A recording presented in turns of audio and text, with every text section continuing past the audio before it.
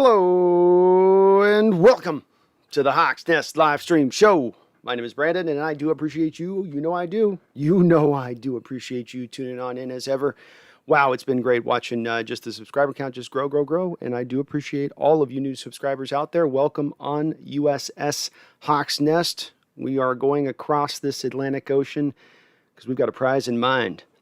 All right, let's start out at the top here. We've got a little bit here on the show to discuss before we get over into the chat. And Randall, I see you as ever coming in with that $20 donation over the top, my brother. I do appreciate it. Thank you so much. You always come strong, bud.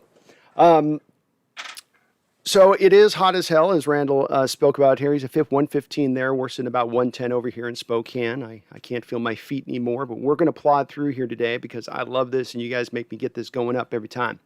Off the top of the news, we've got a couple of options that have materialized this past week. Two options that I think are intriguing a wide variety of the Seahawk fan base. The first guy we'll get off of the top is a former five-star offensive lineman hailing from the Pacific Northwest region, Washington State, actually. A guy that was coming along and being recruited at a time when the University of Washington was still going through that long spell of trying to get themselves back to prominence after back in the 90s having the NCAA whack them down for being good. That's how I look at it, at least. Their offenses for why they got suspended and why that really took the program down, had Don James caused him to retire at that time, sort of was still reverberating at that time. And the reason I bring this up is that the Huskies missed out on this. All these great five-star recruits during that period. They would go to Michigan, they would go USC, UCLA, or in his case, Stanford, because I guess the guy wants an education or something. I mean, whatever, wants a smart guy. Anyway, the guy's been a very good lineman. He's a technician going back to college. He's not one of those elite movers or guys in space that are really going to wow you or necessarily blow you away with his power. He is very much that technician, knows how to use his hands, and most especially the most maybe important trait for an offensive lineman, he knows how to use his leverage. Now, the problem comes into play with David DeCastro, and the reason basically the Steelers are releasing him, because they still do like him quite a bit as a player, and they've suffered quite a few losses this offseason to their offensive line. They would not be releasing this guy if everything was good to go, if he was still really at a great level, in my opinion. They need all the help they can get, especially being a team that is going for it this year into the Super Bowl season. This situation with DeCastro is a lot like the Mitchell Schwartz situation coming out of Kansas City. You have still a very talented player, a player who's not over the hill or necessarily completely broken down, but they have seemingly sustained some kind of injury that is going to last and hold and keep them kind of nagging, and maybe they can't get over it, and maybe it'll just cause them to retire. They're a little bit uncertain, and this seems to be where DeCastro is at this point. So there's no certainty that he's even going to want to play on. If you're signing him, you're probably signing him, to come back onto the active roster around maybe mid-season if he can get over this ankle issue. But as I understand it, he's having a surgery on that ankle here this offseason. He's had a surgery on it before. It seems like something that's maybe potentially chronic and not just going to go away at the drop of a hat. So we'll see how the situation plays out with DeCastro, but I think that the fact you don't know where he is with his injury situation, and here's the other thing that will place. We have two right guards on this team right now already. Two right guards. We're going to now add a third right guard because that's David DeCastro. He's not a left guard. He's been a right guard throughout his career. So now you're going to move him over into left guard. And how are we going to figure this all out again with these three guys in the mix? You can't just release Gabe Jackson, as I've seen some fans mention this past week, because Gabe Jackson restructured his deal, essentially signed a new deal to come to Seattle. And when you have a player who signs a new deal, it is nearly impossible to then release that player in the first year of that deal because all of the bonus money accelerates. So it's not an option to move on from Gabe Jackson to install David DeCastro. You could, I guess, make some quantifiable argument that you'd want to move Damian Lewis in a trade, and he'd have some value in a trade, and you could bring something back there and then sign it. But again, he's still not ready week one. This all comes back in my mind to being a situation where you just don't see it as an option. This is the best case scenario from a Seahawks fan if you wanted to add DeCastro, if you can call it a best case scenario. But injuries prop up right through the year. And this is a little bit with the Mitchell Schwartz situation, why I said it's the same vein. You have something come up week 6, 7, 8. Oh, Gabe Jackson goes down for the year. You got a glaring need now at right guard. Oh, David DeCastro has been up and running for the last couple of weeks. He's feeling pretty well.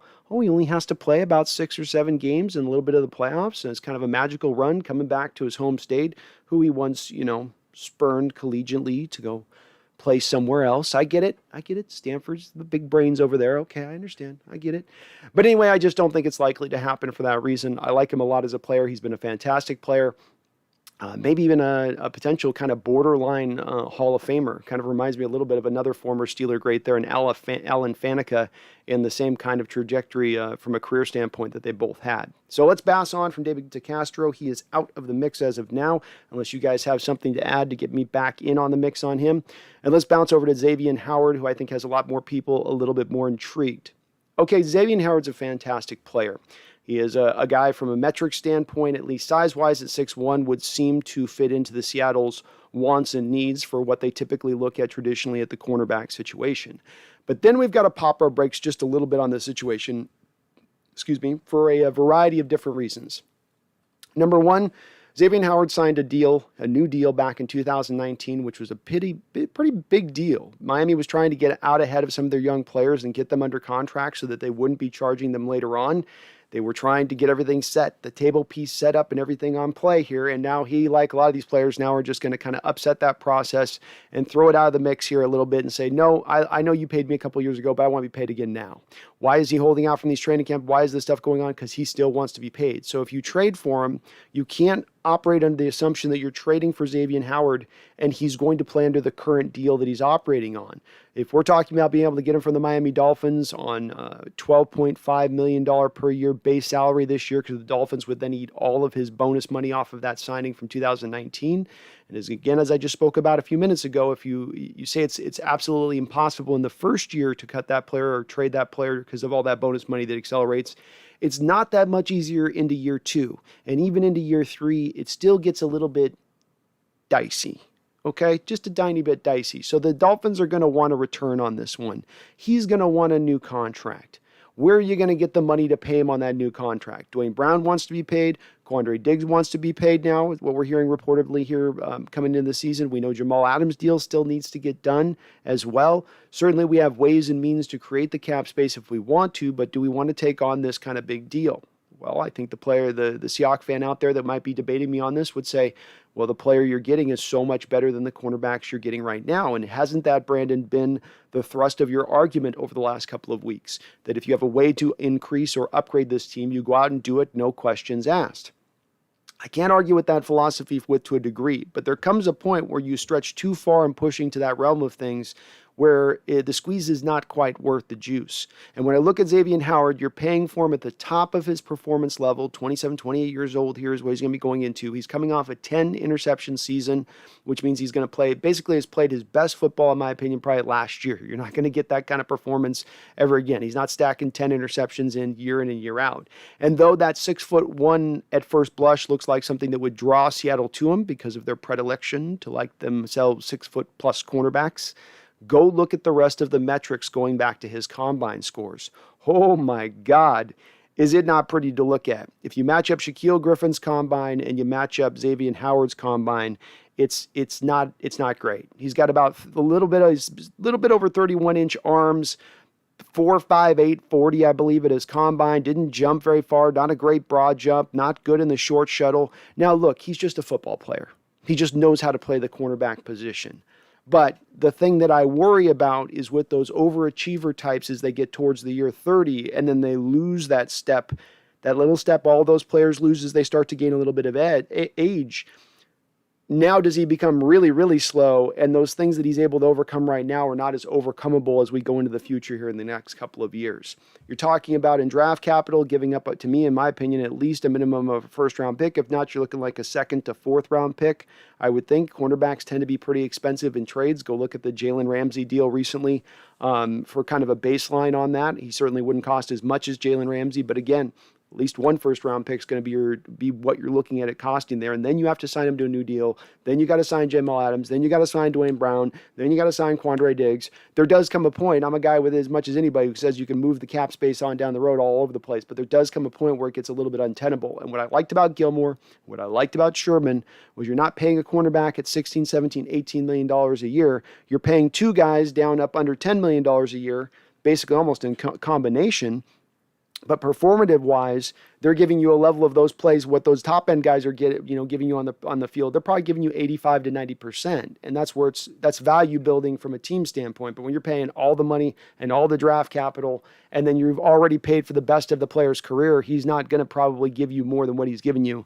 That leads me down a trek to say, I don't see how you make this deal happen. There's other ways and means, in my opinion, to upgrade this trade. I like Howard a lot. He would fit really well into this defense as far as a player goes.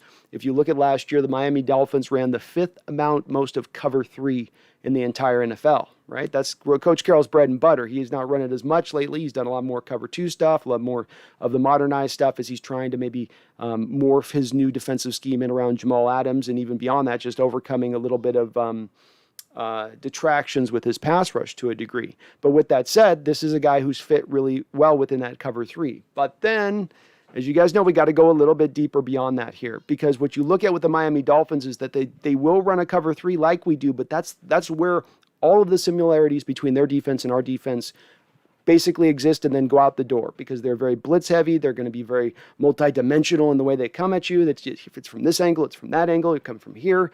And so then their corners get to sort of take advantage of that attacking downhill defense a little bit. They get to sort of, pull the trigger more often, I would argue, than you would in our zone-based scheme, our read and react scheme, to where you can get more of those interceptions. So that's kind of the final bit of that puzzle, why that fits into me, where I go, yeah, he has been successful in somewhat of a zone-centric scheme, but it's really blitz heavy. Are we going to embrace more of doing that? If we do, he would be a player who would fit well. And like I said, I can't argue with the folks who tell me he would upgrade where our cornerback position is currently, and he would upgrade it in the future, because right now as we sit, Akilio Witherspoon is on a 1-year deal, DJ Reed's on a 1-year deal, Trey Flowers is on a 1-year deal. You're not exactly stacking a lot of depth here into the future at the cornerback position. So at the very least, he would give you that. He's only going to be, I think, 27, 28 years old this year. So he does have a couple more years at least in playing and being at a decent level. So beyond that, let's get on to the last item here before I bounce onto the chat. So I've been working this week hard to get the rosters put together for next year and to do these Madden simulations, because let's face it, we're in the dead of off season right now. There's not a lot going on, is there? So it's hot, right? You guys got your fans blowing on you. You got an ice cube. You just keep packing the ice cubes underneath your shirt. So I thought let's put a little bit of a simulation here between our Seahawks and the Colts week 1. And let's see what goes down. And what I've done with this, and of course I've got to do this a little bit wonky style because we don't have the new Madden out, so I've got to adjust rosters and whatnot. But I've done all of the moves that we kind of had happen this last season with the Colts and the Seahawks through this offseason as well. And so I've kind of added the guys all in as I could. I changed the numbers up. We got Carson Wentz at quarterback for the Indianapolis Colts. I've run this simulation a couple of times. It's gone a couple of different directions. So I have no idea which way this game will go, whether we'll win it or not, but I thought it would be at least fun and give you guys something to check out in the background here as I'm blabbering away. I've also set the quarters up for 11 minutes a piece. This gives you, in simulating these games in the past, this gives you as close as about you can get to getting actual realistic stats for a full game. Because if you only run a 5 or 6 minute quarter with Madden, you're not getting anywhere near a full stat worth of games, and it's, to me, a little bit less fun. We want to see what the stats look like at the end of the game and how they do. Again, this isn't to take anything away. I don't think this is like our results from this are going to lead us to where the team's going here into the future of the season. It's just a fun exercise, and again, to give you guys something in the background to check out. So let's start it up. Let's see if our boys in the back here can get it running. I'm sure you guys will give me some updates on that. Thank you to everybody for listening in. If you do like what you're hearing, please do slam, damn, bam, that like button for me. You will be helping me out quite a bit. This channel is growing monumentally over here. I keep saying every live stream, but it keeps being the truth. We're getting the best growth we ever got the last 28 days. So it keeps expanding. I thank all of you guys for everything you've done to help, telling people about it. You're subbing on multiple channels or multiple accounts. I appreciate all of that. It does not go unnoticed. I thank you very much. I also want to thank all of my subscribers that we've gotten in here. We've gotten some new subscribers. We're going to get a shout out to you guys on there, but thank you to the new members, not subscribers, but the new members. So I know I owe you guys a shout out as my new members. If you guys do want to join the channel, there's a new membership program there that you can join, kind of 2 tiers. I try to keep it pretty simple and easy. But thank you to all of the newest members out there. I got to bring your guys' name up here so I can do the shout out here at some point during the stream. But let's bounce over the chat, see how you guys are doing, and hope you guys are staying cool here, man. Nobody's overheating over there. Drinking water. Hydrate, my Washingtonians. We don't understand this heat. This is a foreign area to us right now. Azaria AI, how you doing? AI, I always try to pronounce your name, man. Bodine Lynchfield, you are here, man. How you doing? Good to see you, Bodine. Bash, what's up? What's up? What's up? I'm doing awesome. Hope you are too. Heard Quandre wants an extension. Yep, we will talk a little bit about that.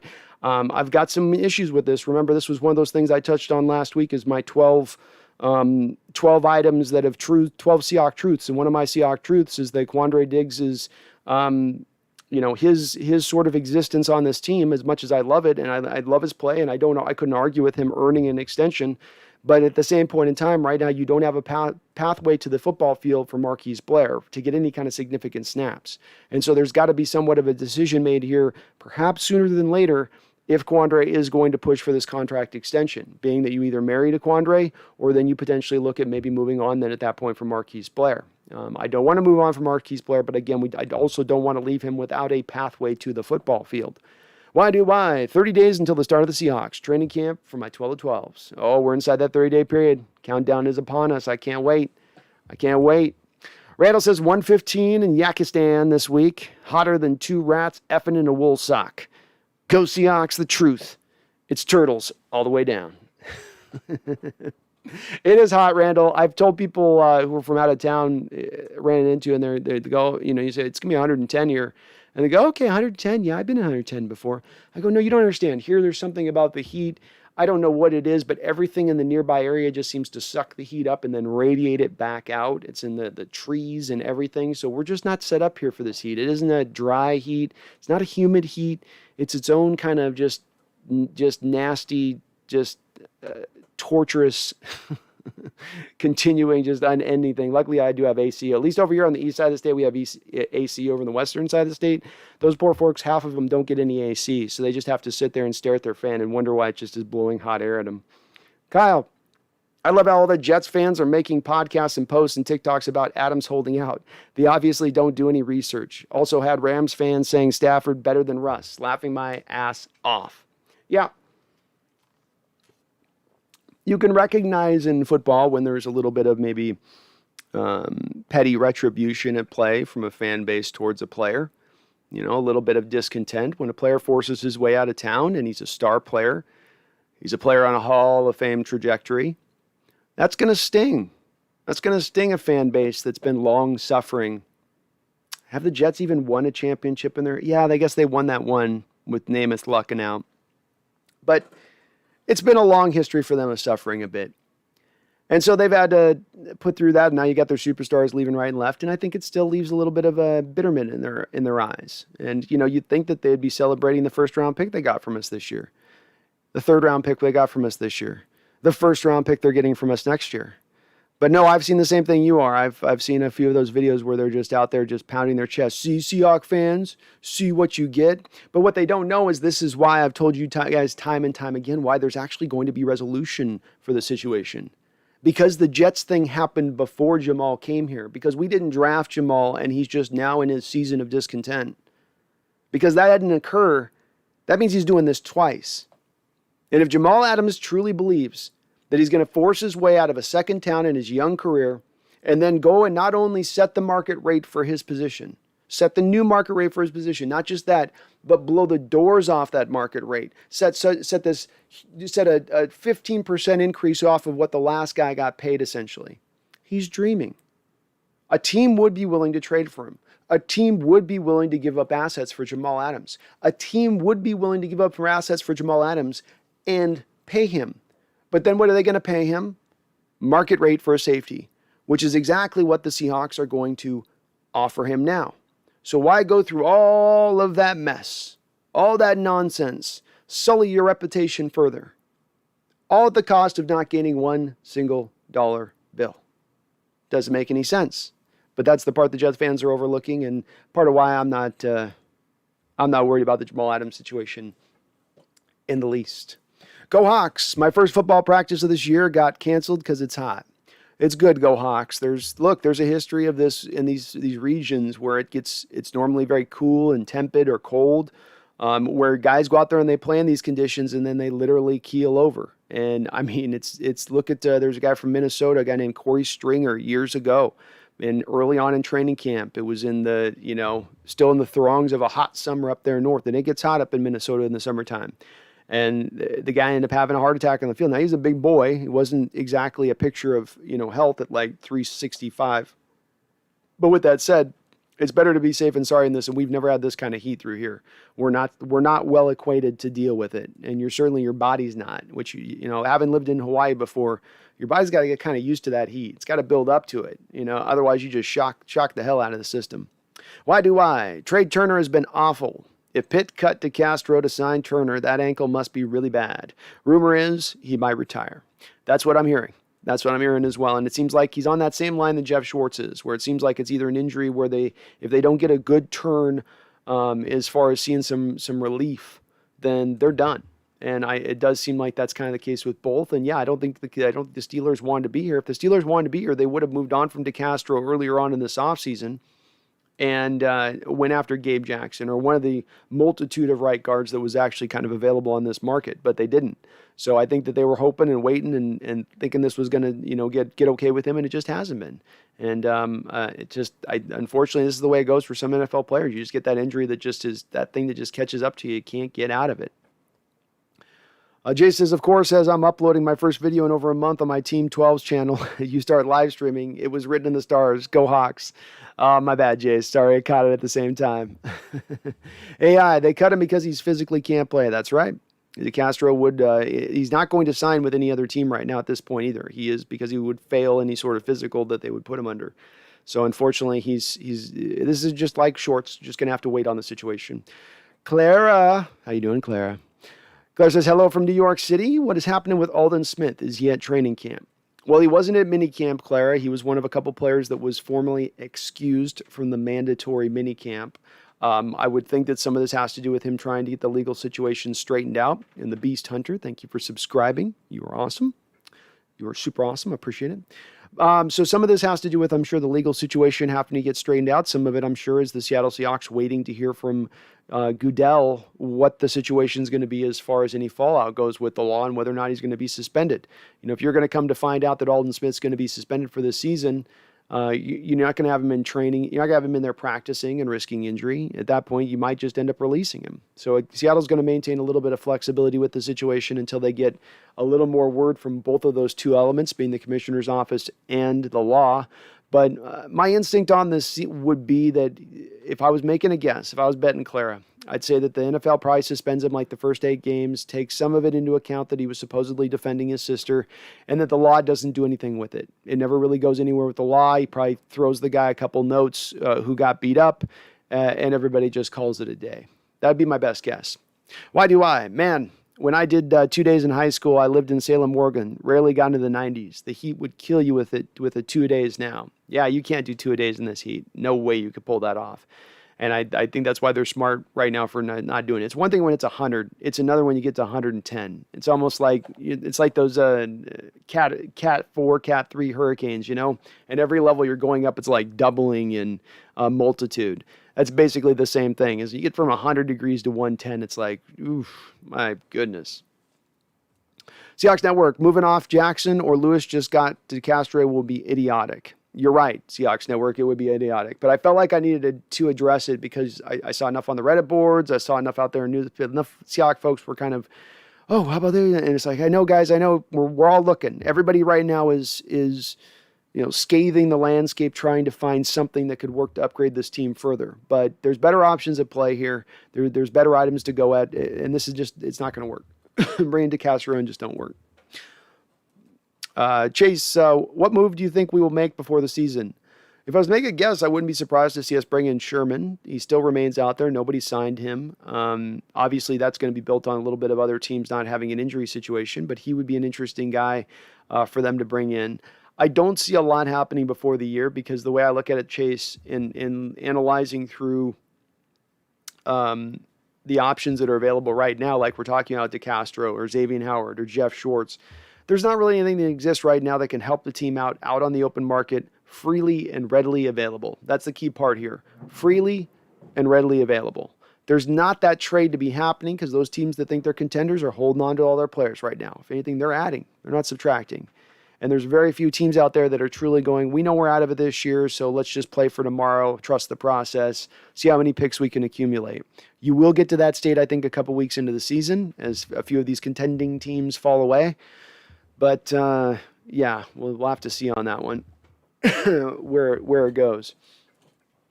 I don't think we're going to get a move, though, prior. I think, to me, Sherman would be the only one, to me, that stands out as a real possibility.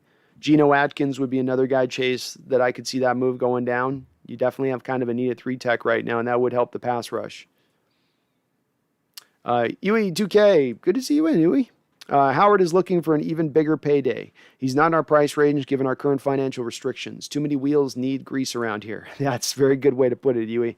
And absolutely agree with you on that. I just don't think there's a way to add him, and I don't think, honestly, he would really appeal as much as we might think he might appeal to Coach Carroll. I think he likes him as a player, but I think he would also look at some of those metrics of lack of explosion, lack of speed, not going to be playing in an attacking scheme that maybe can cover up some of that stuff a little bit as much, and he's going to be a little bit more, I think, hesitant on him, and certainly is not going to want to be throwing the draft capital around to make it happen. Seahawks Network, I would be on board with the Howard trade, but trading even more picks and paying another defensive back $20 million is just too much. If it was 1 year rental and this trade and his trade value was trashed, I'd do it. I could be talked into something like that, Seahawks Network, where you flip the Dolphins a 3rd-round pick for a season to play with him, and then you guarantee Xavien Howard that he's allowed to be a free agent after the year. I mean, that wouldn't be the worst thing, and that would be part of the go-for-it approach. He costs $12.5 million. That's on his base. That's still a little bit expensive.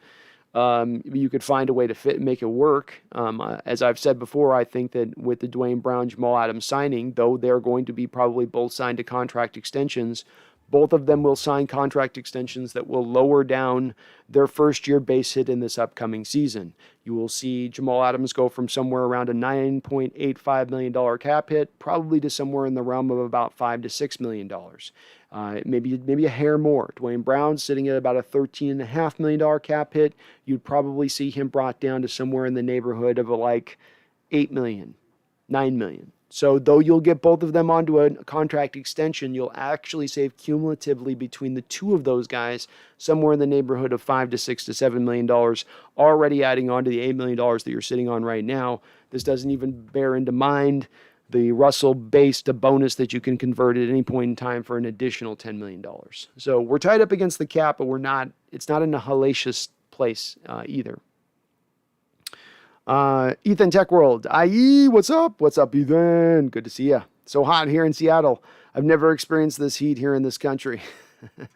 I don't know anybody in Seattle's experienced that heat before. There's a lot of folks out there saying, I've never been this hot before today. They're just sitting in their own sweat, staring at the window like a non-veteran just coming back from the bush. I feel for you over there. I'm nice and cool over here in the basement. Go Hawks 05. Hey, Brandon, how cool is it that we can finally get those 80s throwback jerseys? Oh, I love it. We got a couple of bits of news. We get a full stacked house at Lumen Field, whatever the hell we're calling it now. We get a full stacked house in that stadium this season. Oh, that's going to be awesome. Awesome. Hopefully they can get back on it and be loud again like they once were, and they're going to be hyped up again being a year without football. So that was awesome to hear. And then the fact that now we can have multiple jerseys. The NFL has loosened their tight hold on the restrictions as to how many jerseys you can wear over a given year. Now it would look like they are going to allow for those 80 throwback jerseys to be implemented. And man, those are going to look real sweet. So, I mean, just that'd be awesome seeing those jerseys again. It's going to give me goosebumps because it's going to take me back to childhood again. You know, that goes back to some humble beginnings there with that. So I love it, man. I love it. I'd love it if we get a couple games a year in the throwbacks, to be honest with you. I think those silver jerseys look pretty tight. Ethan, Xavien Howard's very good, but in my opinion, the value of play from him is very hefty price. It's not so much better than what Carroll could get out of Sherman and or Gilmore on our current cornerbacks. That's it. I know that Gilmore potentially wants to be paid as well, but if you could talk him somehow into one more year on a $7 million deal and bring Sherman in on probably a 1 year, $3 to $4 million deal, it's two guys I'm getting at $11 million that are going to cost less cumulatively than Howard. And again, to me, that's better. Neither of them are better than Howard right now where he is, but you put the two of them together, that's just better roster building, in my opinion. That's better value building in your roster, which you have to do when you have a few guys that you're paying top dollar to. Seahawks Network, you could just download updated roster in the community files. I did, Seahawks Network, but then I tried to, I had to update some numbers, and the download from the community file was a little, it was a little wonky. Where are we at right now? Oh, looks like our Seahawks scored here in the first quarter. We're on the board, 7-0. Okay. So let's hope Madden's right. Defense holding it down against Carson Wentz and company. But to Seahawks Network, I still had to do some adjustments because I didn't like the community file that was downloaded. They got the things right, at least. I'll give them that. But they didn't get certain things right. UE2K, only problem is that Wentz will definitely be a much lower rated quarterback this year. But it's a fun exercise. I actually bumped him up a little bit. So I gave him a little bit of juice because I'm anticipating. That's where I was talking to Seahawks Network, that I didn't just download blind the files, but tried to give him a little bit more than what the files were giving him at. So he shouldn't be so super god-awful in this game. I wanted to try to get, I upped Michael Pittman, I upped Paris Campbell. I tried to give a couple other guys a little bit more to try to make this, realistic to the upcoming season. So Jonathan Taylor, I gave him more than what they had him at because I thought he was a better running back than where they had him rated. Obviously, there's a couple Seahawks I probably bumped up a little bit too. I mean, they had Metcalf at an 84. I'm sorry. No. So I bumped him up, and I didn't do a lot of amping. It's pretty even overall. Fire Sloan. How you doing? Good. Go Hawks, says Fire Sloan. Go Hawks, Sloan. Go Hawks. Would love Howard, but it's almost impossible to pull that trade off. Yeah, I think it would be pretty hard to get that one to go. It just doesn't add up to me, especially considering you're already down a first-round pick in this upcoming draft. So you don't have a first-round pick to even throw them. You have to make them wait a year. Devin Martzall, glad to subscribe, buddy. Appreciate what you do. Go Hawks. Thank you, Devin. Appreciate you, man. Appreciate you subscribing. It's been awesome lately. Every time I click in, I'm like, another 10 subs. On the road to 5,000. We're only 300 away. We're getting this close. Seahawks Network says Jets fans are pathetic. I look at them like Bears fans, when they were sitting there with their fervor. We're going to get ourselves that Russell Wilson. Get ourselves that Russell Wilson up here in Chicago. This is Chicago, Russell. Come play up in Chicago. No, he won't. He's going to remain right here. But I feel bad for him, man. They're in the dark. They're just scratching the walls in the dark, stuck in their little cell. They just can't leave. No matter what they do, no matter what GM they bring in, no matter what coach they bring in, it just always ends the same way. It's brutal. I feel for them. I sympathize. I really do. I pity them. Jace, it was 100 degrees in VA today, so we went to the lake. Yeah, I'm going to the lake next week. When I got my lake setup visit going, that's when I'll be doing that, because it's definitely getting hot enough now. It's you didn't even jump in water, just sitting and just wait it out. Seahawks never said I missed the stream last week. What'd I miss? I had 12 truths, 12 Seahawk truths last week that I did. I don't think I have them here. Oh yeah, I have them. But basically just, there's a few things in there. I felt like the days of the purified 4-3 scheme are kind of over, especially running just zone base on it. I think the Frank Clark trade's still a win. A lot of fans think that trade, or the Frank Clark should have been signed by the Seahawks, and that he's been magnificent for the Chiefs, which I do not believe. And Jamal Adams, I don't think it's going to be a Jimmy Graham or Percy Harvin. I'm just giving you the bullet points on the Seahawks Network. Michael Dixon's already the best punter in Seahawks history. Quandre Diggs, and this I was just talking about a second ago, his extension is being held up by Marquise Blair. Somebody asked about it, and this is where I'd land on. Yeah, Quandre Diggs has earned an extension. There's no doubt about it. The guy has balled out since he's arrived. He's outplayed his contract. He's coming up into the final year of his deal. When you look at Seattle historically over the last 10 years, when a player hits those marks, it's 90% of the time you're getting paid, basically. I think Frank Clark was about the only guy I can think of that they actually didn't pay in that scenario who had earned that new deal. And Quandre's earned it, but he is getting a little bit older as a player. You have Marquise Blair sitting there waiting in the wings. Maybe Marquise Blair's natural position being strong safety is not going to be made available with Jamal Adams here. You really don't want to slide him in at slot long term. You got Ugo Amadi playing there, who might have played the best corner of any of our corners last year, even over DJ Reed, if we really look at it with a sober eye. So where's his pathway? Well, Quandre's is holding it up. The other one I just spoke about, Seahawks Network, is that both with Jamal Adams and Dwayne Brown's new deal, it's going to actually save us money in the first year of the cap, which I think some people are not don't quite understand. You know, if we're talking about just next year's cap, both will save money off what they're costing right now. And there's a couple other items in there. I was right at the top of the live stream show, Seahawks Network, so you can still catch those top points. But just basically a couple of truths I think sometimes some folks out in Seahawk land aren't as kind of keenly aware of. That I think aren't as really, there's some debatable points in there, but I think some of it's pretty lock solid, you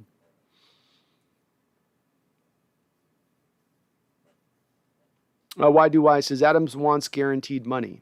He won't want to go through this year, and tag years with the risk of injury. Seattle will extend him. That's it. It's everything in contract negotiations at the end of the day. It doesn't matter if it's football, baseball, basketball, home sale, salary negotiation. All of it operates from the same place. It really does. And the word leverage is what guides everything. And there's a lot of folks out there that are going to tell you that Jamal Adams has seemingly all this leverage, and it's a very nebulous reason that they point to. They say because Seattle traded for him and gave up all of that draft capital, he can now hold them over a barrel to force them to pay what he wants so that somehow they don't look silly for not signing him to a new deal or for, let's say, then trading him to a team that would then pay him the money he wants to be paid. But that's the part that they don't ever seem to address in their belief system, that he's going to want the $19, $20 million a year. Where is his leverage that exists that other team out there right now at this point in the offseason is going to pay Jamal Adams $19 or $20 million a year? What team even has the salary cap space to pull that off, much less the want to pull it off? Because he's not a fit for every single scheme out there. If you're going to run a lot more of this cover two stuff with split safety looks, I don't know that that's really Jamal Adams' bread and butter, and that's where a lot of the league's going with defenses right now. That Staley defense going down to the Chargers off the Rams. I don't know if he would fit as much into that. So the team's not going to exist that's going to wade into these waters to pay him that amount of money. And it comes down to that leverage, where Seattle has the leverage to say, we can keep you on this fifth-year option of your rookie deal. We can franchise tag you the next 2 seasons. And there's really not a lot you can do about it. And frankly, if you hold out, we have every bit of high ground with our fan base and nationally to say, hey, we gave up 2 first-round picks and a third-round pick. We gave up a huge quantifiable sum to get this man. We have every right to expect that he has to play out on the football field. And if he's going to ask us to pay him not just the best at the position, but to go beyond what the best has been paid at that position, he can kick rocks, and he's going to stay on our team. And that is where the situation will go if it has to go there, but it won't. Because both of these sides are keenly aware of all of this information. It's just a little bit of a dance right now to get there. And the thing that you point to is also why I think the deal gets done. Y says Adams wants guaranteed money. Well, that's why I think the deal gets done. That's why the first year of his cap hit is going to be so low. Because what Seattle can bring is that final carrot, that final little carrot to the equation. As Jamal, we're not going to pay you 19, 20 million. We're not going to go 10, 15% over what the last guy got paid. We're not going to go 10 to 15% over what Justin Simmons got paid, or 23% over what Budda Baker got paid. We're not going there, but what we will do is we'll give you a significantly more portion of bonus money than those guys got. And what does the bonus money then allow you to do? You take down that first year hit, the first year base hit, which is every NFL player, when you're a veteran, essentially has a minimum guaranteed $1 million base. That's your base as a veteran. That's as low as you can go on a veteran player once you get past a couple of years in this league. $1 million base. So then you stack up that first year hit with $1 million base and then everything else bonus. So it's $30 million, let's say, in bonus money. Chop that up into 4 years. So 7.5, whatever, say, we'll just call it, say, I'm bad at math, you guys can tell. $7.5 million. So now you take the 7, or even, you can kind of even do it lower if you want. But let's say you take that $7.5 million and put it on the $1 million bonus. That's how you can lower down the hit, essentially, a little bit. It's less than 7.5. It's like 7. It's a couple $1 million you kind of save through the process. But that's how you would work this. And he would then have cash in hand then, more bonus money, more money now, not having to wait for the money. And that would be of more value to him. Again, these are all the factors that I think make this deal get done, make it happen. Go Hawks. Hey, Brandon, I want you to make the Madden more realistic. Change our playbook to Sean McVay's. Go Hawks. I already did it. You're watching the Sean McVay playbook over my left shoulder. It's been done. I think of all them details, buddy. I thought of it all, man. I tried to go deep on this, man. I tried to do this as a true simulation. So yeah, you should be seeing. I was running a simulation last night, and we actually had Will Disley running an end around. He actually got the ball in the end around, and he kind of stopped in the game, and he's like, "What do I do?" And then he ran forward for 3 yards and gained 3 yards on the play. It shows you how open always that end around play is, I guess. But no, we go Hawks 05. This is the Sean McVay playbook that you're watching in action right now. Which looks like Colts went up and got a field goal on their possession, and Seattle's back at it now. Oh. Ooh, Russ almost threw a pick. Beast Hunter, thank you for subbing, man. You're awesome. I do appreciate it. Bash M, you got Madden 21? I did. This would be Madden 21 you're watching, so last year's Madden. I'll probably get next year's if you guys like this stuff, doing these simulations and stuff. I'll get next year's. I don't know. I don't have a lot of hope for playing the game because it's just such a crap show trying to play the thing. But it's not that horrible as a simulator. Randall says, got a feeling Adams' deal happens a day or two into camp. It might very well. And if it takes a day or two into camp to get done, then so be it. Just as long as it does get done. And that's kind of going to be to me the key on it. So it'll get done before we're real deep into camp, I'd say, Randall. I'd be shocked if it didn't get done. Like if they were deep into camp and Adams did some holdout, that would be to me kind of mind-blowing a little bit. I just don't expect it at all. Beast Hunter, how are you, bro? Beast Hunter, I'm doing awesome, man. Loving life. It's warm over here. Just doing my favorite thing in the world right now. How are you doing? Bodine, Litchfield. Adams loved the fact we give up 2 first-rounders to get him, and it's a winning culture. It's not like he's taking a damn pay cut to play a crappy team, and it's best interest to re-sign with us. Another solid point, Bodine. I mean, he's gone to a place by all accounts. He's very happy in leaving a place that he was not the happiest in, and some of that lack of happiness wasn't necessarily just driven by the fact he wasn't being paid what he was asking to be paid at that time, but because he was kind of the only guy on defense getting anything done, and it was all being on his shoulders. And here he's got Bobby and you get Dunlap. You got a good collection of pass rushers, a good solid team, good solid defense front to back. He's going to be kind of the leader and waiting in the wings here going forward. Lets him slide into that role. I think I agree, Bodine. I think this is why everything in this is like a positive push, an arrow pushing towards the deal getting signed. There's not a lot here of animosity or tense negotiations or chatter we're hearing in the background that one side or the other is pissed off because the other side's asking for something that's unrealistic. We're not hearing any of that. So this would lend me to believe that it will get done all in due time. And he had to kind of wait his turn a little bit. The Tyler Lockett extension had to happen. The Dixon extension had to happen. And those had to wait until the draft process happened and until free agency happened. So there were some things that kind of stacked up, I think, a little bit in front of Jamal that they intended to always get the deal done, but it had to happen in its due course. Jace had a doubleheader yesterday. The second game took a pitch to the left tricep. Big bruise. Also lost a ball in the sun. It landed on the ground. I had to make a play, so I gunned a guy out at second. Nice. Showing off the cannon there.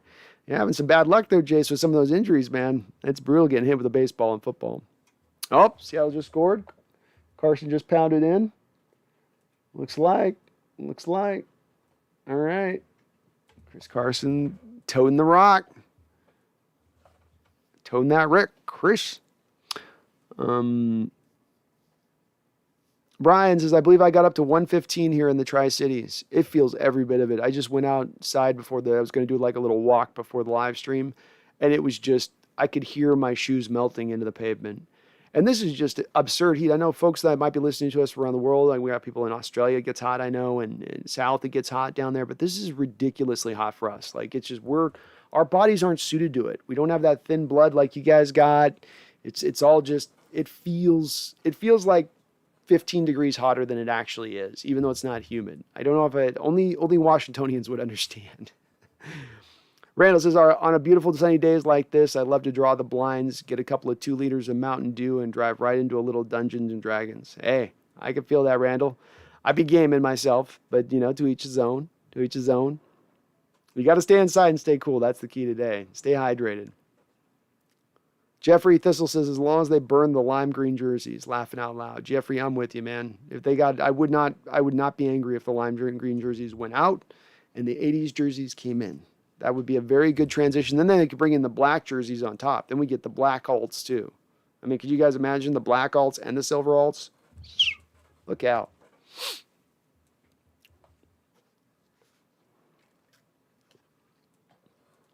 Seahawks Network says, yeah, I think they had Aldon Smith at linebacker, laughing out loud. They did. Yeah, they've got him at right end because Cowboys, for whatever reason, decided last year to change to a 3-4 scheme, which I think they're still trying to stay in this year, which is silly because it doesn't fit their personnel. But, yeah, they've got him at right end. I had to move him off of outside linebacker to outside defensive end. And then I do have Darrell Taylor starting at the Sam. You guys can see that as well. So I tried to go pretty realistic. Ooh, look at that. Is that Bobby? Look at them both Bobby showing off the wheels. A little TFL in the backfield for Bobby. Lightning through that gap.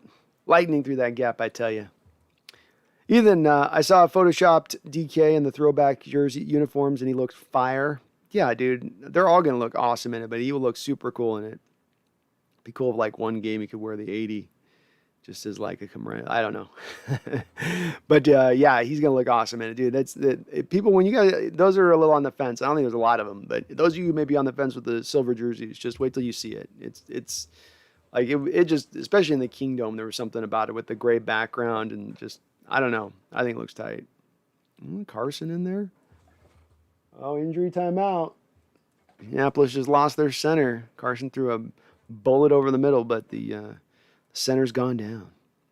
Nate Hawk, Seahawks are sweeping the NFC West, ending Brady's career and winning Super Bowl 56. Nate Hawk, I love it. I love it. Let's go, Nate Hawk. Let's go. I'm with you, man. It's what I hope in my bones. Not as much as even just look. I always want a Super Bowl. There's no doubt about wanting a Super Bowl. But then the knowledge and the understanding, Nate Hawk, that you win it this year, and it's not about starting a dynasty. It's not about stacking championships up at one after another at that point. It's about the reclamation of coaching quarterback, the reclamation of that magic, the returning again back to, again, the mountaintop and knowing that in the future, neither of those two guys is moving on necessarily in the interim. And maybe some of that's a little sentimentality. I'm sure there's many fans out there that want Carroll gone, and there's many fans out there that are kind of done with Russ, and there's many fans out there that are kind of done with both. But there's a part of my imagination that gets tickled by the thought of going back and them winning a Super Bowl and kind of overcoming all of these folks that have said their time's run its course. It's hit its mark. It's got no further to go. You've tapped it out, and then to get back in and re-tap back into it to find that extra gear. It would be a beautiful thing, I think. Sneaks Easter. I probably pronounced that wrong. Sneakwes Easter. Sorry. Did this Smith go and play? I don't know if Aldon Smith's going to play or not. It's an up-in-the-air situation. I wish I had further news for you guys on this or something I had heard in the wind on this, but it's been nothing but, as Jeremy Irons would say, dead silence. It's been dead silence. We just don't hear anything from what's going on with this guy. I hope something comes down the track, but nothing's coming down. I would expect something before training camp. It doesn't seem like he's done something as major here as what's maybe happened in his career prior. Guy once hit a tree and kept trying to drive in that tree because he was so intoxicated. That's not the situation here. You know, this isn't him falling off the wagon. So I'm going to bet that he's going to play at some point next year, but I'm also going to bet that you're probably looking at least a little bit of a suspension. Victor Aqua says, do you think Taylor will live up to the hype? I would tend to think that Taylor is going to be a good player. I don't know if I see superstardom or stardom for him, Victor. I think if you want to say, does he live up to the hype of being what Bruce Irvin was in his first year? Yeah, he lives up to that type of hype. If it's a live up to the hype of we have a guy who's going to be like Frank Clark kind of was, into maybe more of even a little bit above player of that, kind of moving almost into a sub-star state a little bit, I don't know if he's necessarily going to be quite there. But he's a guy with his skill set who should be able, even without refinement, even without some holes in his technique, to be able to give you quick pressures and to get you sacks and to be able to get you some production on the football field pretty fast. So I think that that's going to equate to instant productivity. And look, Bruce Irvin, his first year, had 8 sacks with us. There's nothing to shake a stick at. I mean, he was productive right out the gate for us, and this guy could be in that similar kind of vein. But I need to see more from him on the field before I'd ever ascribe to him as saying, oh, you've got a certain star here. The one thing I sit back on is his tape showed me he's got quick get off to elite bend, not elite bend for a college guy or elite bend for the NFL. Those two things paired together alone will give him production. But beyond that, with the injury history, we just don't know anything further. A lot with Irvin. When you got him Bruce Irvin, you didn't know, is he going to hold up against the run? Can you put him down on early downs? We don't know. At least we know is on passing downs, we can rotate him in and let him rush the passer and hunt, and he will be productive in that type of role. You could easily fit Mr. Darrell Taylor into the same spot, and they're getting a little bit of a run up ahead of him like they did with Bruce Irvin as far as slotting him over to the Sam linebacker a little earlier in his career than they did with Irvin, recognizing the same success that they had with Irvin with a similar athletic player, a similar guy that moves in the same kind of way that Bruce did. And Nate Hawk, I hope you're right about us sweeping the NFC West. If we sweep the NFC West, we're probably not losing more than one or two other games outside the division at that point. That means the bye's yours. And then, like you said, man, then it's a yellow brick road to the Super Bowl. You got to go through our stadium in the elements. Can you imagine Brady trying to throw through the elements in January? Throwing through a 20-mile-an-hour wind where his arm's at, 49 years old, whatever the whole hell age he is, trying to throw into winds at that point and fighting through that? No way. No way. We just like we hit Breeze a couple years ago in the same kind of game where it was just horrible conditions and Breeze could do nothing in that game to throw the football. I think you'd see the same thing where he just wouldn't have the ability to throw through it. I know he's a good bad weather quarterback, but it's a different kind of bad weather up in Century, Link, Lumen, whatever the hell we're calling it, field. Brian Goski, I hope that Josh Gordon can play anywhere. He's a badass with 2 years left. He's got 3 or 4 years left. Receivers can play till they're into their usually early 30s at least. He's just got to, I don't know, whatever he did to piss off Goodell, he pissed him off right good.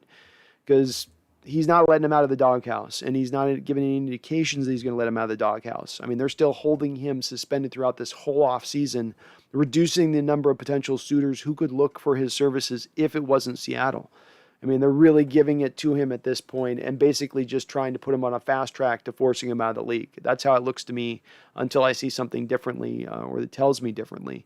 He can still play, though. I think he can still play. He showed it this offseason. He did that alt league thing for a couple games, caught a fade in the end zone, caught a Hail Mary pass.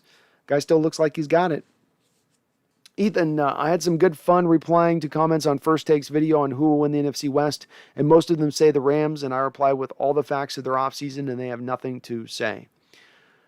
That tends to be the response that I've seen from most in here. I think last week I finally got at least somebody who wasn't even a Rams fan to start to point to a couple things like Taylor Rapp sliding into Jalen Johnson's slot, and Taylor Rapp being a highly drafted guy, so maybe he can do a little bit better. He can stay similar to where Jalen Johnson was, something like that. At least I was getting a little bit more to it. That makes me, that encourages me. That's what I want, is rather than just to tell me that you're going to be better, explain to me how. Explain to me how you lose 7, 8, 9 coaches. Explain to me how you lose 7 starters. And Stafford's going to be good. I mean, he will be a good player in that scheme, and maybe he's magnificent. Maybe he's an MVP caliber guy in that scheme with McVay. I mean, maybe. It's possible. They certainly have stacked up a pretty deep offense, and if Deshaun Jackson can play a full season, still is a fairly useful player when he's on the field, even as he has aged. So there's things about the Rams that scare me and legitimately scare me, but I always come back to the thing that I feel like we've really upgraded ourselves this offseason. We haven't wholly rebuilt anything, but just everything's been a plus move. And if you go back to the offseason before and the moves that you made, and you go, you get a good move that you make, and then there seems to be a bad move on top of it. So it's more, I was trying to think of a good move, and it's like, that's a bad move, that's a bad move. But you have a good move in Brandon Shell. That was actually a good signing. You got a player on a very cheap deal that's giving you about league average play at the right tackle position. That's a value signing. But then you have BJ Finney that gives you nothing, and you've got to basically trade him away. Bruce Irvin that gives you basically nothing after the injury, though you really couldn't see that coming, but it's just another bad move. You got Olsen, who gives you almost nothing throughout the season at tight end. You paid him $7 million. You kind of even knew at those times, and if you want to go back and watch my reaction to those signings and the times that they were happening, we were live streaming on the first day of the free agent period back in 2020, And I didn't like all the moves there. It was a mixed bag. In this offseason, it's not felt as much of a mixed bag. That's a plus move. Gerald Everett. Khalil Witherspoon, $4.5 million. That's a plus move. He's a very similar player to Shaquille Griffin. Very similar as far as, at the very least, similar production they give you on the field. Not similar in player. But that's a plus move. You just keep going back. Chris Carson, you get him at $2.5 million on his first year of his deal. It's not a huge deal that you gave him 3-4 years out. Very, very cheap. And I don't want to pay running backs. And even I can recognize in that deal. It's a good move. Solid value signing. Gabe Jackson. I don't know if Damian Lewis is going to work at left guard, but Gabe Jackson is a good player, and he's a very good pass protector first and foremost, which is going to help Wilson, get hit a little bit less. Hard not to say, good move. I look at the draft. Dwayne Eskridge, I don't think is ever going to be super special, but I do think he'll be at least a valuable asset on the field. I think he'll give you end arounds. He'll give you a good slot play. He'll give you a benefit to your offense. Same thing with Stone Forsythe. We can just go through these moves one by one, just plus, plus, plus, plus. You fill the board with a bunch of plus moves, and I look through the division and I go, okay, I'll get out the big magic marker for you Rams fan, and I'll put this big blocky plus for Matt Stafford. But then what else? What else do you have? And we know with the Cardinals, they're the all-geriatric team. That's what they've decided to be. And the 49ers, to me, have kind of bought in on the future at the cost of today. They bought in on the future of getting Trey Lance versus getting another player that could have helped this team with Garoppolo, with what they had going right now.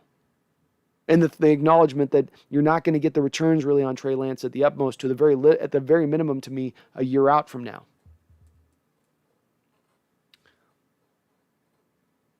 But glad you're fighting that good fight out there, Ethan. FBA.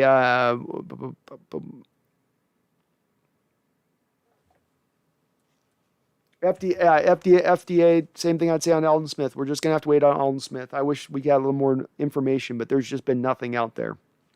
And it really is me at this point. It's a sheer guesswork on my part because we just don't know how it's going to kind of shake out with this thing. Devin, can you see Gerald Everett having a career season being the potential tight end one? Could it be what he needs? Also joined the Patreon. Go Hawks. Devin, thank you for joining the Patreon. I appreciate it. You are awesome.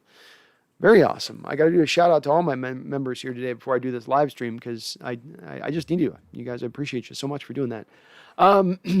The thing with Gerald Everett is this. Gerald Everett's going to be the move tight end, an H-back tight end. They might move him in and have him do some inline stuff from time to time, but he's probably going to be at his best when you get him into the H-back role. And so what you do, of course, have with that is the tight end gets that yard off the ball. He's basically sitting on the back butt of the tackle when he's an H-back versus inline like a tight end would be, who's shoulder to shoulder at that point with the tackle. You want to give him a little bit of that free release. So that means that he's more going to be out on the two tight end sets. Now, look, the league, you could say, as a general direction where it's going from an evolution standpoint, offensively speaking, it seems like more and more teams are having a little bit more success going back into the two tight end set of things. Cleveland Browns, really their success last year, offensively speaking, was the development of their two tight end sets. They went out in the offseason and got Hooper in there with David Njoku, but then they also drafted Hunter, I believe, Bryan in there. They stacked up the tight ends real nice so they could always keep those two tight end sets live and going even if they had an injury. And that offensive head coach there really operates with it well, and he has a lot of their snaps built to the two tight end sets. So equally thinking, you look at the Rams last year, they transitioned away from 2019, where 2018 into the halfway into 2019, they were very heavy in 11 personnel, 3 wide receivers, 1 back look, but then they transitioned into 2 tight end set looks. That's the evolution that their offense took in about midway through 2019, and now they were really 2 tight end set heavy then moving forward. So I'm going around a long way around the bend here to answer your question to say I think he can have a career year if they embrace the 2 tight end sets as much as kind of what Waldron's coming from and is where the league's going from and where you have at the talent of the position. You should to best utilize these players. I mean, 2 tight end sets. Now you'll have a lot of times 2 wide receivers out there with it. You've got Metcalf and Lockett. You have kind of your best players, your most potent package out on the field at that point in time. So I like it from that standpoint. But it does kind of require them to really embrace the 2 tight end sets, because if you're going to be more often than not in the 1 tight end set, well, we know that Seattle's going to want to do a lot of balance and run game. And though Gerald Everett's a good run blocker, Will Disley's a better run blocker than he is. And so you're then going to have Disley out on the field a little bit more at those times. And that becomes the thing, Devin, that holds him back from having necessarily a career year, because he just doesn't get the snaps. I think the big question, the more apt question to ask here, Devin, would be, can he have his most efficient year in explosiveness? Can he be a guy that, okay, maybe he only gets the 35, 40 catches, but then he's at 700 and 800, 900 yards. And I guess that would be theoretically a career year versus what he's put up prior. And that is, he's got the potential to do it. In this offense, no one's going to be concentrating on him. He's going to go under the radar and just kind of do what he does, attack mismatches and whatnot. So he's gonna have the potential to be able to do it. But I think they've got to embrace 2 tight end sets. Yarl's got a prediction of DK Metcalf at 93 catches, 1,608 yards, and 14 touchdowns. Jarl, I love how exact you got on the yardage, down to 1,608 yards. That is such a specific number. That's so specific. That would be incredible. If he's putting up those kind of yards, that's definitely an all-pro. Those are all pro numbers. That's wide receiver 1 in the NFL numbers, in my opinion. That'd be amazing. That'd be amazing. Bodine Litchfield says, listen to the lives on my drives to work. It's awesome, Bodine. Love it. I love it. There's something cool about that. If people work and listen to me in the background doing your thing, I think that's awesome. I appreciate you. Randall says Russell's having a golf tournament up at Suncadia this weekend. Begins tomorrow. Okay. Russ, take care of those knees. Don't do any weird turns with that golf club. Don't lock up the back. Get a lot of massages before and after. Seahawks Network, the Rams are being very overhyped this year. Lots of people think they'll win the division, make a deep playoff run, and I don't see it. They actually got worse overall besides quarterback. Kind of summed it up, man. That's really where it is. It's over the years, they've just gotten a little bit worse. And I'm looking right now. I wanted to look. When you look at a guy like Aaron Donald, who's been a picture of health, but who's also played a lot of games in his career. Since 2014, just looking it up right now to make sure I'm being accurate. He has started every game basically, except for he has 2 games that he missed in 2017. But other than that, in the 2 games in 2017, he's played 16 full games every year. He's played quite a few playoff games in addition to that. And when you look at that, you kind of wonder with a guy like Donald, who runs 6'1", 280, 285 maybe. You look at that and you go, okay, what happens if Donald gets injured? What's their backup plan with Aaron? A lot is based upon kind of 2 foundational pieces on their defense always being on the field at all kind of times, being Jalen Ramsey and Aaron Donald. And just one of those guys drops out, that defense and the view of that defense changes substantially. And maybe Donald is just that He-Man type who can somehow, stay healthy through 10 years and he never goes off the field, never gets injured, and it's all owed to the fact that he's this workout warrior.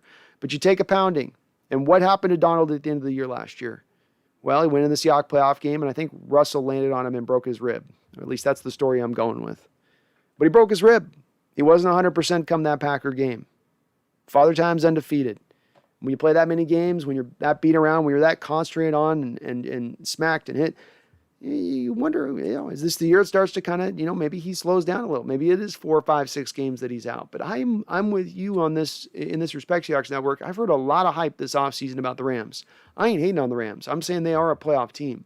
But this whole narrative that they have somehow, by just adding Stafford alone, turned their whole trajectory as a team into a whole different direction. That they're now just far and away, they're going to win the division, and now they're right there with the Tampa Bay Buccaneers. No, they're very top-heavy, and they lost a lot of guys, and they lost a lot of coaches. Say nothing of losing coaches. A lot of these people that talk about how good the Rams are going to be, I don't think that they're remembering or acknowledging when they're saying that all of the losses you've had from the coaching staff. Staley was one of the great, bright, up-and-coming young defensive minds in this game, and that's lost. He's gone. He took a lot of guys with him, and Waldron took your offensive line coordinator with him, or not. I forget what it is. They've got some specialized name for it, but that's a lot of staff to replace. There's a lot of players to replace, and then not to think you're going to miss a beat. And the thing I've always gone back to it, I'll take my homer out of this. I look at recent history. I go back 10 years and say there's not a lot of teams that have run through this, but who in the last 10 years has been a playoff team or a team near a playoff team that's lost all of those defenses, all those starters off the team, only added one real good, legitimately significant part, then lost all those coaches in addition, also played in one of the tough, if not the toughest divisions in football? I think they are going to take some monumental step forward. I don't think that any team in the last 10 years has done that. I'm waiting for a team that somebody can provide as an example that's done that. ZXN GOAT. The people saying the Rams are going to win the division don't see all the pieces they lost and who they replaced them with. Agreed, GOAT. Agreed. I haven't heard too many that said up until this point that nobody's been giving me the reason, GOAT. We have a lot of Rams fans in here. I welcome Rams fans in here. I love it when we get other fans in here because it does help give us perspective. I like hearing where they're coming from a little bit, but I got to be honest. There's not a lot given by these fans at times who have come in here to say, well, we're going to win because of this, this, and this. It's Stafford and nothing else. It's Stafford and McVay's this genius. And I don't know. I think McVay's a very good offensive-minded coach. I think he's a very good coach in general. But I don't think he walks on water. I don't think he turns water to wine. And I think that's a little bit of what people are expecting here with what they've had to sustain a little bit this offseason. Also understanding that they're a little bit on the end of a little bit of a run they've had. It goes in spurts of 3, 4, 5 years, and then you got to kind of rebuild it back through a bit. Get it back going. Ooh, man, the game's getting tight here. So we got a 13-13 affair here. We're 2:42 into the third quarter. Oh, I told you guys it's getting tight. Getting tight here. And DK Madden is OP, Y2K. They had him at like 96 speed or something. It's crazy. Not crazy, it's cool. It sounds about right, actually. Why do I? Again and again, media talking about why LA adding Stafford, but nary a word about the loss of 7 coaches and 6 to 7 starters lost. Well, the funny thing is about a lot of these guys making these proclamations about the Rams being great. If they do fall off, that's the first thing they'll look to is like, well, we should have been looking at this and we should have been looking. Then that's how the narrative will shift to, rather than them saying, we were wrong. They said, well, we should have been paying attention to that, but we just thought Stafford and McVay was it had us just seeing stars. Y2K says, I like the lime green jerseys. I do like the old school ones. Man, the lime greens are just so bright. They are so bright. I feel like I got to wear sunglasses when I watch the game. It is, whew. Go Hawks 05 says it's B-Wag's 31st birthday. That's right. Happy birthday, Bobby Wagner.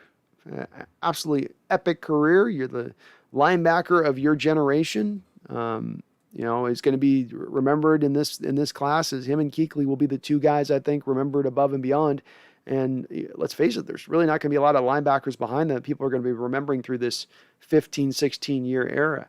You have the retirement of Ray Lewis, and then it's sort of the baton is passed to Wagner and Kuechly. And then who else? I know Levante David's had a pretty good career, so you might be able to maybe squeeze him in there, but I don't know. I think those guys kind of stand alone, especially at the middle linebacker position. Bashem says a blackout jersey will look so good, especially on DK and Jamal, because they wear that dark visor. It look hella intimidating. That look hella intimidating out there with those two guys. I agree. I love the black jersey. Black jersey or old school, surf or ski. I'll go either one. I'm not going to be picky about it. Seahawks Network says, people were saying get rid of the gray and keep green. I hate the green jerseys more than any jersey in the league. You have no idea how much I hate those unis. Laughing out loud. The grays are probably my second fave. Yeah, I feel like the green is better as an accentuating color. You accentuate it a little bit rather than make it the whole part where it's just like, whoa, that is vibrant. That is vibrant. But yeah, I'm with you. I'm more the gray, old school gray a little bit. Jose Ricon, thank you for subscribing, Jose. I do appreciate it. You are awesome. Joseph Smiley says, I don't know if you've already talked about it, but Adam's new video, the foot looks amazing. The footwork looks amazing. Oh, that's awesome to hear. He's probably working on some of the coverage stuff a little bit, but I haven't had a chance to see it. But that's good to hear. He's getting back up to speed, and hopefully there's no rehabbing or anything that he's working through from last year by the time he hits training camp, and it's all a full goal. I do hope that it's at that point, but that's awesome to hear. It's awesome to hear, Joseph. And again, I do think we're going to get this deal done before start of training camp. Maybe a day or two in a training camp at the latest, but he's going to get the deal will get done. Go and get done. Bodine, who do you have playing interior on the defense? Kerry Hyder, LJ Collier, and Alton Smith. Does that Madden have the Demichi guy? Our pass rush is going to be fire as F. Which guy do you mean on the Demichi guy? I'm probably missing who you're saying on that. So I think that what you're talking to, Bodine, is of course the 3-tech in the NASCAR package, because of course Seattle in the NASCAR package will essentially flop out the 2 1-techs that they have, and then they'll go to 3-techs. At least that's where the old school approach was that they would go. Now, Puna will probably be less flipped out because he can do both of those 2 roles early down and late down, but you still need to flip out probably Brian Monet on passing downs for that guy that you're asking about. I think that it's going to be an open competition, Bodine, and I would actually probably throw in there as well. I would take Alton Smith out of there because I think they're going to utilize Alton Smith as a Leo. He will be your blind side pass rusher on this defense. But with Kerry Hyder, LJ Collier, and Rasheem Green, you're going to put those guys into a room, you're going to turn off the lights, and you're going to say, one of you, whoever crawls out of this room is going to be our 3-tech. And that's pretty much what you're going to do with it. So whoever can be the best of those 3 guys in operating out of that will be the guy that they put out in the NASCAR. And the good news is that all of them have a skill set to do it. LJ had the most success with it. Kerry's not done it as much, but certainly has the build to accommodate it. He's got a lot of heft for himself at defensive end, which would be able to then stand up than you would think at the defensive tackle position. And then a guy like Rasheem Green, they tried him out a little bit with the last year, and he didn't give you much from the defensive tackle position. He might be better suited to the outside, but they're just trying to find a role for him. But no, I think Alton Smith's your blind side guy, and I think Carlos Dunlap's your 4-5 technique on the left side. Ethan says, "What? I love the primetime lime green jerseys. It's a little much when the entire uniform is lime green, but those with the blue pants are so nice in my opinion." Look, they're definitely it's a cool color. It's just for me, it's just a bit much because it's just it pops so like just takes over everything, you know. But I know you're not alone. There's some folks that love that jersey. Y2K, I feel we get the last hurrah from Bobby this year because we have a dope D, and it'll be like his shot for one more ring. Top 3 defense, top 5 offense. We get the ring, we'll sign a center or make one trade. Sounds good to me, Y2K. Sounds good to me. I hope we can. And he's going to be well suited this year to be really protected up in front of him. Bobby's going to have a chance to really run free in this defense. I mentioned Puna, Brian Monet, Al Woods. Seattle stacking a lot of beef up in front of him in order to keep him clean from that guard coming down into the second level and taking him out. So he should have a good chance to be out there running free. He'll have Brooks running next to him. I would expect that we would be one of the better teams in the league at stopping the run this year. I'd be shocked if we weren't. We're well situated to do so. And Bobby last year still balled out. I mean, to our eyes on the football field, he certainly doesn't look as fleet of foot as he once was, but we can't deny the fact that his production is maintained. He's been a tackling machine, and though he gets picked on at times in coverage, he still goes out and then makes the occasional play in coverage too. Still to kind of solidify himself as still a very good player in this league. It's been awesome to watch, especially when we've had to watch so many Legion of Boom era members slide quickly out the door. Suddenly they're in their prime. Oh man, he's amazing. This guy's awesome, and now he's gone. Oh, he's in his prime. This guy's awesome. Oh, the tomahawk chop. He can just get it will to get the court. He's gone. Oh, this guy's awesome. This guy's gone. Tore his Achilles. He's gone. But now we have at least one of these guys, a couple of these guys is maintained to still have a nice long career and maintain a level of greatness in that time, which has been awesome to see. And it would be great as well to give him that one more year where he can go out on top, just like we saw with Ray Lewis there with the Ravens. The new Ray Lewis gets to go out like the old Ray Lewis did. And he didn't even have to kill somebody. I'm just kidding. I make jokes here. Now, Jeffrey, I hope Bobby retires a Seahawk. I don't want him to make us trade him. I don't think Bobby would go to another team at this point in time. He's pretty embedded in the local Seattle area. I really at this point think, Jeffrey, my instinct on this is that he told Seattle when they signed the extension a couple of years ago, this will probably be a 2-year deal. We'll take it year by year. I may play longer, but that's where I'm going to probably lean to. That's probably what I think drove them to then draft Jordan Brooks to get his heir apparent for the role. But with that said, I wouldn't be surprised if one more year, especially goes out and wins the Super Bowl this year, if this was it for him. Not at all. All right, so Indianapolis is up. We're in the fourth quarter. There's 8:32 left in the game. Russell Wilson's just scrambled for a first down. Come on, Russ. Come on, Russ. Don't hang an L on us in week one here. Don't hang an L on us in week one. Look at Russ in the open field. Look at him in the open field. No, I'm not going to get down. I'm going to take these two linebackers on. I'm gonna stick my head right in there. Jason, definitely dig the 80s look, Seahawks, then the black and green jerseys. I know Wagner said he wasn't going to retire till he got to wear the black jerseys. If we got the 80s, I'm buying 3, 54, and 14. I'd buy a black jersey too. I'd do it as well. Yeah, especially might be like a limited edition thing. So better jump on that while you can. I'd probably get I wish DK had a different number than 14 sometimes. But I might go Jamal. Randall says that I like the gray jerseys. Russell Wolf gray is the first jersey I ever bought the morning of the NFC Championship versus the Niners. I just had this hang up about wearing another man's jersey. Yeah, it'll feel a little weird sometimes, especially you could be an older guy. Like, I don't know about this, but yeah, hey, it's part of being a fan, the gray jerseys are my fave at the end of the day. I think I do low-key like the gray jerseys. But again, I like them in that sprinkled in thing. I like them as a special thing. I wouldn't want them as like the normal jersey. But give me a little gray, the wolf gray, give me a little 80s throwback. You can kind of miss me with the lime green stuff, but I'd be good with that. All right, so Russ is driving him down. Oh, Russ with the completion down inside the 20 to DK. DK running a little post route. Russ hit him right in stride. All right. 6:55 on the clock. Come on. 2 running back, Muslim Unit. Thank you for subscribing. I appreciate you. I do appreciate you doing that. Tommy says, do you think anyone retires if we win it all? I think Bobby, maybe Carroll, moves to another front office position. Maybe Dwayne Brown too. Bobby would be the guy that I would suspect is going to retire. Dwayne Brown wanting a contract extension leads me to believe that Dwayne Brown thinks he can play another couple of years in this league. So that would lead me to believe that he's kind of set on playing a couple more years in the league. And especially if he just signed a contract extension with us and then turn around and retire after this year, that would only happen if it's a 2-year deal and not the 3-year deal I'm expecting. Because I expect Dwayne Brown to sign an extension at 3 years, $30 million or so. And then you give him like a $13, $14 million signing bonus. This is how you end up lowering down his first year hit. So I would say Dwayne Brown keeps going. Is there anybody else that I could see retiring at that point?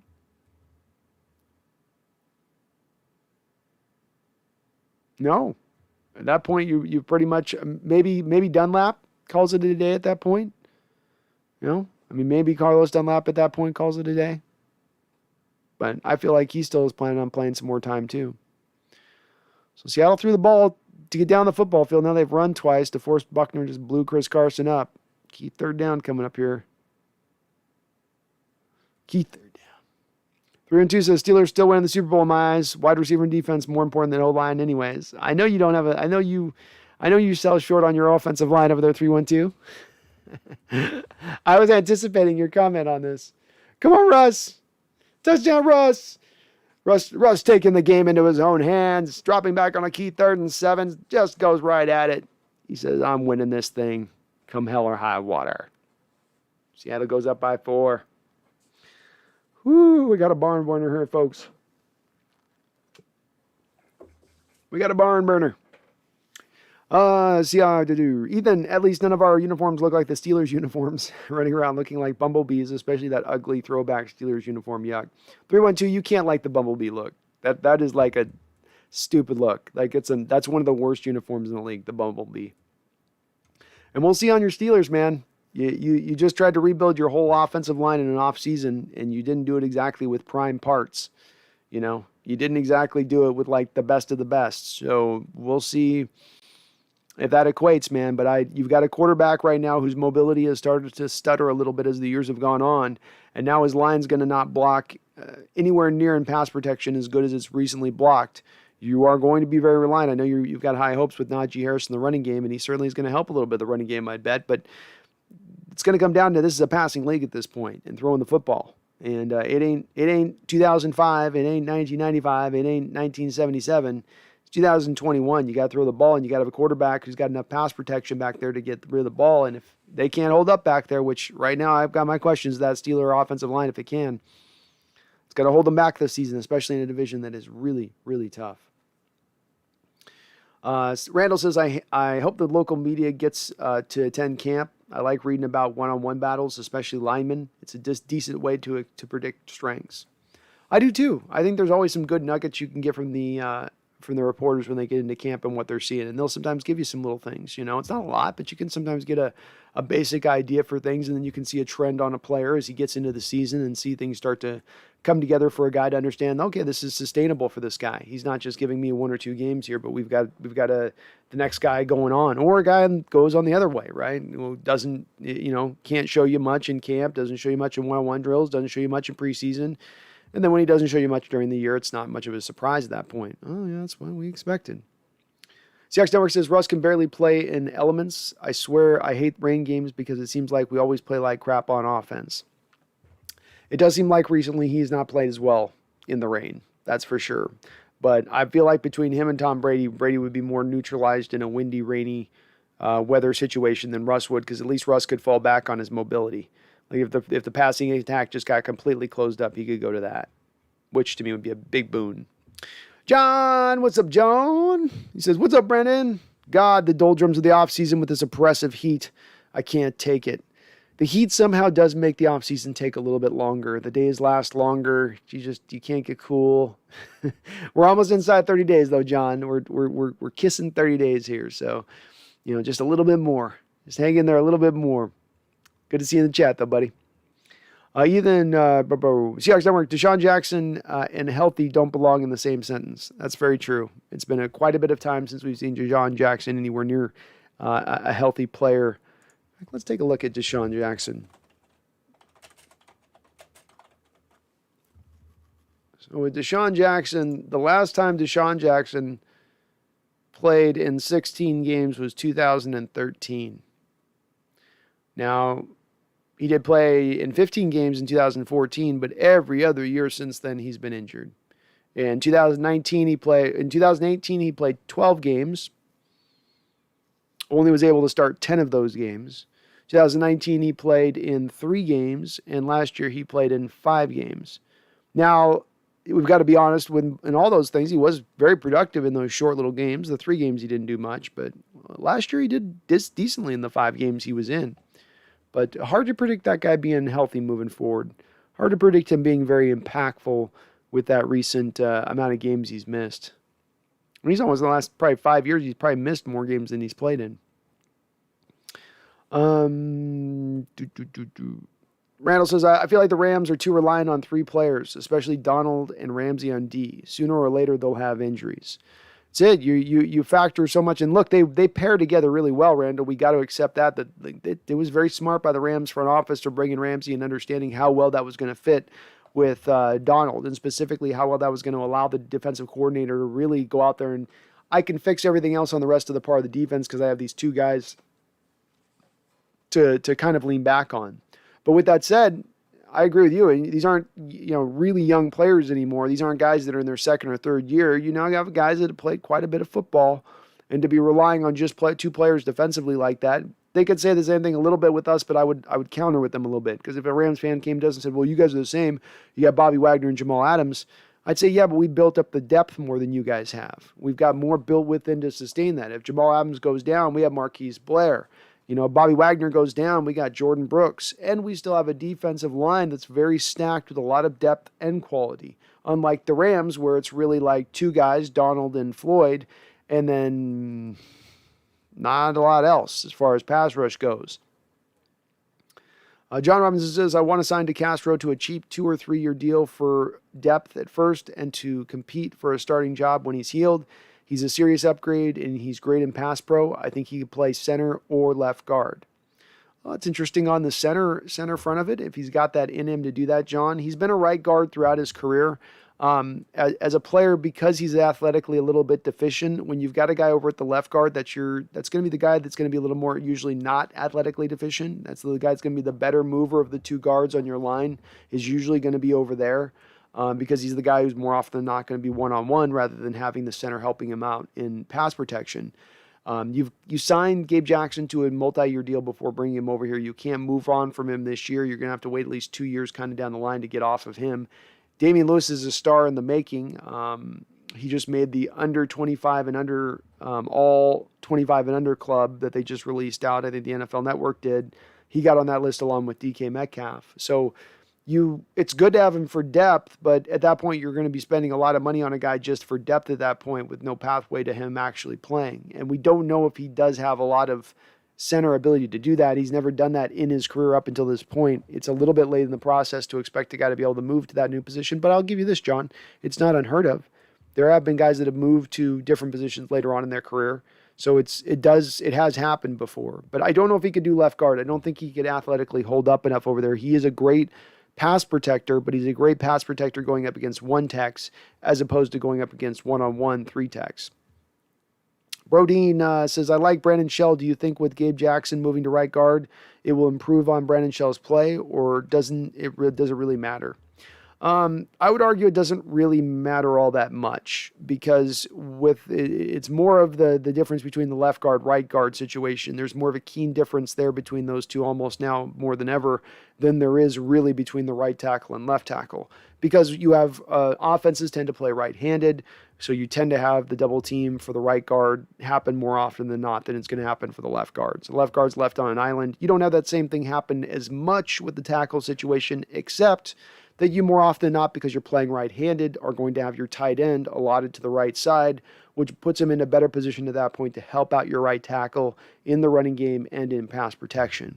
So it's a little bit more, Bodine, about maybe the tight end you got or the running backs who are going to help in chip blocks for the right end, the right tackle's help, than it is that right guard. They don't do much together in combo blocking, even in the zone blocking game, really. But I expect them to both play well, and I do share your like in Brandon Shell. I thought for the price you signed him for last year and the level of play he gave you, I'm perfectly happy with that. Certainly would love to upgrade the right tackle position, but being that there's not really a way to do that right now, I'm good with riding with him if we've got to ride with him. Schwartz wouldn't be bad either, though. Schwartz is the guy, John, if you're talking about a guy for depth who you can then slide him in 1 or 2 slides and wait down the line, Schwartz would be more that guy for me, even over a guy like DeCastro, in my opinion. Seahawks Network says, I'm still not hot on our draft class, but the rest of the offseason was the best in the division. Well, we'll have to see on this draft class. A lot's riding on Eskridge and him being productive, in my opinion. And if he's not, that's going to determine a lot of where this draft class goes, in my opinion, to a degree, outside of Forsythe or Brown being stars, which I don't know that I'm expecting with either of those guys, even on their best upside. So a lot rides on Eskridge, Seahawks Network. A lot rides on that Eskridge pick. Tommy Eden, the up-tempo alone is going to do wonders for Russ's sack rate. If we get the ball out faster, this offense is going to be very efficient. Absolutely. And oh, my goodness. Seattle's down 23-20 here in the Madden game. That's not good. Defense is on the field, 2nd and 9. Seattle's used up all their timeouts. Brutal. Doesn't look like we're winning this one, folks. Colts might have us. Yeesh. But Tommy, I agree with you. The up-tempo offense will help. Getting Russ schemed up with some easy completions. And that's what this offense is going to do, is scheme up easy, nice, simple completions for us to just hit. Here you go. Here you go. Here you go. And it's going to take, a lot of it will take the thinking out of it for him. Sometimes he's got to think and go through his reads. Other times he should have, based off of the film study, based off of the classroom work that Waldron and are doing are together prior to the week, he should know where he's going with the ball pre-snap when he sees a certain thing. And Waldron should help him with that, with a lot of the pre-snap stuff and how he needs to read it and look at it. But I agree. We might see a more efficient Russell more than ever. I've said I wonder if Russell can push into the mid-range of a 75% completion rate, if he can touch into that realm of things. It's a high water mark to hit. But with the easy completions, with the short easy completions this year, he might push for it. Dark H. Goff was a bad quarterback. I would take a guy like Ryan Fitzpatrick over him last season. Dude was so inconsistent. That's why Stafford was the missing piece. And it may be. Again, I think that the thing that the folks out there in my camp, Dark RH, that contend and say, we don't see the Rams getting here to this next level. We don't see this as this huge step forward. I don't think anyone knocks it as far as saying we don't think Stafford's an upgrade. I think people do say that he's an upgrade. I think it's just the other things that come into play. Though so many of the losses on the front side of coaches, there's so many of losses on the front side of players this offseason as far as starters go, without necessarily a super clear pathway to a guy taking over who's going to give equivalent production. The fact that they're very reliant on the top heavy points of two guys on defense, like I just was kind of likening it to with you've got Aaron Donald and Jalen Ramsey. If one of those guys falls off, if you lose one of those guys, that whole defense basically then collapse. Whereas we could lose Jamal Adams and our whole defense doesn't collapse. We could lose Bobby Wagner and our whole defense doesn't collapse. You've got to factor in depth in this league. You can't pass over it and say, oh, depth, we'll be healthy. We've been healthy up until this point. Our training staff's just great. No, it's got to factor in. And you want to know why? It's got to factor in more than ever this year because you're playing an extra game this season. So going thin this year, choosing this year to be a year your team's going to be paper thin. Well, when injuries start to happen, when the backups who come in aren't as good as the frontline guys, and the frontline guys aren't as good as the previous guys you had last year, it's not going to be that big of a shock at that point.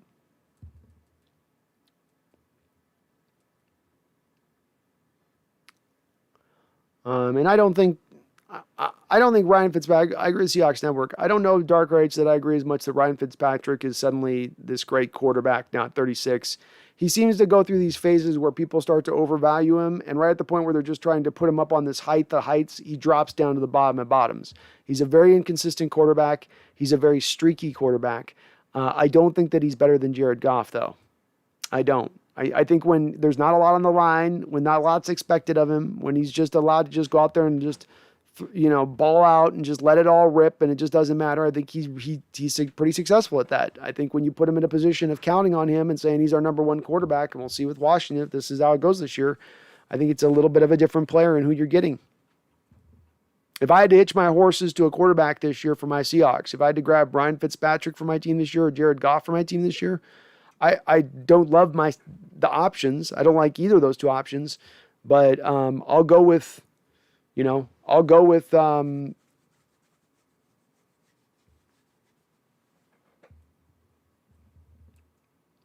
Goff.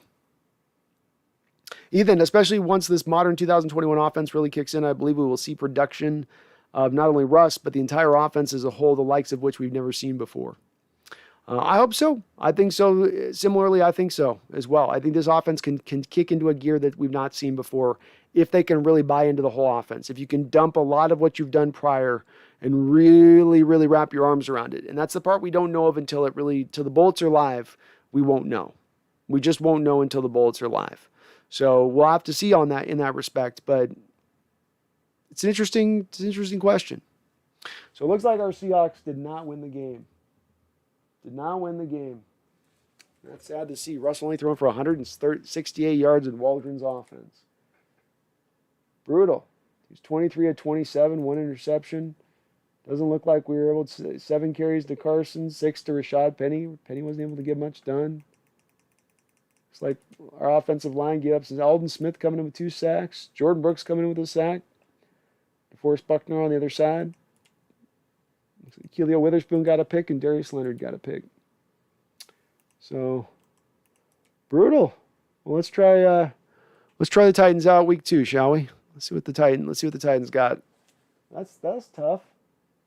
That's no bueno. That's why I tell you guys, add more if you can add more. Don't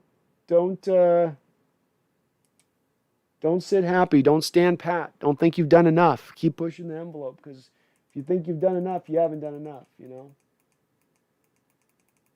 we doing here? We're doing the Titans. All right.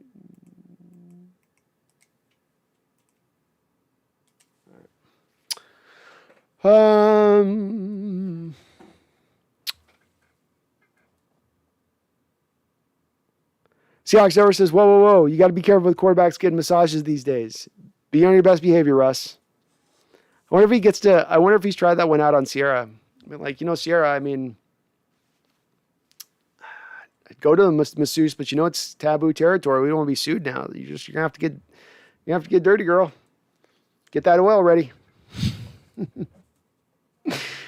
I don't think he's gonna sell her on that one. YDY says the tight end group could be a game changer. Disley had his first NFL offseason where he's not rehabbing. Parkinson is someone way better than most think. The kids have tremendous hands and range. Well, to your point on Parkinson, I mentioned this before, but I always think there's some good tidbits that come out of the draft. And when Carroll and Schneider talk, or where you hear things spoken about by a scout to a media member, and supposedly in Parkinson, they had a first round grade on this kid. And I don't know if I would have put a first round grade watching his college tape and said the same thing. I didn't see that myself, but that's what they saw. And they said there certainly seemed to be pretty high on him and what he think he can be. He's legitimately 6'7". He legitimately can high point a football. He's got some hops. He's got ball skills. So he's got some elements to his game, even if he's not the greatest blocker, if he's not the most complete tight end. There are some things to his game where if you're a good creative coach, you can utilize that and find a way to be effective with that, specifically within the red zone. Get him down there one-on-one and against a guy 6 foot tall or 5'11" linebacker, and he's going to go up over the top of him and moss him. I think he can do that. I think that's in his game, in his bag from day one. Giovanni says, have you heard anything on Sherm or KJ coming to Seattle? We've not heard anything on Sherman or KJ. I will say, Giovanni, it does feel like with KJ that the situation is one where it's no longer a matter of KJ having to come to peace with the fact that he's got to make significantly less than he made last season. Maybe he's been willing to make he's been willing to do that at this point. But it now seems like Seattle's wanting to go more with the youth movement. And you do have a position here with Seattle when they look at their recent draft picks. Jordan Brooks, best position is middle linebacker. Marquise Blair's best position is probably going to be free safety, strong safety at the end of the day. I mentioned this because in KJ Wright's situation, he'd be taking over for Taylor. Taylor comes off the field now. He becomes a very limited rotational guy in your pass rush because you have Alden Smith, you have Carlos Dunlap, you got Kerry Hyder, you got Benson Mayowa, you got Alton Robinson, you got Rasheem Green, you got LJ Collier. How many snaps is he going to find within that? So Seattle's looked at that situation and probably smartly so and said, the thing you need to do with good young players is take advantage of their time on their rookie contracts. You can't have the first 2 years of Marquise Blair's career, 3 years of his career sitting on the bench, only to have him be good in year 4, and then you got to pay him. You didn't best get the most out of that player at that point. And the same thing is true with all those other guys that I just spoke about. So I think that's the main thing holding KJ from coming back to Seattle. Whereas with Sherm, there is a need here at the cornerback position. You're good enough. You're good enough at the cornerback position, but you're not great. And Sherman is better, I think, than any of the guys we got on the roster right now. Maybe Akeelia Witherspoon is on some ascent right now to get to be a little bit better player than where Sherman is right now, but I don't think he's quite surpassed that mark or shown that on the field yet. So knowing that you do have a little bit of an injury history with DJ Reed, with Akeelia Witherspoon, knowing all those guys are on one-year deals, I would certainly think that it's more likely Sherm comes aboard, but we don't know of any, there's no news on anywhere or another with him. And you're probably not going to see Sherman sign until right around training camp because he's probably holding out and waiting for some team out there that would be a team who would potentially look at his services but feel good about their cornerback room. They get that one weird injury. Now they open that door back open to him and say, okay, we'll now consider you because we didn't think we were going to be in this position, but we are. So we'll now pay you and bring you back in. So Sherm's trying to be patient. You remember last time with the 49ers, he was patient through that whole process of that offseason. He didn't just sign really quickly. It was a little bit of I'm going to wait and see how this thing kind of goes. Kevin Santianes says, Xavien Howard or Stephon Gilmore? Kevin, I would go with Stephon Gilmore. I'm not sure Gilmore doesn't want to also be paid like Xavien does. I think he wants a new deal as well. But even if you were to have to pay Gilmore a new deal, you would still be paying him, I think, significantly less than what Xavien Howard's getting. Because if Howard just got paid in 2019 and he's making $15 million on average per year, he's going to want to make $20 million per. And at this point, Gilmore's not making more than a 3-year, $30 million or $10 million per average deal. So you're paying double the cost for Xavien Howard. I don't know that he's giving double the level of player production on the football field. Dark Arch, there's a reason why the Rams are the favorites in the division. Would say Seattle should be second, though, in my opinion. Well, the reason is only Matt Stafford, Dark RH, and the reason of only Matt Stafford also ignores all of the team losses that you've had personnel-wise and all of the coaches' losses that you've had. And the answer that I've gotten for coaches' losses is that Sean McVay is so brilliant, he could lose every coach every offseason, and he would just spin right through new coaches, and they wouldn't miss a beat. And frankly, they might even be better. That's what I get as like a legitimate response, Dark RH, to that first part. And then to the losing of the players, you lose these frontline guys. I hear somewhere between the neighborhood of the guys were valuable to they weren't that valuable to, okay, yeah, they were that valuable, but we have guys behind them. We have names behind them. Okay, you have names, you got names, but you don't have certain production. You don't have what you had before. You knew coming into this year what you were going to get out of Jalen Johnson. You knew what you were going to get out of Troy Hill. You knew going back 10 years what you were going to get out of the One Tech and Michael Brockers and Samson Ekubon at linebacker and Austin Blythe at center. You knew what you were getting out of those players. You don't know what you're getting out of the guys that are taking over for them. Maybe they're talented. Maybe they don't miss a beat, but you don't know that. And to operate that makes you a favorite with that kind of massive question mark to me, that's the part where I don't understand it. It doesn't matter. I mean, favorites, schmavits. It doesn't really matter at the end of the day. All this stuff goes out the window the second that we start playing football games. But it also doesn't mean that there was a lot of logic and reasoning that was applied to the situation as to how they determined the Rams were the favorite. It came down to, I know Aaron Donald, I know Jalen Ramsey, and they got Stafford, and he's good, and I know him. Oh, yeah, they're going to be the winners. I'm not saying that's how you look at it, Dark Rage, but that's how a little bit of the simplistic mindset of, I think, some of the pundits nationally and analysts nationally have applied to this situation.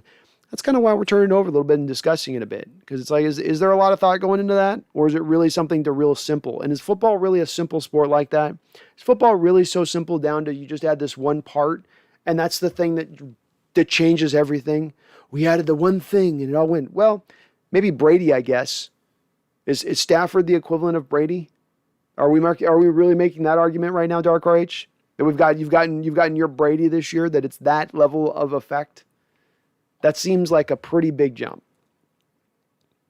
Bodine says the Rams are on the decline. All those win now moves that they've been mortgaging for the last couple of years will finally catch up with them. I predict that they're going to pay the piper next year.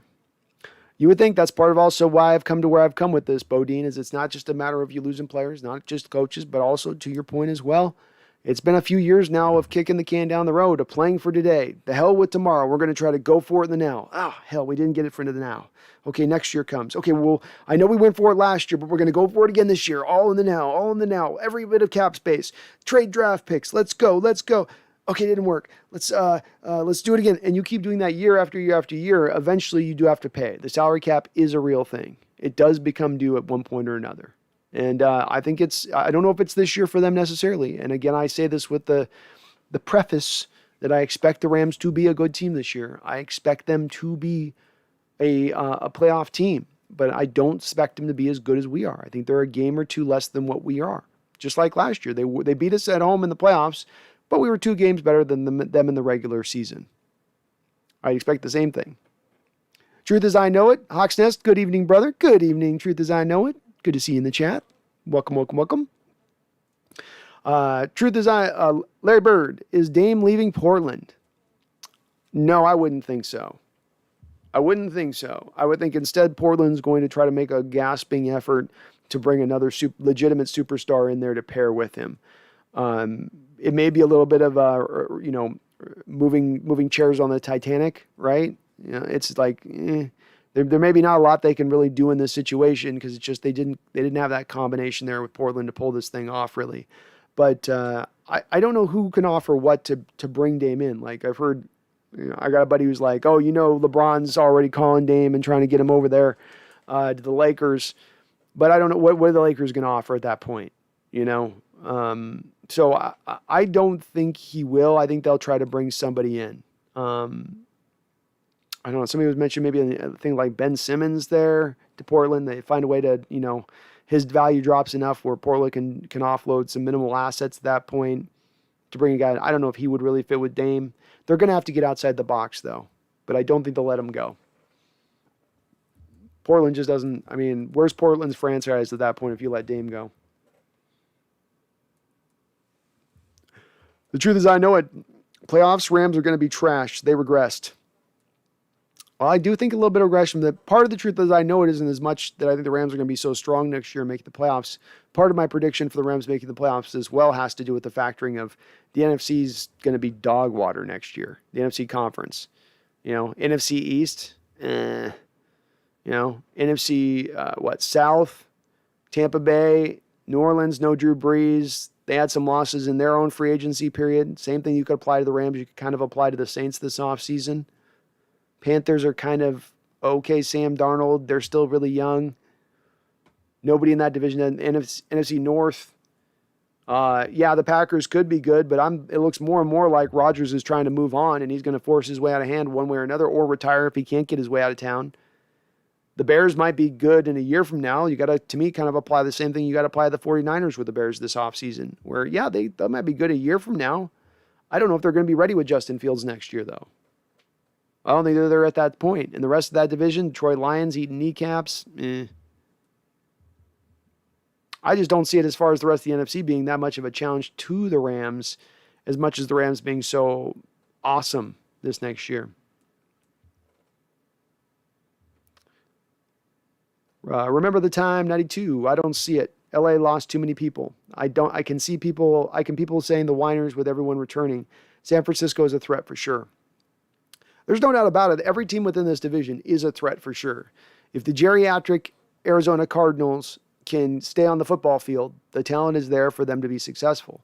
And the 49ers, if Trey Lance doesn't take that year to get prepped and ready and he's able to hit the ground running, the Niners are dangerous next year, right out the gate. And we already talked about the Rams and that they're top heavy, but if that top heavy maintains and holds and doesn't get injured and somehow Stafford is Tom Brady reborn this year off of what Tom was last year a little bit to the Buccaneers, then they're definitely a threat. Everybody definitely is a threat for sure. But with each of them, you can kind of, to me, pick holes in the things you see with them. With the Cardinals, you go, you went for the splashy signings, but you really needed to round out a football team here. And you bring a guy like Malcolm Butler in, great, but then you lose a Patrick Peterson. A little bit of a spin cycle thing going on there just to a tiny degree. And with the 49ers, I do think that they're talented, but man, I've got questions as far as their offensive line and pass protection. I think they've been a team that in the past has tried to protect their quarterback position as much as possible and limiting the amount of throws. And I think they're going to try to do it even more so this year because that offensive line is not going to be built to pass protect. The left guard they got out of the Notre Dame, not good in pass protection. He's going to struggle.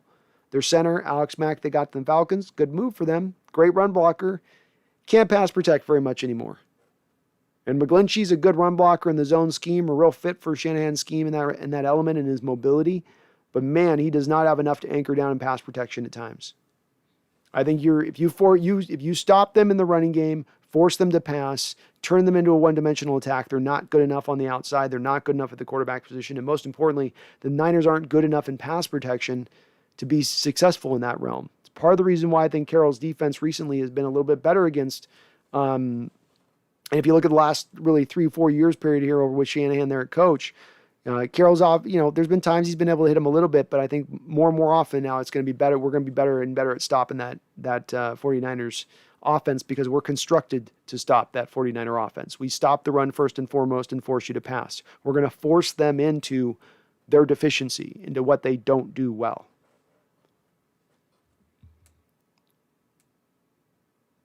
Rabbitron85, who did we lose on the coaching staff this offseason? Rabbitron, we lost Schottenheimer. Obviously, Schotty left. I think we lost one other guy. I'm trying to think of who it was.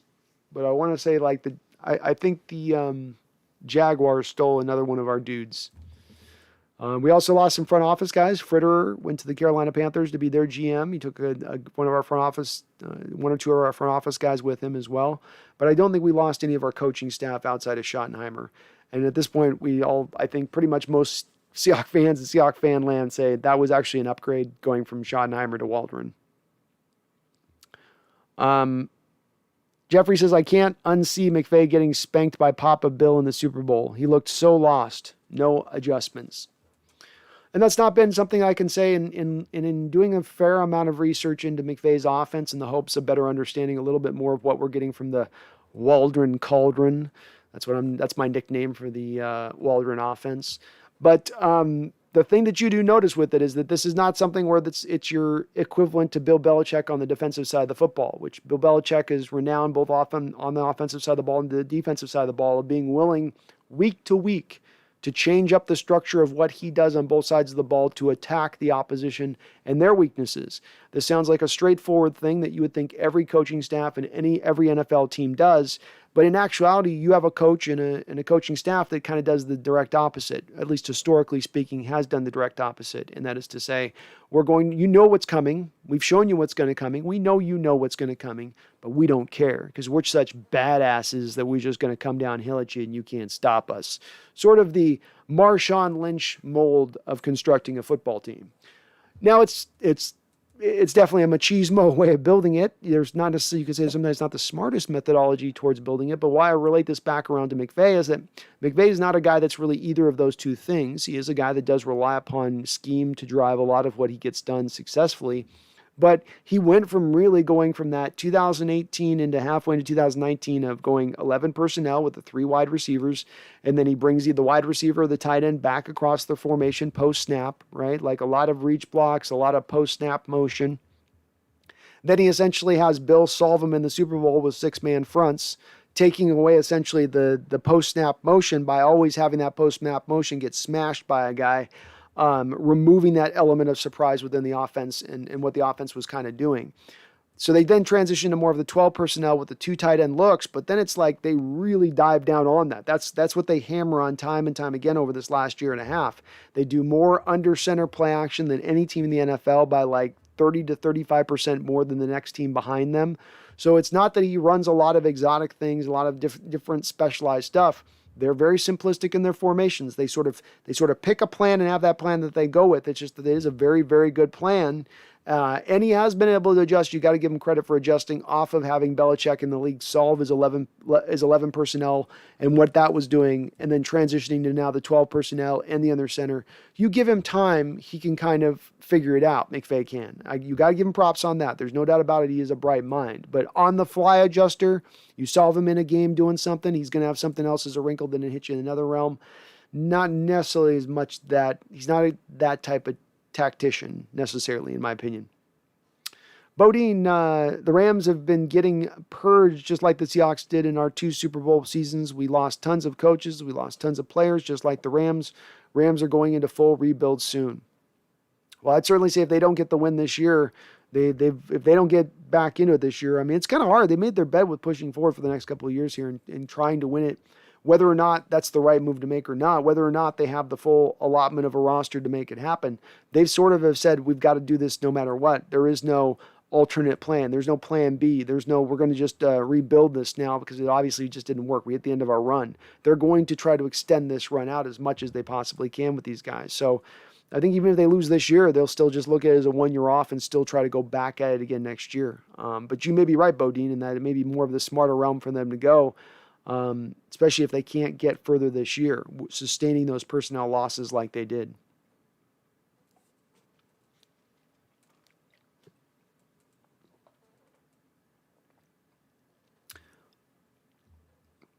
Tommy Eden says, people think the Rams are going to win the division or forgetting how tough the NFC West will be. Seattle won the division and got better, plus the 12s are back.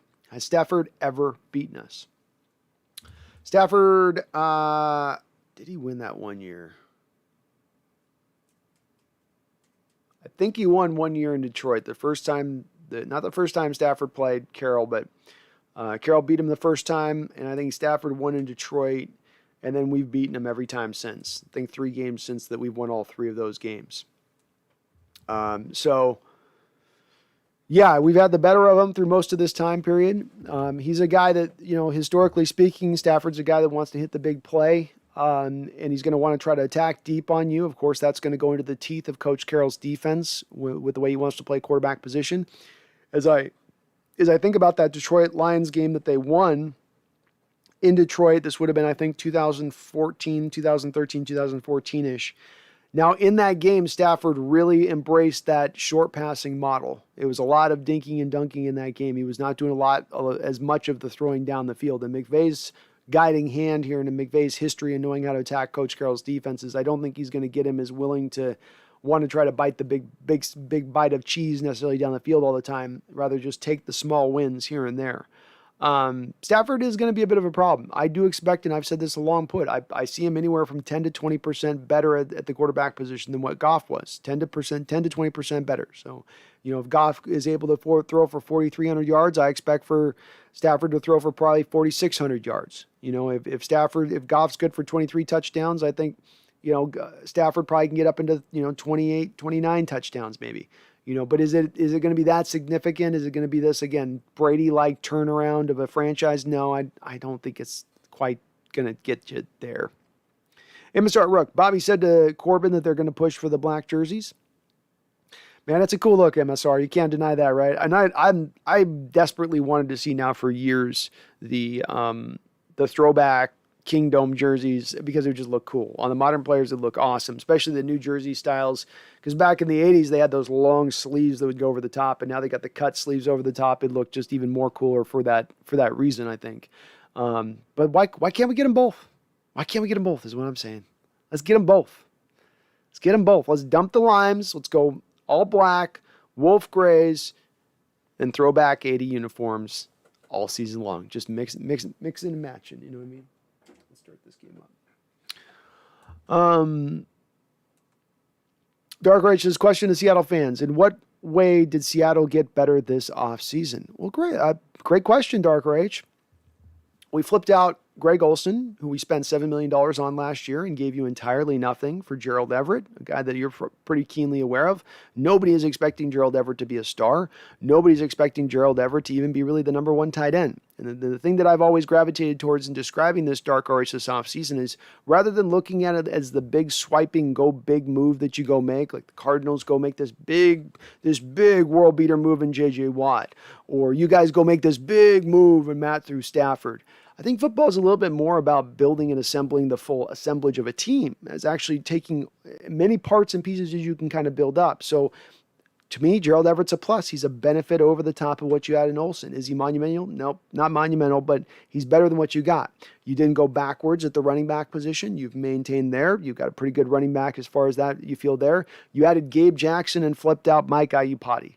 Mike Iupati was getting older. Mike Iupati was not able to stay healthy throughout the course of the year. Mike Iupati was one of the reasons that we had the protection problems that we did have in that Ram playoff game. His ankles were done. So you've upgraded now the position with Gabe Jackson. That's two positions we've upgraded.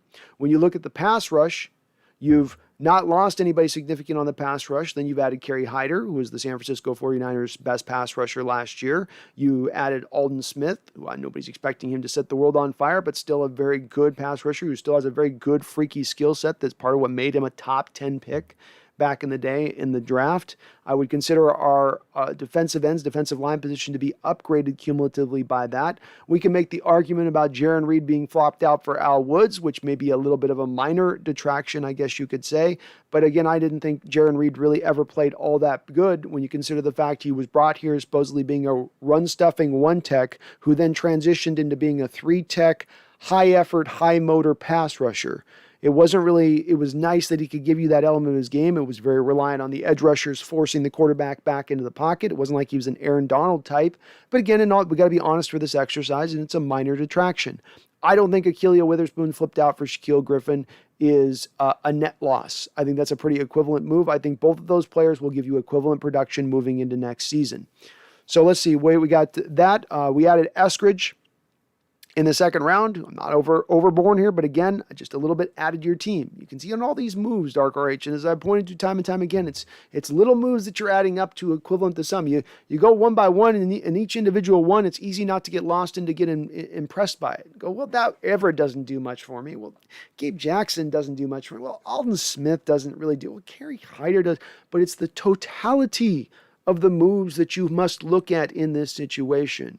And then one of the other parts we got to go on beyond just the players themselves, Dark RH, beyond the fact that we get a guy in Darrell Taylor coming into this year who's a second-round pick who didn't see the field one play last year, right? Beyond the fact we're getting back Marquise Blair, another early second-round pick within just 2 years who didn't get to see but one game last year returning to the field. It's like getting 2 extra draft picks this year that we're getting returned back.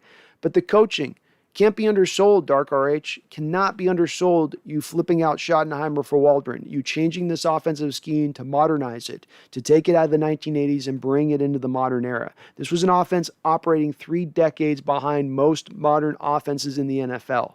To not expect that modernization is going to have a huge impact is absolutely being a homer in this situation, especially when you consider it's the same offensive attack that you're hoping to use this year to still be lethal with Matt Stafford.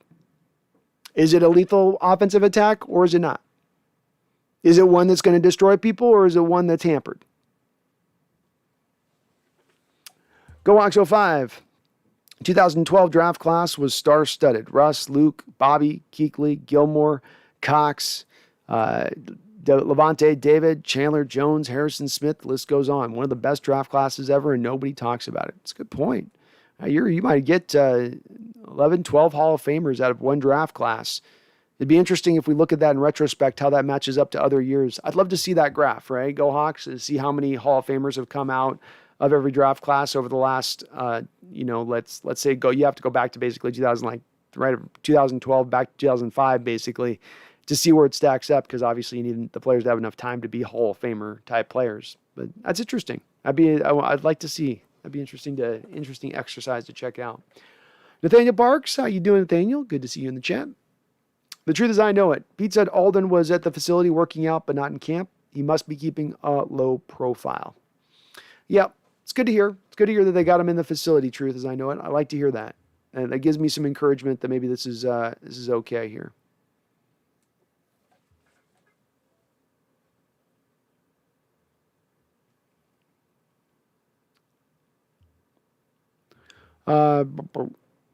YDY says Los Angeles Rams averaged 141 targets to the tight end the last 2 years. Seattle averaged 101. Look for more passes to tight ends.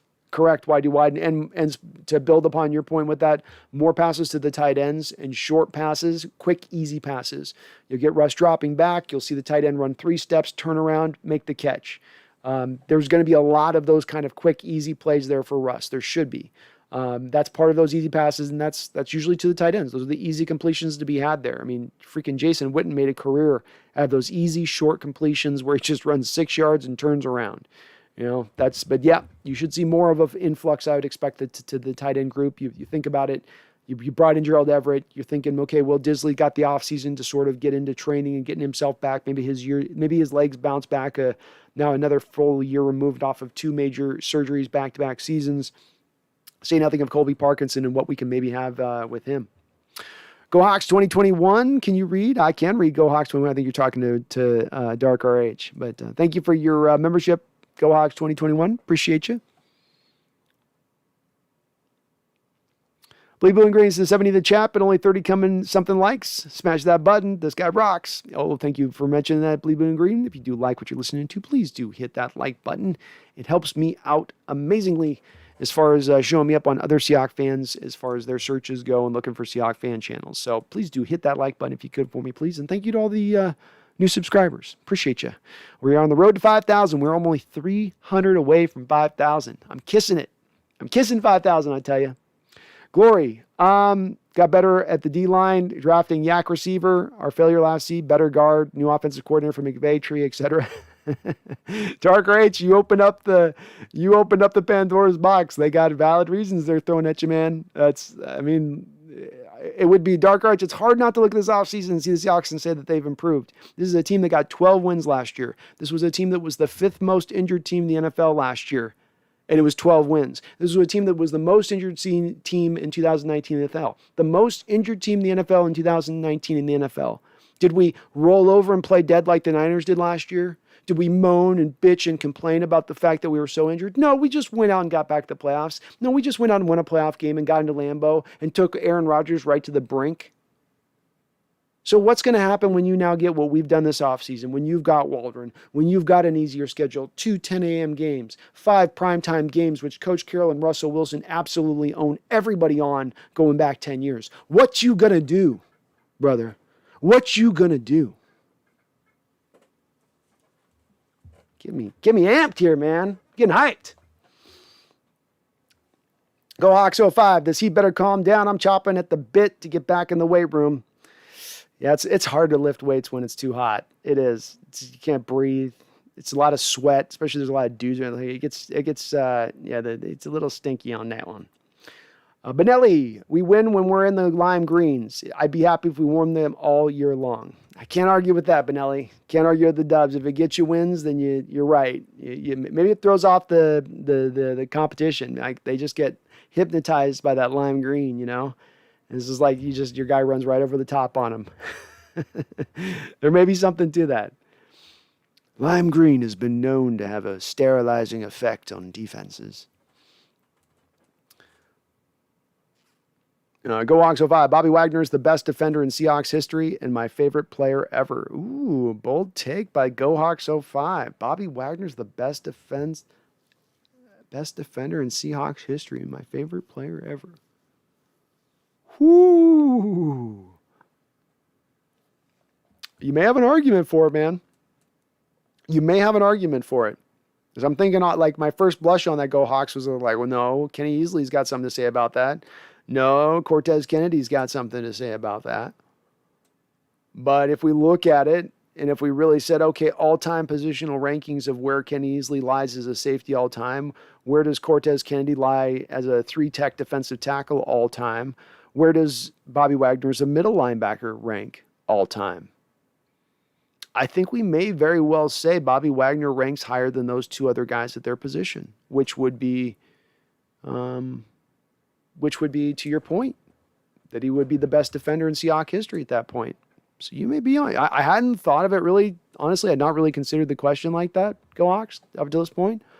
But you may be right on that one. You may be right. Nathaniel says, heard we pretty much shut the door on KJ Wright. It looks like I know that's like a week old, but I've been out of town for 2 weeks. No, Nathaniel, it's all good. It does look like that. I pointed to, in guessing on this, that it's a little bit of the front office saying we can't continually have guys that we draft really high, and then we constantly keep guys stacked in front of them when they're on their cheap rookie deals, and then don't allow them to see the football field. And then them seeing the football field doesn't have anything to do with their level of talent or the level of maybe potential production they can give us on the field. It's that we feel slightly, itty bit, maybe marginally a little more comfortable and safe when we go to bed at night having this more veteran-y guy out there. I think that they're deciding to go a little bit younger, give a pathway to some of these young cats they have on this football club to get some more snaps out there. And so it makes a lot of sense in that realm of things, Nathaniel. It does. And you could probably at this point apply that money better in other places, all things being said and done. Say nothing, by the way, of Cody Barton, who's a third-round pick who has no pathway to the football field. Not that I'm high on Cody Barton or expect he has much to offer. But Devin Martell, Ray Lewis, love it. That's what I'm saying, Devin. We do a little Ray Lewis. It seems fitting. It seems like there's been a few middle linebackers that have won out and then left the sport after they won. So why not? This generation's Ray Lewis. I like things with their uniformity. Be very uniform. Seahawks Network has got a bone to pick with Go Hawks. He says Bobby is definitely not the best defender in Seahawks history, but definitely near the top. Got to respect Tez, Kenny Easley. I think we've got a debate here worth having here in the chat, Seahawks Network. Where do these guys fit all time? Because I've got Bobby right next to the Bears middle linebacker. Why can't I think of his name right now? But I've got Singletary. So I've got him right next to Singletary on his all-time rankings, ahead of Kuechly, of course. But where does Tez rank? Is Tez above John Randall, or is Tez behind John Randall? And with a guy like Kenny Easley, he doesn't have necessarily the sustained, prolonged amount of time career-wise that you have with a Bobby Wagner? And should that factor in? Should Bobby be given a little bit of that extra? Because he got the extra 3, 4, 5 years of dominance and greatness that Kenny easily didn't have. It's an interesting question. GoOx05 says, the only thing that sucks is that we have to wait until 2022 for the throwbacks. That's stupid. Just stupid. Why can't they just get him going? Like, the NFL never turns down money, right? The NFL never, there's never been a dollar bill the NFL doesn't pull off the table. And here they're going to leave this one out. Seems just dumb. 2 running back Muslim unit. How did you get the 2021 season on the Madden franchise? The way I did it was Muslim unit. You go to the community files and you can download an updated roster with the updated rosters for all the teams, and it updates with the draft picks. So some poor soul out there went out there and did creative players and all that stuff, and God bless them for doing so. They put the whole roster together so that it would look exactly the same. I then went in and made some last-minute adjustments in there so that things could be accurate, as much as I could bring it as accurate as I could, which we're down 7-0 to Tennessee. It's not been good so far. We lost to the Colts in the first part of the game, so it's not going great for our Hawks here out the gate. Again, why we need to keep upgrading. But that's how I did it. Muslim unit, so just kind of upgraded the rosters and flipped around numbers and stuff like that. I thought it'd be kind of cool. Truth is, I know it says if KJ isn't coming back, that means Taylor's a monster. He was projected to be a top 10 pick before his injury by some. Super athletic and bendy around the edge. Explosive. We will see. The bend is the thing I come back to time and time again with Taylor, and I know I harp on him with a lot, but let's look recently at guys that we've drafted here. Rasheem Green was a very toolsy defensive end, but more of a toolsy defensive end in your traditional defensive end mold. Your 6'4", 265, 270 guy, which is not Darrell Taylor, not his game, not who he is. Not a real bendy kind of guy. L.J. Collier, you could say the biggest thing missing from L.J. Collier's game potentially is bend. He just does not have a lot of natural bend. I would say the two things missing from L.J.'s game are bend, and he's just nowhere. Not only is he not a technician with his hands, he really doesn't have a lot of an understanding of what to do with his hands as a pass rusher. They were missing that. Alden Robinson has some bend to his game. He is a little bit more of a technician. He's a little bit more of a guy who's able to use his hands and create quick pressure with those hands. He's got a little bit of bend too, but if you go and watch, I think Brady Henderson on his Twitter was showing the defensive line drills from minicamp about a week and a half ago.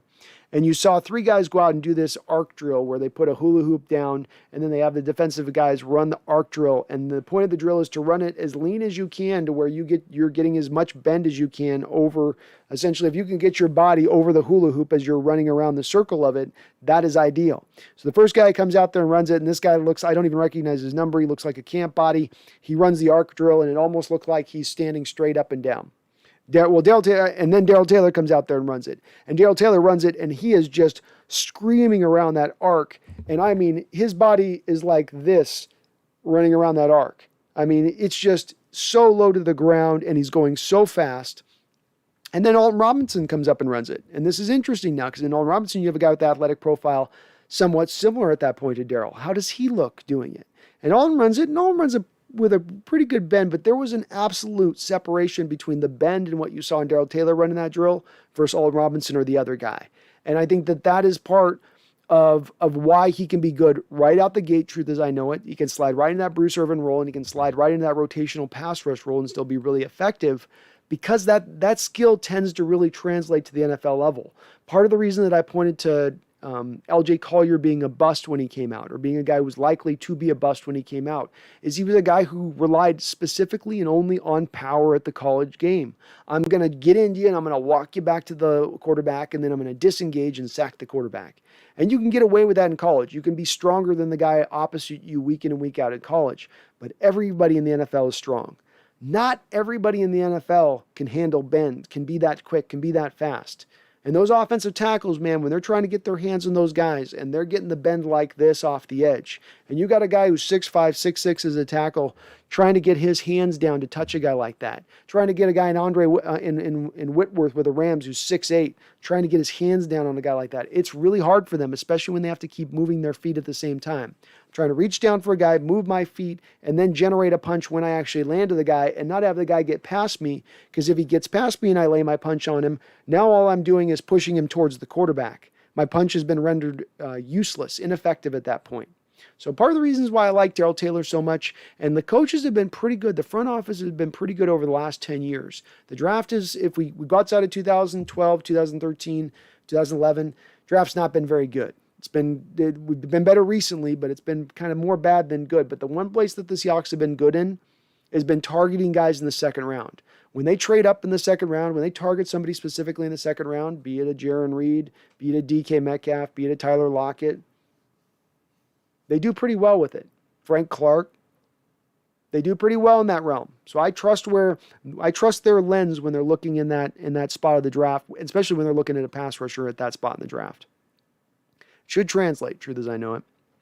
Tommy Eden says, if we're going with the throwbacks, I want to see some John L. Williams style fullback screens for some nostalgia's sake. Can you imagine that? The guy we got, Belor, trying to run some of that stuff? That'd be awesome. Yeah, let's see some of it. I want to see some of that, Tommy. I want to see some fullbacks, running backs reversing field.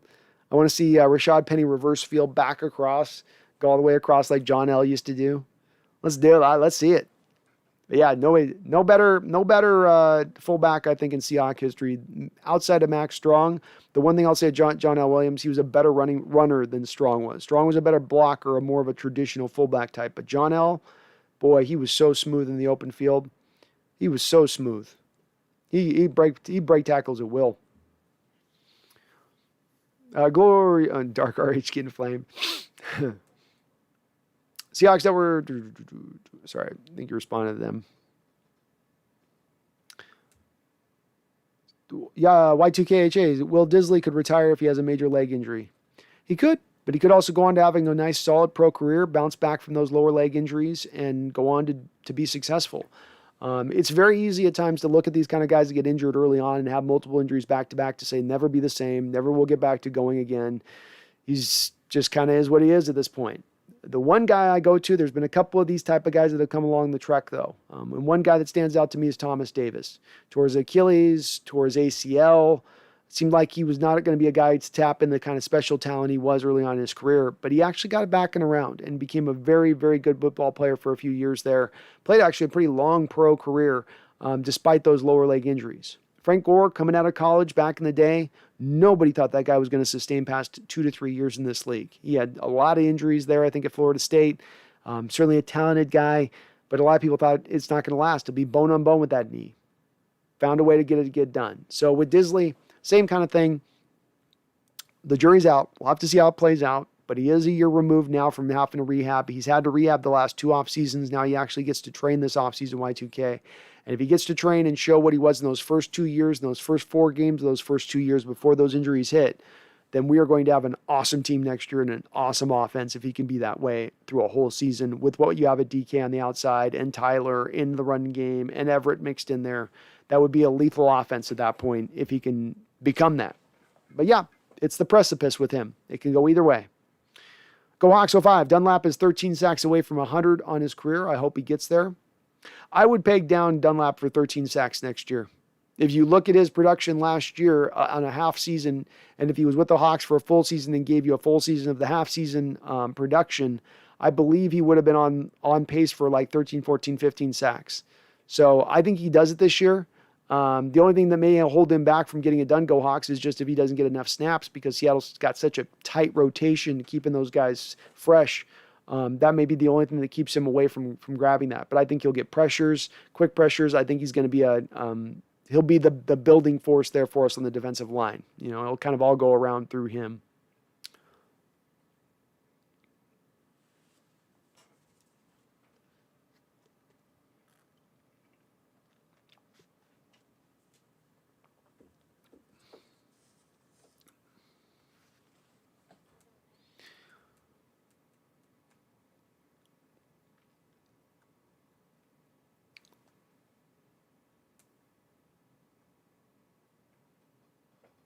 Oh, I got mine in the chat, didn't I?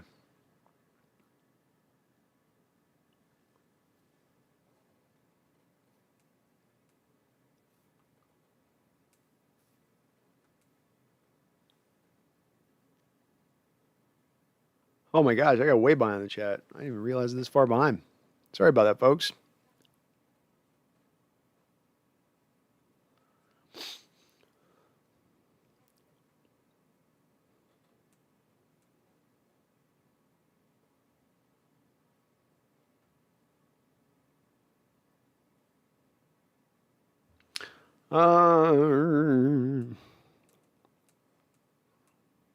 Having a nice debate in the chat right now between Dark RH and the folks about whether or not we upgrade or not, which I'm enjoying quite a bit here. Go Oxo 5. Other than Jamal and Bobby, we have Quandre Diggs and are better than the Rams' 3 to 4 best players. Nathaniel Parks, why do you think Jamal Adams hasn't gotten extended yet? Have we even started seriously talking about an extension? Nathaniel, yeah, I do think that the extension talks have been ongoing. I do think that this is where a little bit of people's thought process of Jamal wanting to be paid a little bit more than just the next top safety have come into play a little bit. And then that's probably, I'm not going to even call it holding up the negotiations, but keeping the deal from getting signed. I think it's easy enough for Jamal Adams before we're getting to the point where practice is impending, before the season is on the horizon. It's easy now while we're still in the offseason to stay and still try to push for the 19. Let's see if we can get it from him. As we get closer and closer to the training camp, as that appears and gets faster and faster on, I would expect the deal to get done. So Nathaniel, I don't think that there's anything as far as there being anything harsh in these negotiations or things being held up necessarily. It's just going through the process of getting Jamal maybe to the place where he can make peace with the fact of you're not going to reset the market for the safety position. Nobody wants to pay $20 million for a safety. If they're paying $20 million for a safety, you better be picking off the ball 13 times a season, basically. So that being that that's not even the case anywhere at, you're going to be paid the next step on the safety. You're the next highest guy. He'll be able to lay claim to being the highest paid safety in the sport. So I think that's where this all kind of ends up settling out at.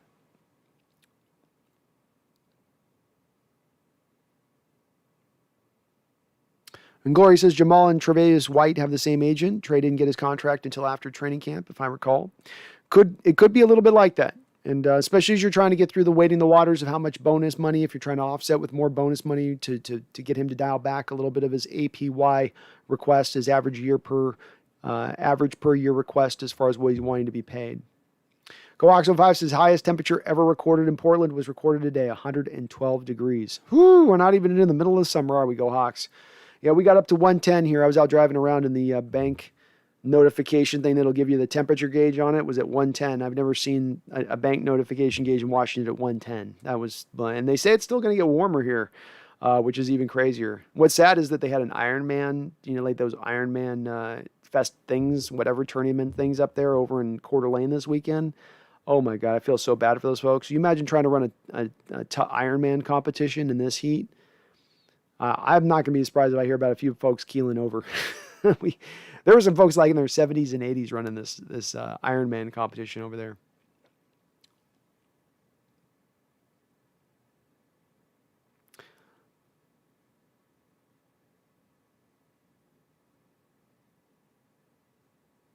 Nathaniel Park says, you think it's better to extend Jamal sooner or later? I don't mind when I extend Jamal Adams, Nathaniel, understanding that he needs to understand that the Seahawks have the leverage. I mean, that's really what it comes down to for me. And with Jamal Adams, he doesn't have as much as leverage as much as some fans out there think he does. And if it's a matter of he's going to hold the line and say that he needs to be paid $19 to $20 million per year, I tell him he can write out his last year of his rookie contract this year at $9.85 million, and then we're going to franchise him twice if he expects to reset the market. That eventually drives the deal to get done. It may require it to drive the deal to get done down the road a month from now on the right before training camp, but it will make the deal get done, Nathaniel. So I don't think I don't think it affects anything whether you do the deal now or just the start of training camp. But the key on it is that he needs to essentially be at about somewhere between $16.5 and $17 million average per year on the deal. That's where he needs to land at, and I think that's where it will land. Thomas Cox, thank you for your membership in the Hawks Nest. I do appreciate you. He says, yeah, I saw a podcast based off of records, and they said Seattle will be 9-8. The Niners and Rams were ahead of Seattle.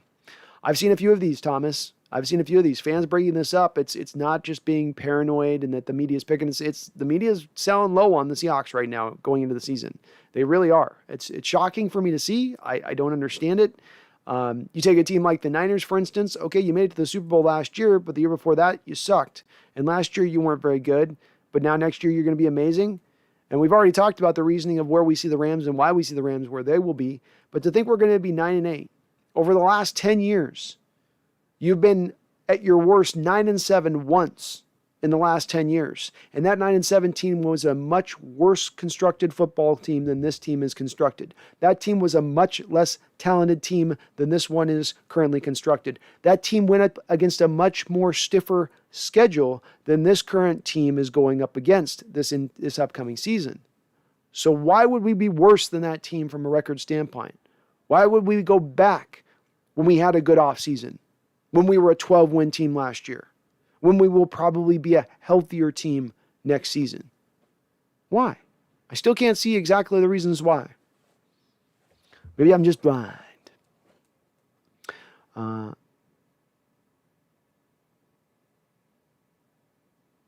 The truth is I know it. But last season, your guys' line was the reason you guys flopped. How quickly you guys changed your narrative to fit your agenda. I don't think anybody anywhere, Dark RH, as a Seahawks fan, has said that the reason that we went backwards last year had to do entirely with our offensive line. I think that that's a nuanced reasoning as to why in the back half of the schedule offensively you went backwards. You could make the argument it went beyond personnel, it went beyond schematics, it went down to simply a situation where, as much as anything, Russell Wilson kind of went in the bag a little bit. Your offensive coordinator didn't make any adjustments. Your head coach decided to go a little bit safer with his play calling. Within that, your offensive line didn't pass protect as well as it did early on in the year. That's true. But that doesn't mean then that the offensive line was the reason why you went backwards during the full year. There was a few reasons why you went backwards during that back half of that year. And the offensive line could maybe contributed to that, but I don't think it was the end-all, be-all reasoning behind why you ended up where you ended up. As well as, Dark Rates, you did, even if it was just moderately, upgrade your offensive line this offseason. And so if we want to really get into some of the depth on this point, Dark Rage, if you really want to let's get into the details of it. Let's not just gloss over the surface of it. Why did the offensive line go backwards last year? Why did they, first half of the year, they were dominant, basically a top 5 pass protecting team in the first 8 games. So why in the back half did it go down? Yeah, it was lack of adjustments, relying on the big play all the time. What does big play rely on? You holding onto the ball for too long, 7-step drops, patting the ball. That's going to lead to more sacks, right? But then also you had the health situation hit. So Mike Iupati, done at left guard, didn't have a real good replacement. Brandon Shell gets injured over the right tackle, don't have a real good replacement over there. Your center, Posick, gets beat up and injured, don't have anything really good back there. So then you have injured guys trying to play through it, and they don't play at their same performative level once they got injured. So again, nothing is so simple as just a one-line answer of saying this is why it's that. There's usually way more involved than just the simplified approach of it's all this one thing. But I think we fleshed that out pretty well here on this channel, I think. Thomas Cox says the only problem is I don't see how they lose 8 games. Maybe I'm losing it. I don't either, Thomas. Not when I look at the schedule, not when I look at this team, not when I look at this offseason. If you're going to tell me that we're going to be the worst team that we've been in 10 years here, worst team that we've been in 10 years in Seattle, then you're going to have to explain that one, and you're going to have to come at it with more than, we got Stafford. It takes more than that.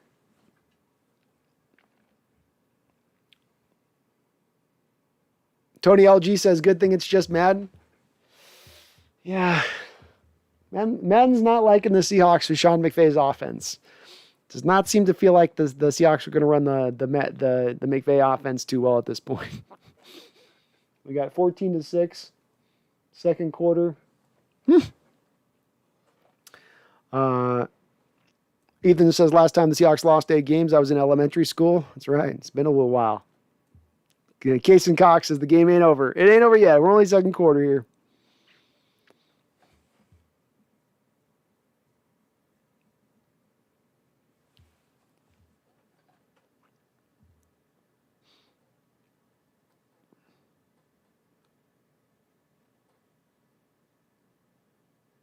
YDY says Seattle will score 30-plus this season. Good system for Russ. Let him use his mobility as part of the scheme, not just scrambling. Better passing lanes will improve Russ's throwing over the middle. It will. Some of the article I read, there was an Athletic article from a couple years ago of the Rams going to the Super Bowl, talking a little bit about this. But part of doing a lot of the under center play action and what it allows you to do is it creates natural passing lanes, because you get those defensive tackles and defensive ends naturally moving laterally, which then create those holes to where normally if you're in pass protection, you'll normally just have guys stagnant. So you think about it, if you watch offensive linemen and it's just in a normal, we're not doing any play action, we're just going to hike the ball and then drop into our set and there we go.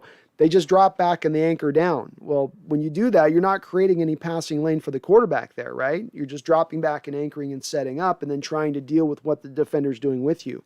Whereas when you're doing the play action, you're sort of taking it to the defender and getting the defender to naturally just move himself already out of the way.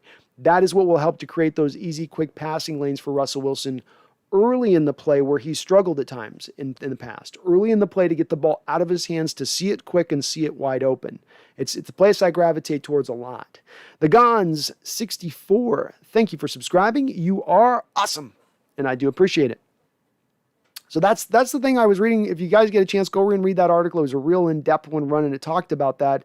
That's something that does stand out to me, because I think at times in the past, we've not done as well in creating those passing lanes for Russell Wilson, where I've talked about a team like the New Orleans Saints early on in Drew Brees' career when he got there. Sean Payton, their head coach, really embraced understanding I've got to get two primetime guards down here who are very good, not only in just the run game and creating holes in the run game, but creating holes in pass protection and designing plays to where my offensive linemen are going to create this hole, and that's my quarterback will have that lane to throw to. I think sometimes in the past, Seattle's almost fully ignored that aspect of pass protection, especially when Tom Cable was here. I almost guarantee you when Tom Cable was here, they ignored that element, that creating the creating of passing lanes, where Cable would just be wholly reliant on, they never know, they always think we're going to be running it, and so that'll protect our pass protection. And that was really a paper-thin approach to pass protection for Cable, who just was really run block centric in the way he went about his business with it a little bit. Robert Jokian, how's it going today? I'm doing awesome, Robert. Hopefully you're doing well as well. I was remembering a touchdown against the Pats where either Lockett was lined up at tailback. We didn't see that again. I want this creativity. Me too. I love it. You know, the defense has got to account for a guy like that in the backfield. You can swing him out and around. It certainly is a great place if you can get, to me, Robert, I'd like to see it with a guy like Eskridge, who's got a lot of yak and a lot of ability to run with the ball in his hands and be physical with the ball in his hands, even when defenders are kind of hanging off him a little bit. Like, he can fight through some tackles a little bit in that respect. I think he'd be cool in that element. Have him just kind of an outlet guy, get him in space and let him work, because he should be a really, really good yak guy. But I agree, Robert. It'd be nice to see a little bit more of that inventiveness. I don't know why they didn't go back to it either. I somewhat remember the play you're talking about, but weird, I don't think we saw it again at any other point last year, maybe once or twice in any other spot. Robert says, Everett is the closest thing we've had to a H-back ever. Eskridge has a running back mentality. Waldron, make it happen. Hey, make it happen. I'll go with either of those two guys. Remember back in the day, I've seen at times move tight ends be put back in the running back position and allowed to do get a couple carries back there. So I'm open to seeing it, Robert. I love it. I love your imagination on it. And you're right. I've said before, Gerald Everett walking in this building gives you the best yak tight end, the best run after the catch tight end that you have ever had in Seattle Seahawk history. You as an organization in 46 years have never had a tight end who can take a ball in his hands and be this deadly in the open space, in the open field. And it'll be interesting to see how that component added to this offense mixes in. But it's very exciting, Robert. I don't think we've even had really, you've had Hollister here. You know, who else have we even had that's even been in the mold of an H-back type? You've never even had it. You know, Zach Miller was a traditional inline guy. John Carlson was a traditional inline guy. Mike Tice back in the day was a traditional inline guy. You got Tony Pollard, inline guy, more or less, kind of a movie guy, I guess, a little more move time. But just you haven't had that guy. You've never had it here, so it's a part this offense has kind of been missing. And even Hollister is he was more of a move guy, but very limited as an H-back. Very, very limited. GoHawks05 says Madden Sim hates Russ. It does. I've watched it too. They don't like his decision making, that's for sure. They're not a big fan of his decision making. And they got him scrambling a lot, I'll tell you that, man. They got him out there in the open field a ton. Seahawks Network, laughing my ass off. Did I see the Rams at 71 overall? I didn't touch them, man. I just downloaded the roster as is. You know what I mean? I just downloaded it as is. If the game happens to have determined that the Rams are 71, then the game's determined the Rams are 71. I can't be held responsible for that. That's I didn't build that roster. Darker H, where did you see the Rams ranking, defenses ranking, and where do you see the offense ranking? Oh, okay, good question. Well, it's a little hard, a little bit, defensively speaking, Darker H, because are they able to not miss a beat having lost the guys they lost this offseason, especially defensively more than anything else? Because we got your safeties gone, your slot corners gone, your one tech's gone, one of your starting linebackers is gone. And I don't know how the production is going to be behind those guys that are replacing in. It may be that you're right, Darker H, and the folks that are fellow Rams fans like yourself that have come in and told me this, that they don't miss a beat, that you flop out Jalen Johnson for Taylor Rapp and you don't miss a beat and everything's perfectly fine, and it's all good. I would tend to think this, though. You will see a lot more inconsistency on the defensive ball this season, transitioning to new coaches, transitioning to new players on that side of the ball, and that you'll see a little bit more consistency on the offensive side of the ball than you've seen recently.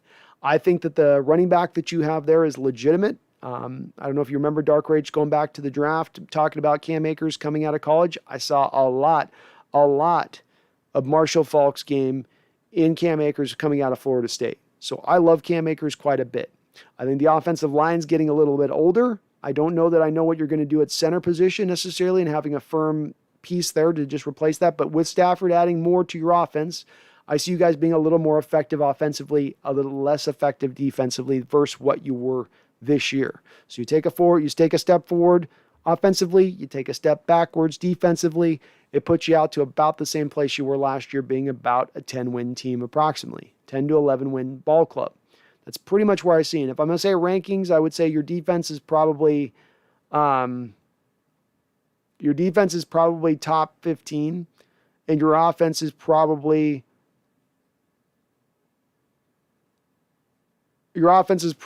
just kissing into top 10. I'm going to say number 11 overall. Give you a nice specific answer. So defensively, you'll be 15 overall, and offensively, you'll be 11th. Something like that. Or I'll go 9th. I'll give you even a little bit more room on this because I know you're going to get mad at me for saying left. So I'll give you 9th, man. You're the 9th best offense in the NFL.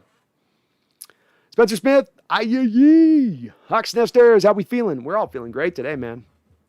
We're getting close to the season. We're almost inside 30 days here, Spencer. People have been getting a little bit antsy. I've been sensing it. We're coming in here.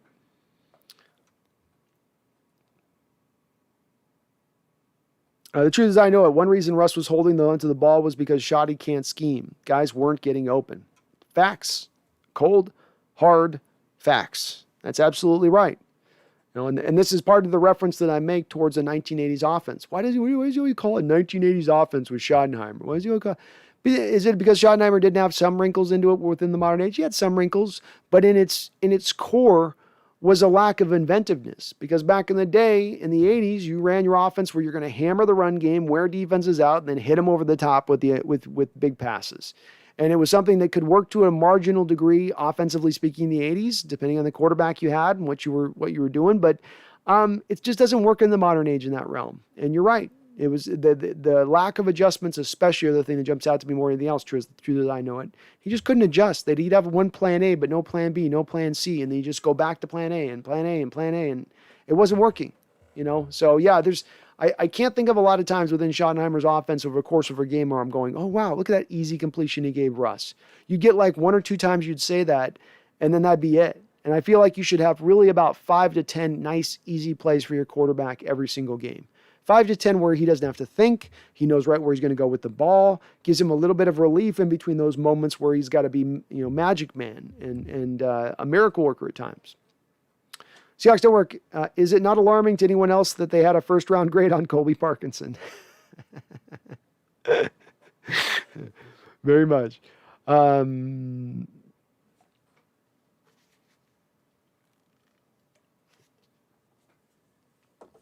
Jeffrey Thistle says game can't account for Russell's fourth quarter magic. It's true. The X factor.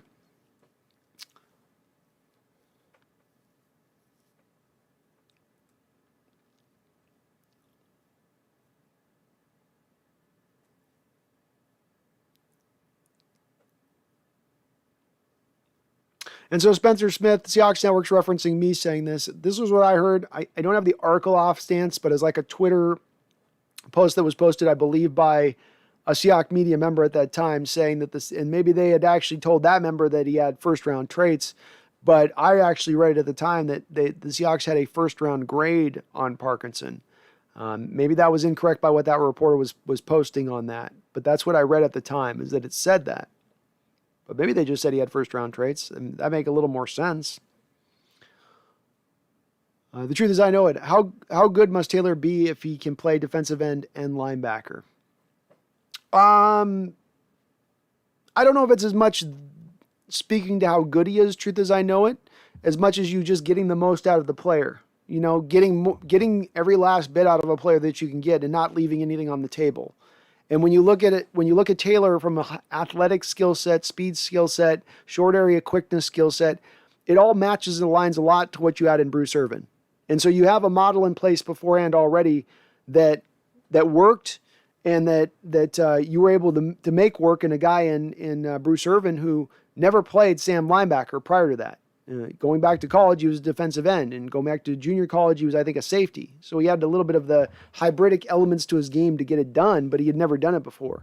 I think Seattle's just thinking, hey, we made this work before, we can make this again. And when you have the guy that's the Sam in the 4-3, you're a 4-3 under, so the Sam is essentially the de facto fifth defensive lineman on the line. He's on, he's right across usually from the tight end. So he's not playing it like the Will or the middle linebacker who are off ball, which means it's not as challenging him as much as you'd have challenged the other linebackers out in space. And normally those Sam linebackers then just go into the flat. They're there to just sort of cover up, 6-7 yards off the ball at that point. And again, it doesn't expose them as much in coverage, even if they maybe have some liabilities in coverage, which I'd argue probably Irvin had some liabilities when dropped into coverage. I'd expect Taylor has probably some liabilities in coverage. They become minimized at the Sam linebacker position, though. Jorge Gomez, could you see us signing Richard Sherman? Jorge, I absolutely could see it. The market's been basically set here. Rashad Breeland signed with the Minnesota Vikings a couple weeks ago for about $4 million. That seems to be right about the range where I would expect Sherman to be valued at this point, considering who's got what out there, considering who can spend what out there. There's not a lot of teams with a lot of money to spend at this point in time. Seems like a natural fit for me, Jorge. He's a guy who knows your scheme well. Despite a lot of what some people out there tell you and that he's cooked and that he's done, he's actually played at a very good level over the last couple of years when he has played. I understand that the injury situation popped up last year and knocked him out for some games. But prior to that, the previous year, he was the top-rated cornerback by Pro Football Focus. I don't think that he's done. I think he can give you at least one more year of good play out there, and he certainly knows the scheme backwards to front. So that's not going to be a problem at all. He costs 1 year of $4 million. He'd be an upgrade over what you have. There's just so many reasons why this makes a lot of sense. I can't see it not happening because of that. Randall McDaniel, is Xavien a gambler like Marcus Peters, meaning he gets picks, but he also gets burned? Plus, doesn't he have a pretty good corner opposite him? Yeah, they do have a good corner, up-and-coming corner over there opposite him. Probably the reason why they might be willing to move off from him in a trade.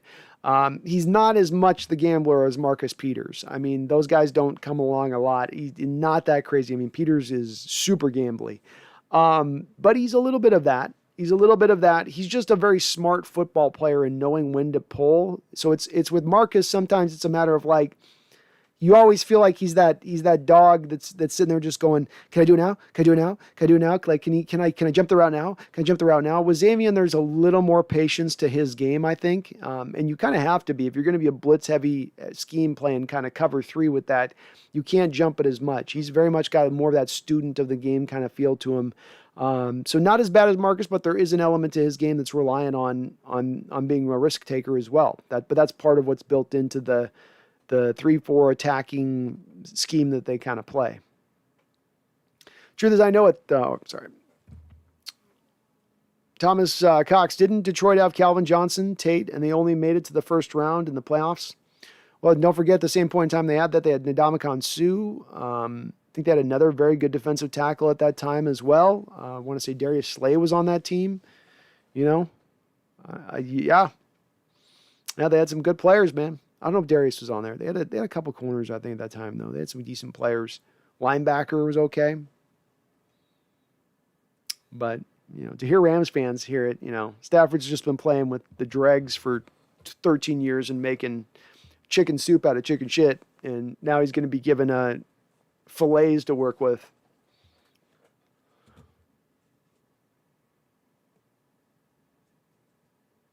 I'd say that's what it was. Byron Jones was the signing. That was the corner opposite Xavien Howard. Thanks, Spencer.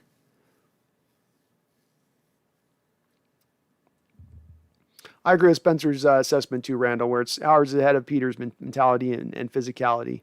He is a more physical player, and again, too, he's not just, he knows when to pick his moments. He knows when to pull the trigger, and he's a little bit more intelligent when he does it. Whereas with Peters, I just feel like he's just half-cocked all the time. Seahawks Network says football is the most, if not one of the most complex sports to exist. Every given Sunday, look at the Jets, who we all thought were tanking, beat the Rams, who were in the thick of the playoff contention. It's very true. Very true.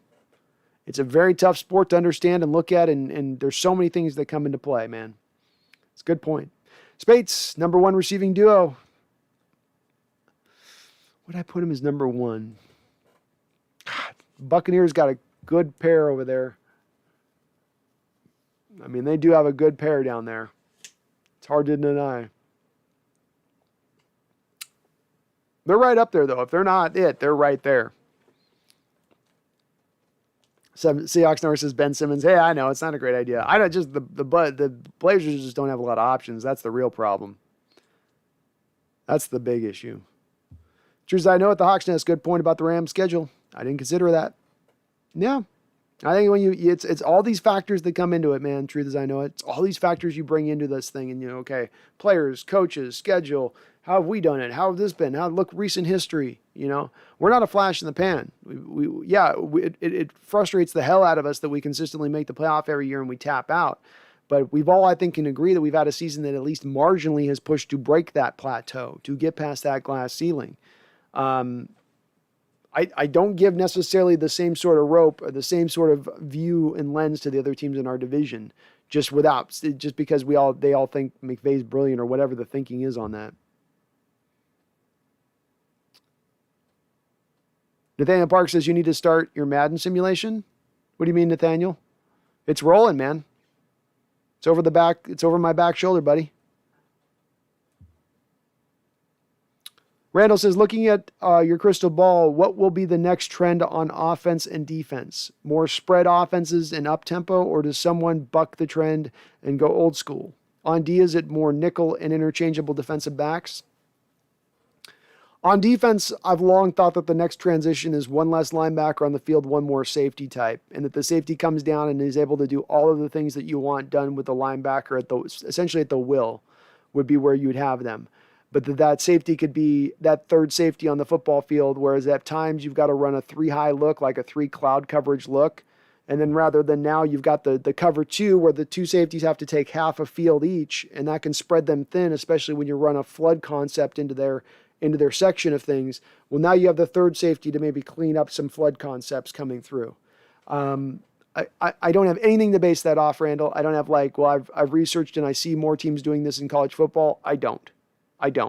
College football trends to have like a predator role, which is a little bit what I thought they would do with Jamal Adams, which is you have him essentially as this rover role that's more utilized in college than it is in football. But essentially it would be like, you go to dime, you'd flip out Bobby, you'd put Jamal into Bobby's spot. When you're a nickel, you'd flip out the will and Bobby would go to the will. That's how you would kind of do it. Those would be the two trends defensively that I'd more look to see made. It's essentially getting more linebackers off the field and another defensive back onto the field to cover up against the pass. Offensively speaking, I think that the end around stuff with the receivers getting the ball and laterally challenging defenses is really going to become more and more of the du jour for a couple years here until it tops out. But I don't think teams have really fully tapped into that to the full gamut that they could. Related to this to you go back a year and a half ago to the Carolina Panthers game, the game where Josh Gordon caught that moonshot off of Russell Wilson. In that game, the Panthers had about six end arounds they ran in that game. Every one of them successful. Every one of them, I think, gaining over 6 or 7 yards a pop. And then midway in the third quarter, they just went away from it. And I've seen that same thing happen with our Seahawks where they'll just suddenly go away from the end around, where you have other teams that will just hammer it to create success, like the Niners, like the Rams, etc. So I think that that's going to become more of that. And what that is going to do is draw receivers to being more ubiquitous with running backs, being that the difference between a running back and a receiver becomes, to use your words, Randall, a little more interchangeable. And that there's a little bit more of a preface given now to a running back that can do both of those things, that they're going to be weighted a little more heavier, where in the past you might have been knocked for being that you're not able to be one or the other, and that doesn't really provide you a position then to go at, that there's not a spot to hit at then at that point. So, I think those would be the two spots that I would look at. Trying to think if there's something else I think on deal. I don't know about this whole thing about going to smaller wide receivers now because you can't be physical with guys. I think that's just more about that's just the talent this year. There were smaller receivers. If there's bigger receivers come out in the draft next year, you'll see more of those picked. So I don't think that that's something that's going to be moved or changed along the trek as well. I'll think if there's something else, Randall, that jumps out to me, but those are the things that kind of leap out to me off the top of my head. Nathaniel says, by the way, hit the like button if you're excited to watch the Madden Sim, or just hit the like because otherwise I will be sad. And so, Nathaniel, we ran the Colts Sim, and Seattle lost by 3. And then right now I'm running the Titans Week 2 Sim here, as Russell just is a scrambling demon here. Every time I look, he's scrambling it. So we didn't get the first game, Nathaniel, unfortunately, but hopefully here in the second one we can come back here. Oh, we're up by 6. Hey, we're up by 6. We're running on this game. We're running the Titans out of Seattle on this one. I think Madden in this game factored in home field advantage big time, because that's why I think the Colts kind of got us. Dark Rage, so if the Saints added Wilson or Rodgers to replace Breeze, would you still say they would have had to take a step back because of all the other losses that they had? So let's unpack that, Dark RH. Are we saying that are we saying that Wilson upgrades the Saints at the equivalent rate that Stafford upgrades over Goff? Because I think before we get to this first part of your question, you got to unpack that first part first. And that part I don't think I agree with. I think that there's a staunch difference between going where Breeze was at, and Breeze basically couldn't throw it past 5 yards at this point in time in his career at this point, to the difference between Goff and Stafford. I think with a guy like Wilson, from Breeze to Wilson, you're getting like 30%, 35% better, 40% better as a quarterback. And Alan, thank you for subscribing. I appreciate it.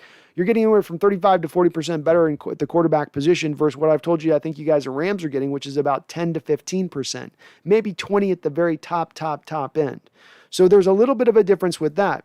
There is a correlation, I will say, in the respect of the Saints losing a lot of good role players throughout this offseason. I think that they actually were able to build a little bit better, not to lose it to the same sustainability that the Rams lost. I think the Rams lost more this offseason going out the door than what the Saints lost this offseason. But I also think that this is a Saints roster that's significantly older. How much more production does a guy like Cam Jordan really have at this point in time? You know, there's a couple of guys like that on that defense. I'm going, I don't know. But unpacking those items, let me answer your question just straight through. And again, here's again the part where Dark Rage, you're not listening to what I've said. Because I never said necessarily you're taking a full step back, but I said you'll be at the equivalent of what you were last year. So if I'm not mistaken, you guys had 10 wins last year. So if I say you're at the equivalent, by the addition of Stafford minus the players you lost, minus the coaches you lost, equal basically an equivalent win total, I'm not saying you take a step back. So again, within the nature of your question, there's a couple things I can kind of pull apart there. Just a couple things, man, on that.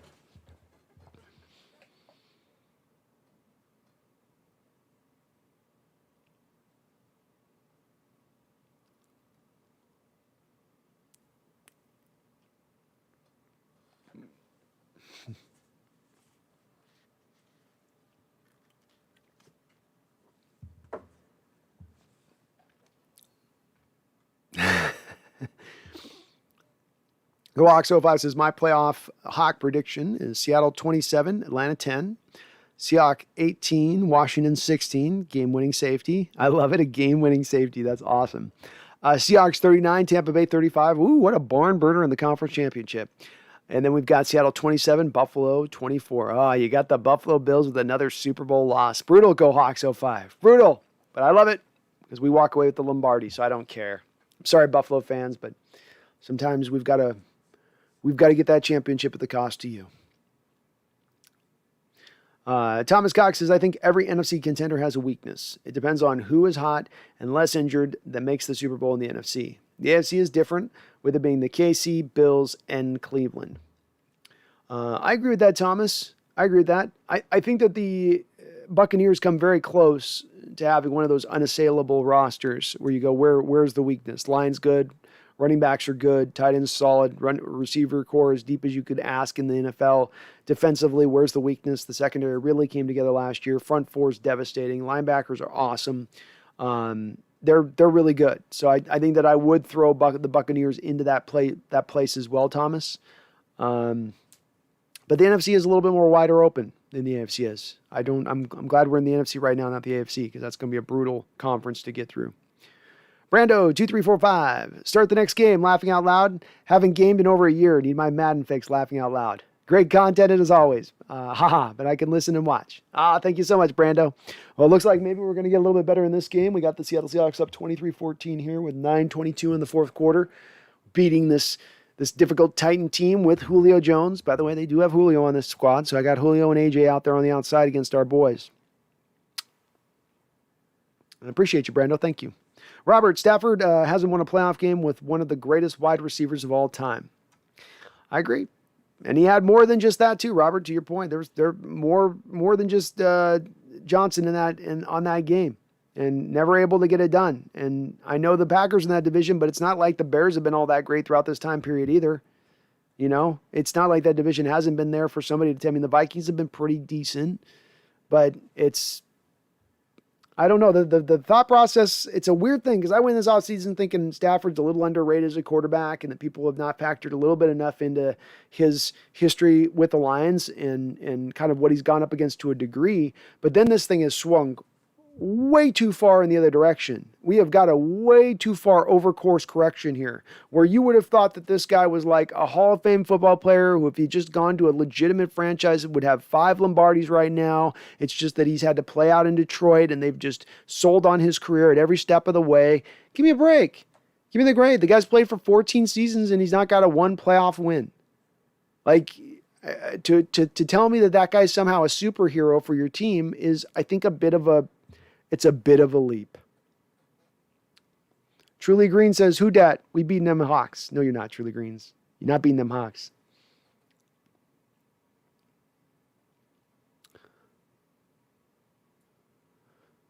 Go Hawks 05 says, Chauncey Billups officially has the Blazers' new head coach on a 5-year deal. He's going to help Dame, the most loyal player in the league, take that next step.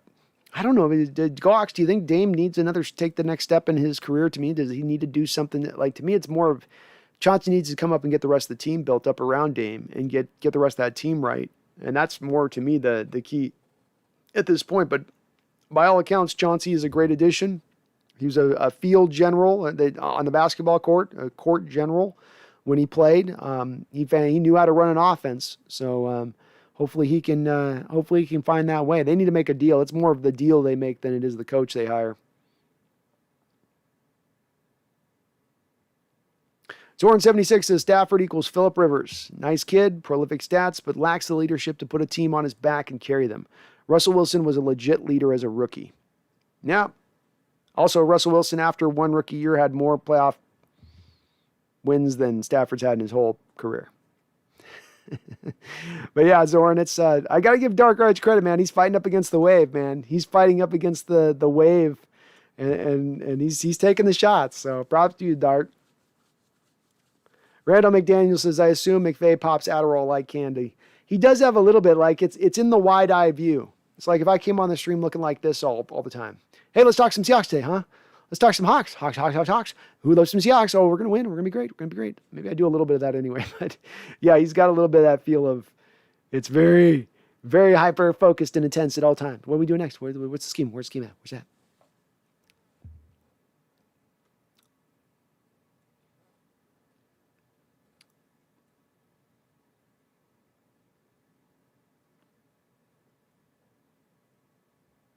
Truth is, I know it. If Stafford has never proven himself to be a winner, Kirk Cousins puts up numbers too, but when it's in the fourth quarter and the pressure is electric, they both melt down like a candle.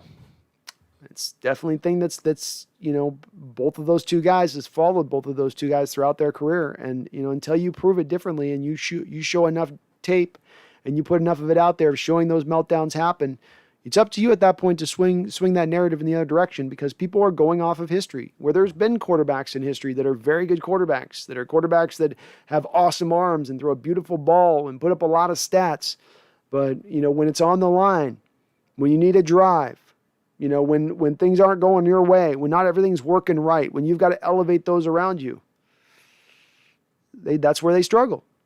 And I don't know if Stafford's entirely that guy yet. We'll see if this year if proves out one way or another. But I certainly also don't think we can say for certain that he is that guy, that we know that he'll be that guy for the Rams because of that.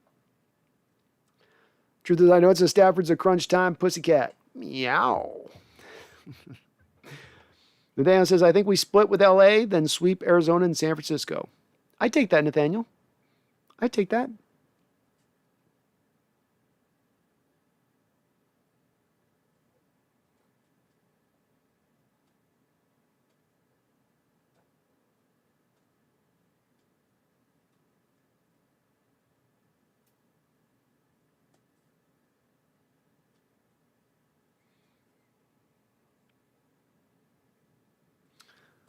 Truly Gain says you can't win a Super Bowl or win games based off of two players. It takes the whole team, Thomas.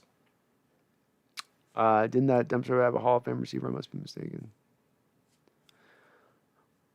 Well, and it was a truly Greens. If we look at some of those teams that Stafford's have, it's not been that he's played on loserville teams throughout his time. Yeah, he's had some teams, especially coming in when he initially walked in the door there, that wasn't very good. But he also had a lot of talent on those football teams. And it's not all on him that they win or lose, certainly not. But he's the field general. And again, when you've played over a decade in the NFL, there's got to be a point in time when you've not won in over a decade in the NFL that it stops being about the team's fault at every turn, that it's always on them. Some of that at that point in time has got to fall back onto your shoulders.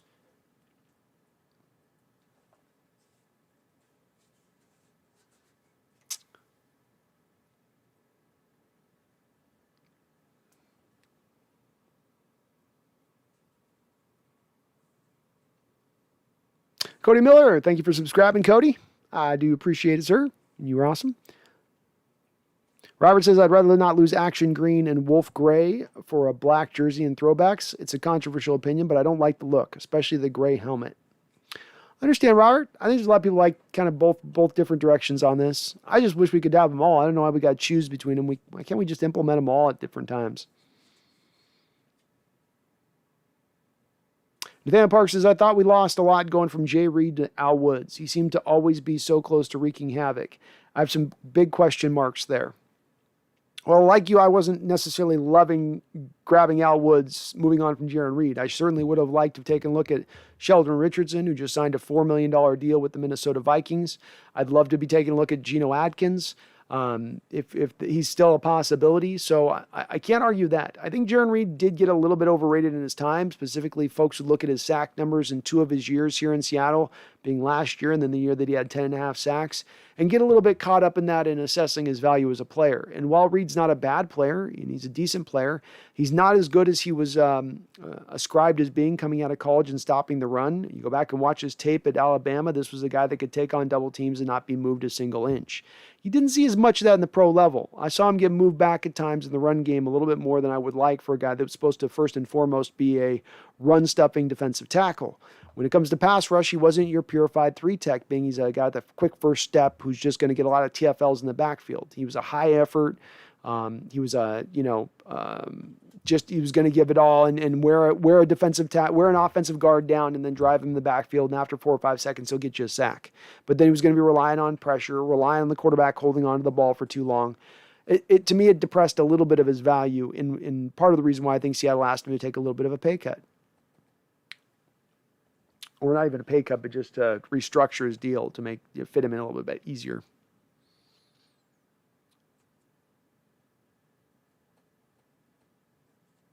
Now, it says, as of right now, who are your top 5 teams just based off of how good they are? Well, you got to put Kansas City and Tampa Bay, both of those 2 teams up there because they haven't lost a lot of talent off 2 teams that made the Super Bowl. 5 teams I got to put up in there. Jeez Louise. I'd have to put trying to think on this one because I'm torn. 5 teams brings me down, doesn't it? I'll put Seattle as the 5th team. So I got the top 2, 5th to Seattle, and then I got to come up with the other 2. I guess I should probably put Buffalo right there with Seattle. And then my 5th team would be, do I have to pick one for 5th? I guess my 5th team right now will be Green Bay as long as Rodgers is there. If Rodgers wasn't there, then I would go with Cleveland. I guess that's probably where I'm at. Is the Discord link not working, Robert?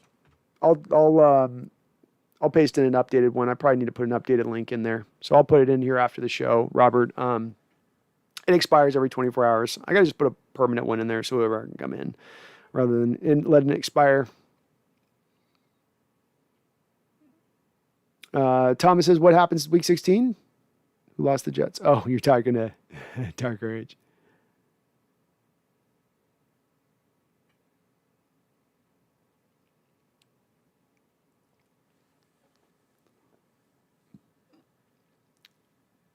Truth is, I know 49er fans are scared right now. They sold out their future for an obvious bust at quarterback.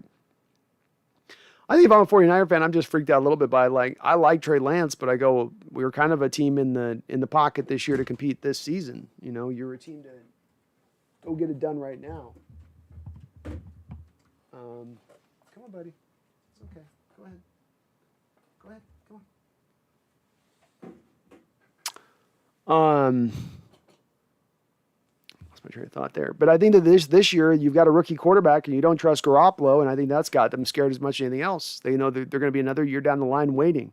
You never want to be a team waiting unless you're in a rebuild mode. When you're a team that's in a year of waiting, but you have a team good enough to compete right now, that's going to make you a little bit antsy, I think. The second says, if Castro and Schwartz are healthy, we need to get them instead of Sherm. Well, the one thing about the question on the health with that, the second is you don't know their health right now because both of those two guys, if you brought them in now and signed them right now, they don't pass their physicals. So the thing that goes with that is that there's no guarantee with either of those two guys that you're going to get them to a healthy state. Both of them could end up announcing their retirement within a couple weeks into the season. Do we want to take a risk on two guys who might not play any football next year versus going and getting another guy who's not going to cost significantly more than them, actually going to cost less probably than those two guys would cost on a shorter term deal, who's ready to play right now and who does upgrade the positional group? When I kind of think of it like that, to me, I would lean back more towards Sherm. I want to upgrade the offensive line, don't get me wrong, but especially when it comes to Castro, I don't understand how he exactly upgrades the offensive line, being that you already have 2 right guards. Are we wanting 3 right guards? Because that's what Castro is he's a right guard. He's not a left guard.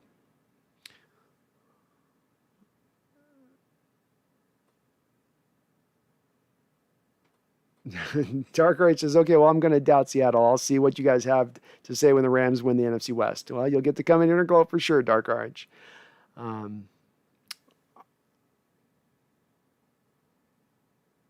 What Madden year is this? Robert, so what I did is, Robert, this is last year's Madden because the new one hasn't come out quite yet.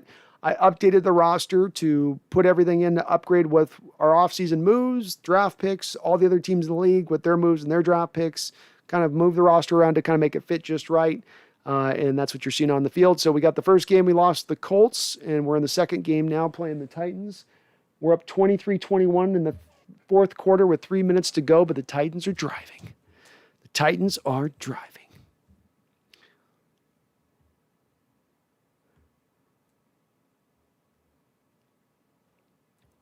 Random McDaniel says Darker H, the kind of guy who puts raisins in the potato salad.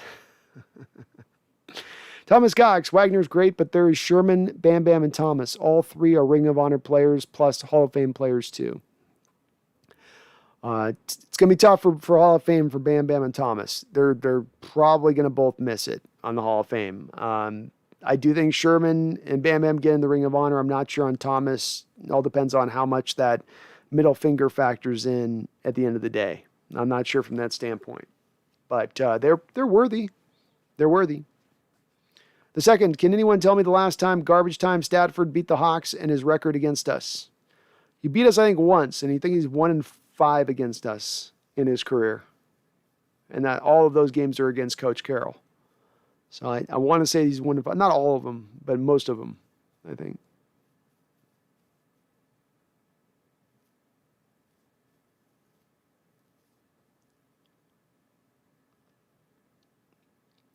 Why do I Tez over Randall? What Tez did in his career on one of the worst Ds in history is just amazing.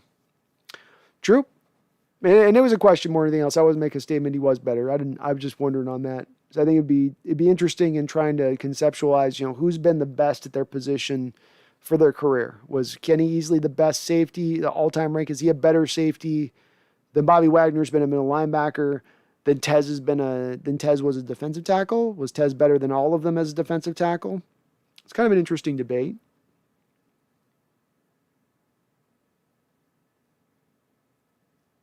The truth is, I know it. If LJ Collier was an absurd pick that high, we were truly desperate.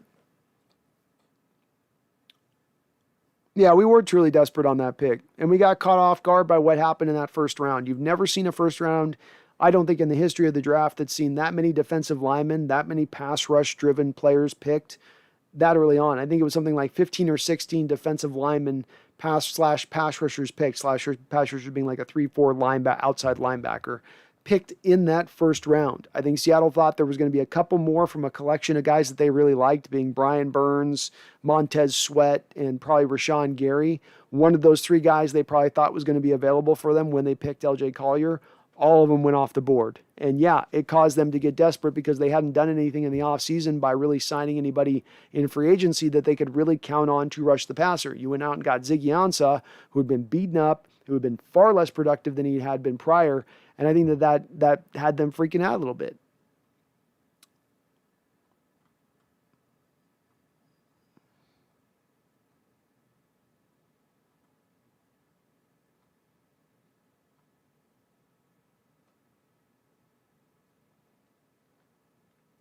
Cody Miller says, being a Packers fan, I would be very much worried about Matthew Stafford coming in the division, the most underrated superstar in the NFL. Well, Cody, we've been having some real deep, pretty passionate debates here with Rams fans over the last few weeks in regards to this. And I think that there's a lot of fans in here, I think they're knocking Stafford. And it's not that they're knocking Stafford because we're hating on Stafford necessarily. There's a little bit of that maybe, but it's as much as that, Cody, what we're being told as fans is who look at this situation thoroughly is that the Rams can lose all the coaches they've lost, between 7, 8, 9 coaches this offseason. They can lose some 6 or 7 starters. No problem.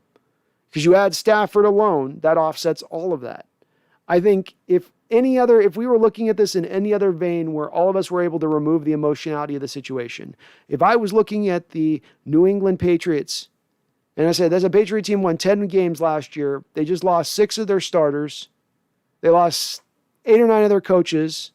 Maybe the Patriots are bad because Bill Belichick's such a mastermind coach that he's even above McVay in this realm, in my opinion. So he's not a really good selection, and even to pick this as an example. But then to say that they're not going to miss a beat, that they're just gonna click in like it's never nothing. That's the part that I don't get. Stafford's that much of an upgrade. He's that big of an upgrade to overcome a loss of 6 players, 6 starters. So we got Jalen Johnson, Troy Hill, who is a starter at slot, because slot now gets about 60% of the snaps. Michael Brockers, your one tech, that's a defensive tackle, your one tech for 10 years, your main run stuffer, the guy that does all the dirty work so Aaron Donald can go out there and flourish, gone. Samson Ekyambon, starting linebacker, gone. Austin Blythe, starting center, gone. Josh Reynolds, Malcolm Brown. The list goes on and on and on and on and on. But that doesn't matter because they got Matt Stafford. Huh? Come on, isn't that an overly simplistic approach to looking at the situation? I mean, maybe it isn't. Maybe I'm missing something on Stafford, and he's just been that amazing. He's a problem, but he in himself is not enough for me to say wholesale he is the only problem. You're going to have to do more than just that. And this is a 10-win club last year. All right, bear with me, folks. I got to use the bathroom real quick. Be right back.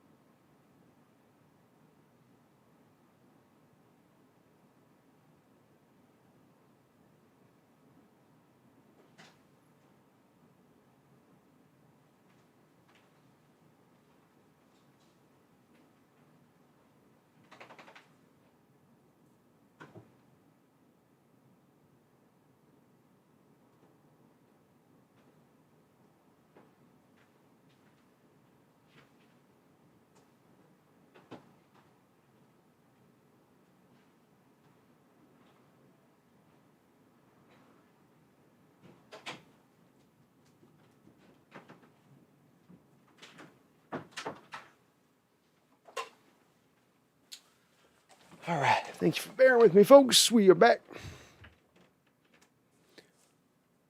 E. Gibson says, Saints have a habit of choking the playoffs. They do. They also got some bad luck in the last couple of years where they've had 2 years back-to-back where some calls went horribly against them. They've had some brutal ends of their year. Brutal.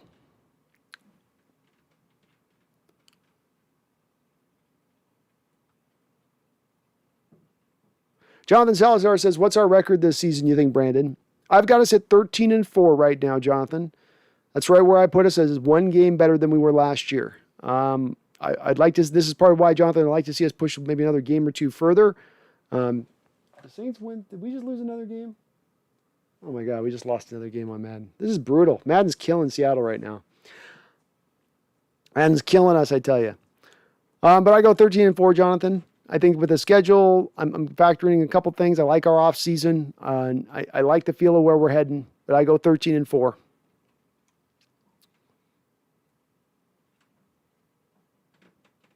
Christy Mary, what competition are you most looking forward to watching out during camp? Is LJ permanently playing tackle? You mean, yeah, defensive tackle, I guess what you're asking, Christy.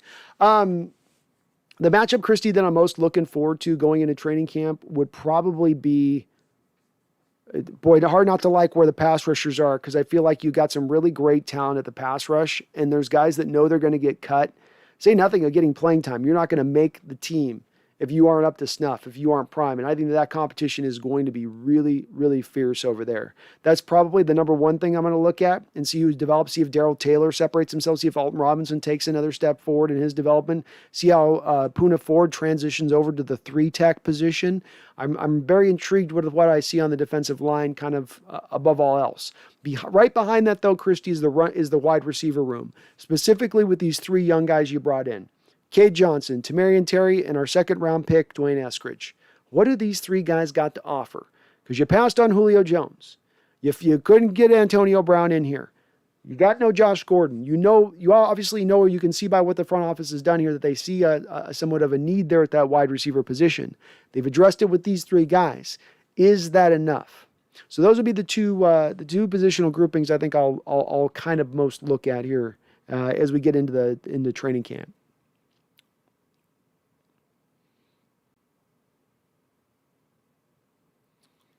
Why do I says the thing that does show Stafford can ball is that he leads the league in fourth quarter comebacks since entering the league.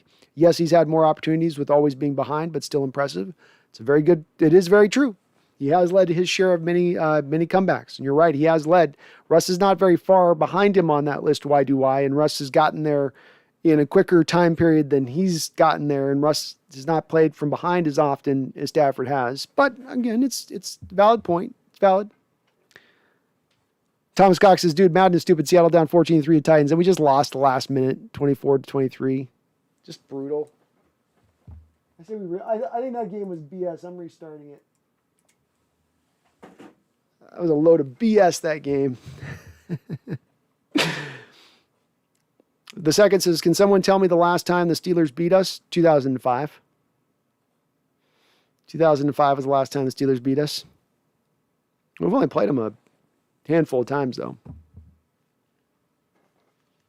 No, it's not 2005. It's 2011. Because that was a watershed game where we got like out physical and out punked. That was a game that John Schneider said this will never happen again, and it's part of what drove them to get more physical on the offense and defensive side of the ball.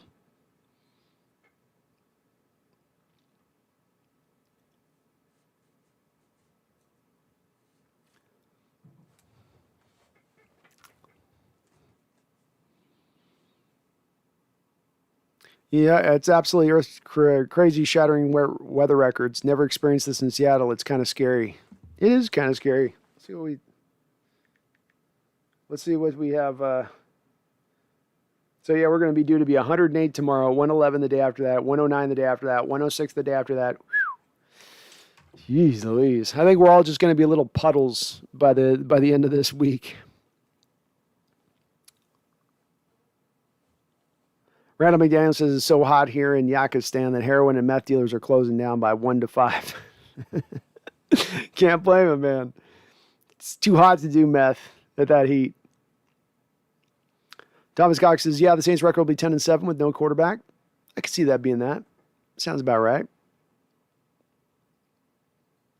The second says, oh, yeah, I forgot about the Steelers' depleted O-line. Well, 3-1-2 doesn't think it's so depleted. I think it's depleted. I think it's going to be pretty tough, just rebuilding your whole offensive line on the fly with secondhand parts. But 3-1-2 is pretty confident. Feels pretty solid. Trilly Green says Saints are going 13-4. Trilly Greens is all on the Taysom Hill train. All aboard!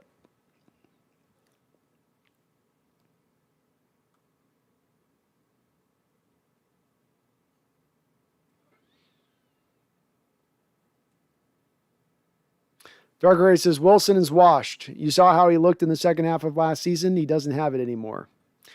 Well, we fleshed this out pretty thoroughly, Dark Ray. He certainly had probably one of the more poorest runs of his career during the back half of the season, but that was also coming on the heels, Dark RH, of the start of the best beginning of his career through the first 8 games. First 8 games, he did better than he's ever done in his entire career. So, if he's washed, and we have that, we don't even have a full season to go off of that data. That seems a little premature for you to make that sort of proclamation, especially when you're going to, again, so it sort of just starts ignoring the data that doesn't go against what you want it to be, and you're sort of ignoring that first half of that data. He very well may be in that point, but you need a little more data to go off of that.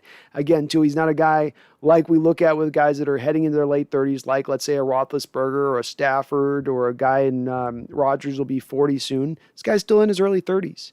So to think that he's washed at that point in time, I think, again, a bit premature. And especially going to a new offense, a modernized offense, which, again, Dark Rage, I've noticed that you've not addressed in any of your questions and wonderings and wants and thinkings with our Seahawks here. You've not addressed at any point in time the difference of going from the offense we were in, the 1980s offense, to going to more of a modernized offense. And indeed, going to the offense that you yourself is hoping to be as successful as it's been recently, to be at an even more successful state with Stafford and really drive the success of your team next year. So you have to be consistent on this one. Either your offense is a game changer. Either the Rams' offense is something that can take an offense, especially a sputtering offense, an offense housed and caged in the old, and bring it to a more efficient state, a more explosive state. Well, if we're going off of the de facto previous offense that wasn't that to now having that, wouldn't that vis-a-vis then mean we're a better offensive football club? You'll have to walk me through it, Dark RH. Either the Rams' offense is good or isn't. Either the scheme works or it doesn't. Either the scheme is enough to elevate a player with good talent like a Stafford or a Wilson, or it isn't. But it's got to be one or the other. And you can't collectively choose to make it one on one way and then not make it the other one on the other way. You can't say, well, it works that way for Stafford, but it then doesn't work that way for Wilson. Why? Because McVay's so brilliant. Okay.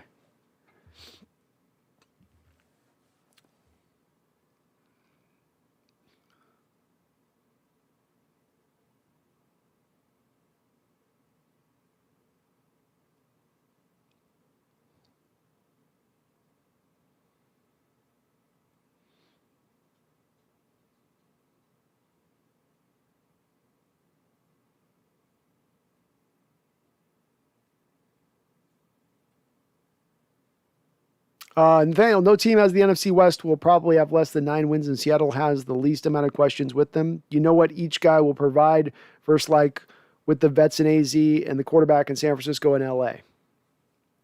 Yeah, I don't know if I go, I think there will be some teams with less than 9 wins. I think there'll be a couple teams that don't quite get to where we think they're going to get prior to the start of the year. Especially the Cardinals.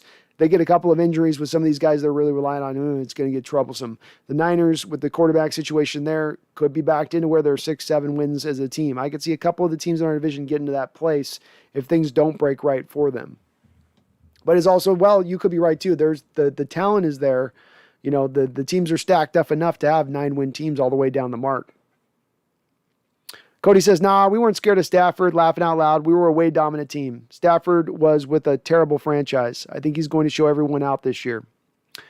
Very well could be too, Cody. I mean, he could come out and do it. I just don't think, I think that there's kind of things where people go, it's got to be an either or. The two things got to be mutually inexclusive. So the question at play is Is Matt Stafford been held back by the Lions? Or is Matt Stafford not as that great of a quarterback and he's not going to elevate the Rams very much? And it's got to be an either or. Can it be maybe that the Lions held back some of Stafford's career and Stafford's not quite as great as everyone necessarily thinks he's going to be just because of him leaving the Detroit Lions? Can it be a little bit of both? And I think it's going to be a bit of both. And part of what I've said, Cody, is it's a matter of, I don't think that Stafford, somebody just, Dark Rage posted the question, if Russell Wilson goes to the Saints and then moving on from Drew Brees and going to Russell Wilson, are they then improved significantly at that point by that change versus going from Goff to Stafford? And I think it's an improvement, Cody, I do. But I think it's a 15% improvement. I don't think it's a 55% improvement at the quarterback position. Truly Green says Saints have a habit of being underestimated. They do. They always seem to field a really solid club no matter what the pundits say pre-year. I do think they lost a few too many role players this year with Brees' leadership out the door. Taysom Hill, I don't know.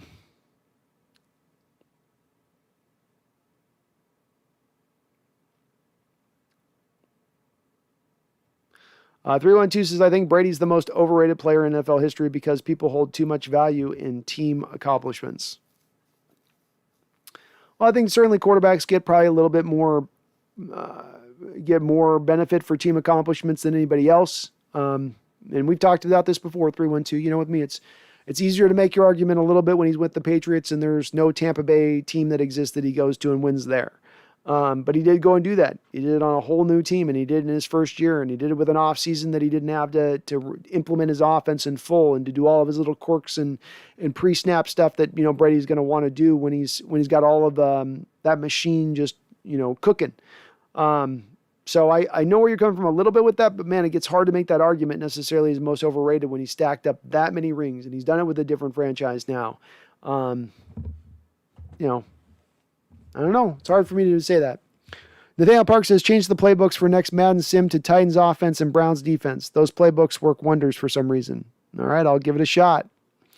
Why do I? With the opt-out again this year, let's just hope that Aaron Rodgers takes care of himself, family, and opts out for the season. Would hate to see his health impacted, the poor thing. I agree, why do I? I mean, Aaron, you should take a year off. The Jeopardy job's offering you like a $10 million a year payday. I mean, that'd be a great gig for you.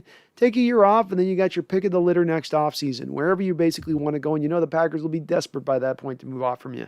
Rest up that body. You've broken clavicles, and you've torn calves, and it's just you played on that weather element. So you do want to play in the winter again in Green Bay this year? No, come on, go to a warm weather club next year. Take a year off, Aaron. Take a year off. They've done you dirty there, I tell you. They've done you wrong. Random McDaniel says, I got a feeling Arizona's going to sputter. The offense isn't clicking. Lots riding on aging players. Kyler is suspect. Agree. All the way down the line on that one, Randall. There's something a little bit about it with Arizona that I'm just not quite fully in on. That coach doesn't have me bought in. Kyler, though he's had a very good start to his career the first couple of years, statistically speaking, there's something that feels just a little bit off with him. Just a tiny bit off. And it's weird that he opened the baseball door this offseason, saying that he still has some interest in doing that. I don't know what to make of that exactly. But I'm not quite there with Arizona on that. Truly Green says the Saints can finally open up Sean's playbook with Jameis at quarterback. You paid all that money to Taysom Hill. Are you really going to take him off the field at that point? I mean, maybe they'll go with two quarterbacks, truly. Maybe. Jameis is going to, he's going to eat that football. He's going to eat that win. Eat that win for them Saints.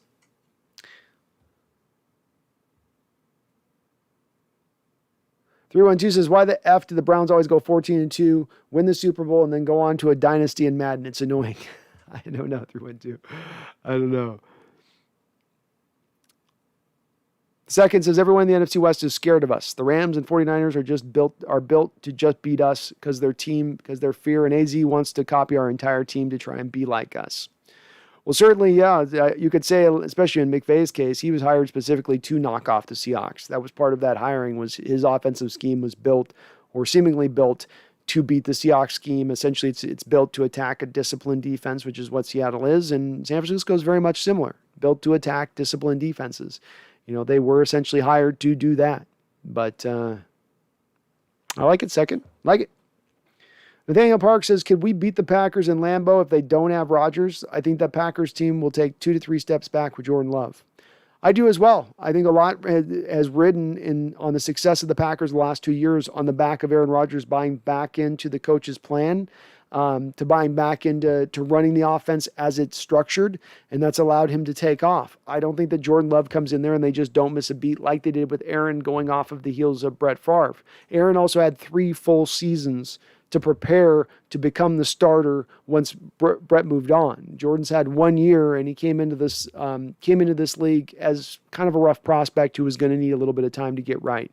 Yeah, Nathaniel, we can absolutely beat them in Green Bay, and actually I would suspect us to beat them in Green Bay if they've got Jordan Love as their starting quarterback. Thomas says, and I'm having a hard time saying it, I don't like Brady, but Brady is this year's Montana. This generation's Montana. Yeah, absolutely. Jeffrey Thistle says Pat Stafford is the GOAT.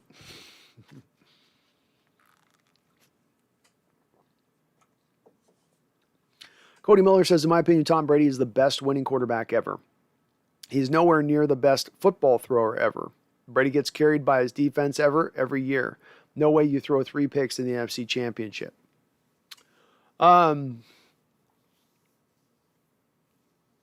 I guess I get what you're saying with that, and I can agree with that. I mean, we get down to where we're really parsing between things, because it really comes down to who's the best football player of all time, who's the best quarterback of all time. Is there another quarterback? And Cody, I'm guessing you're maybe intimating a little bit that maybe you'd put Aaron Rodgers up over Tom in what you're saying with that a little bit, because would you say Aaron Rodgers? Because that's something you can say with Aaron Rodgers, right? When he throws such a beautiful ball, you could say he is the best football thrower ever. But you get down to where you're parsing things down to kind of a minutia type level at that point. Really, the more important question to ask is who's the best quarterback ever? That's what's more important. There's a lot of guys that have thrown a beautiful ball. I could say Jeff George throws a better ball than Aaron Rodgers, looks more prettier throwing it out of his hands than even Aaron Rodgers. Is Jeff George on any landscape in any area anywhere near the arena of Aaron Rodgers as a player? Hell to the no.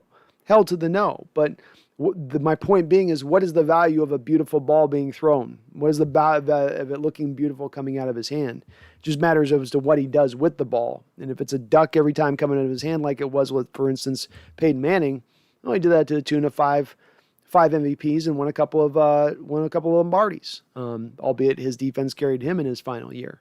But he's definitely benefited from a great defense. He's benefited from a Hall of Fame coach. But quite frankly, I would say this. Any quarterback that is ever going to be considered the best quarterback of all time, guess what, folks? Whoever that quarterback is going to be is going to benefit from probably a Hall of Fame coach and a great defense. Somebody mentioned Joe Montana, who is, some people outside of Jerry Rice was considered the best quarterback. Let's just take other players off the board. The best quarterback in NFL history prior to Tom Brady coming along. Well, what did Joe Montana have?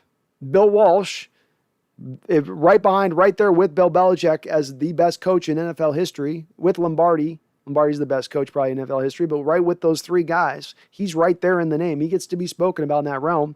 And let's face it, the 49ers also had a damn good defense throughout that same run that they were winning championships. That defense gets sold on, but that defense had a lot of good players over on that other side of the ball too, helping Joe Montana out through that time period.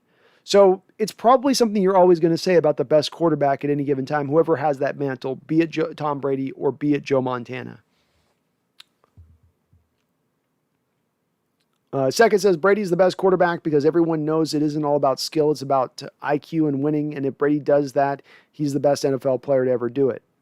Comes down to me for a lot of things. It's the things that for a quarterback to be a great quarterback. And someday I'm going to do a breakdown of this skill set so we can better do a rating on quarterbacks. I've always thought that you could come down to like 30 or 40 items on a quarterback that you could quantify. And does he have this? Does he have that? Does he Can he throw? Does he have a quick release? Does he have a strong arm? Can he throw with accuracy? Can he throw with anticipation? Is he good pre-snap? Is he good against the blitz? Is he good throwing under duress? Can he throw off platform? You go through and you mark all these things that a guy does, and I always thought that would be a better way to go about maybe evaluating a quarterback and getting a better picture of him, because if he could have 36 of 40 items, that could be the separator, kind of, etc. I think that if you did that a little bit with Brady, that's how you could get to the best quarterback as well. IQ, leadership, all that. That's where you start to factor in. That stuff goes sometimes far beyond just how does he throw the football? How mobile is he? What can he? How well can he play off script? So, man, this gets kind of tough on some of the stuff we talk about, but it's hard for me to knock him off that list at this point. He's kind of made it undeniable, and I am not a Brady backer. I'm not a Brady lover. The guy's driven me crazy through a lot of his career. Just for whatever reason, I've just not been a big Brady guy, but can't deny it, man. Truth as I know it, Shanahan said the number one thing he liked about quarterback Trey Lance, Trey Lemon, damn autocorrect, was that he didn't run out of the pocket during minicamp. But isn't minicamp no contact? I think that's code for he's an inaccurate quarterback. Yeah, I don't know. You're going to get caught a lot of times being forced to run because everybody's running half speed, especially in minicamp where there's no contact. I don't know. I don't know that he could.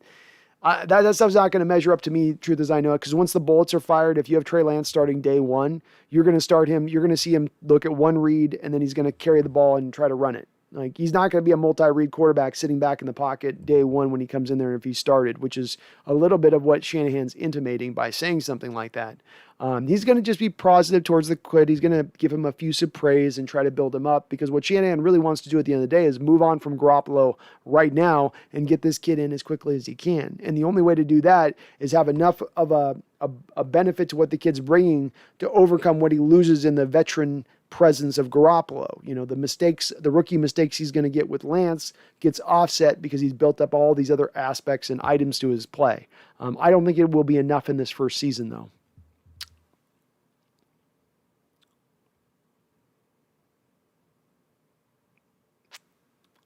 Nathaniel says Brady's a good quarterback who doesn't have to be paid top dollar like every other quarterback. So then the GM can fill out the roster with more talent, and then they win constantly. Then we all complain.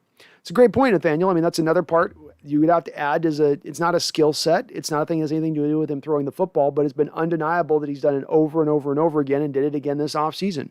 And that's Brady's taken less so that his team can be rounded out further. And then people go, well, he always has a team. He's always got a defense carrying him. Well, the team can afford to do that because he happens to be one of those quarterbacks who's not trying to take every last dollar bill.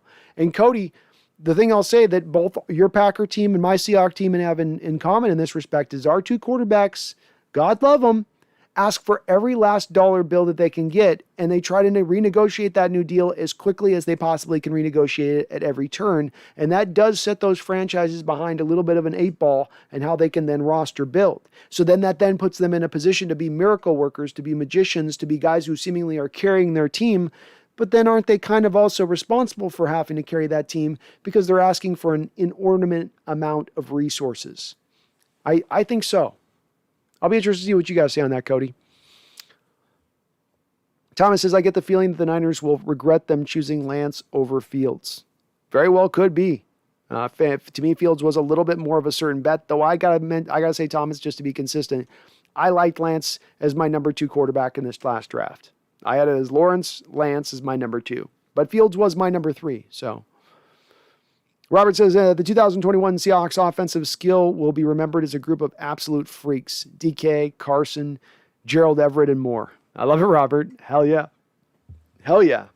MS Rook, I think the preseason could show us a lot about what the offense will look like, and because Waldron is brand new, they might try to focus on getting a feel for the offense. I would hope so. Try to get the thing going as fast as possible to get that learning curve up as quickly as you can, because there always is a learning curve with a new offensive coordinator.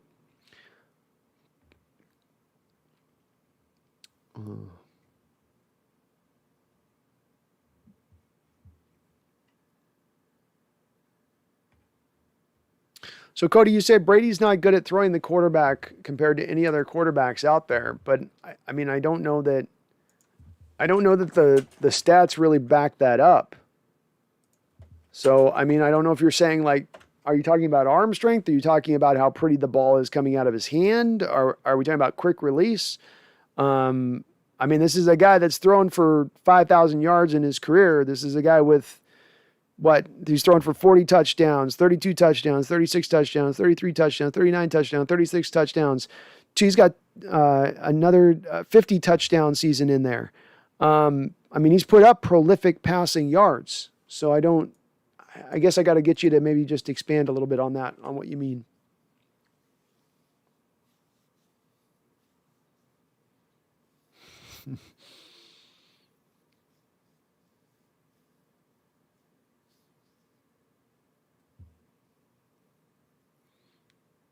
Cody says, yes, he can. It's not like the other top tier quarterback. He doesn't make those same kind of pleases as Patty Mahomes, Aaron Rodgers, or even Josh Allen or Russell Wilson. But the thing with that, I'd say, Cody, is that there's parts of his game and throwing the ball, especially in short accuracy, that none of those other guys have. That's the other thing about that, is that that's not Brady's game. Those guys attack deep. Those guys attack with their big arms. Brady doesn't have as big an arm. He doesn't throw it as deeply as those guys do. But his accuracy and his ability to throw with anticipation on short and intermediate routes is unparalleled in the league and has been unparalleled for years. That's how they were able to get so much out of those option routes with those receivers in New England, despite the fact he had Gronk and Edelman to throw to over the last 6-7 years there in New England on his way out. Yet still was able to throw for 4,000 plus yards. I think that yeah, you're right, in that he doesn't have those guys, but those guys' skill set's different, and he does things those guys don't do. The truth is, I know Wilson worked out with Tim Grover, who makes players visibly more athletic. Keep an eye out on Russ being more explosive with his first step, have longer strides, and look faster. Remember I said this. The truth is, I know it. I will remember you said it, and I will be sure to give you props, my brother. Go Oxo 5. I did a little math, and I have Jamal going for 137 tackles, 7.5 sacks, 22 TFLs, 4 picks, and 2 forced fumbles. I love it, Go Hawks. Might be hard for him to get to that tackle amount because Jordan Brooks and Bobby Wagner are going to eat up a lot of tackles out there. But I could see it being near there. He'll be over 100 tackles, so it ain't going to be far off that. 312 says, when will people learn that rings in football are overrated?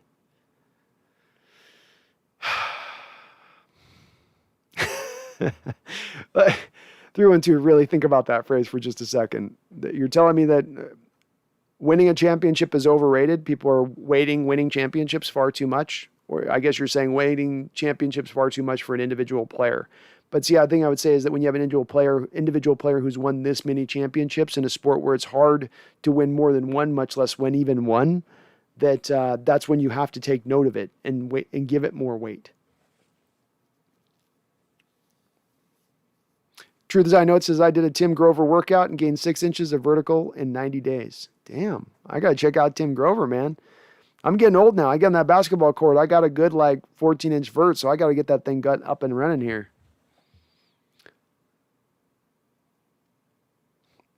Cody Miller. 312, you lost Cody Miller with the rings comment. you lost. He was with you right up until the ring comment. I think Cody at that one's like, I don't know. Thomas Cox says, I get it, but Fields reminds me of a younger Wilson. It really doesn't matter what school he went to. It matters how confident and smart he is. It's true. I think you're responding to someone else on that. Sorry.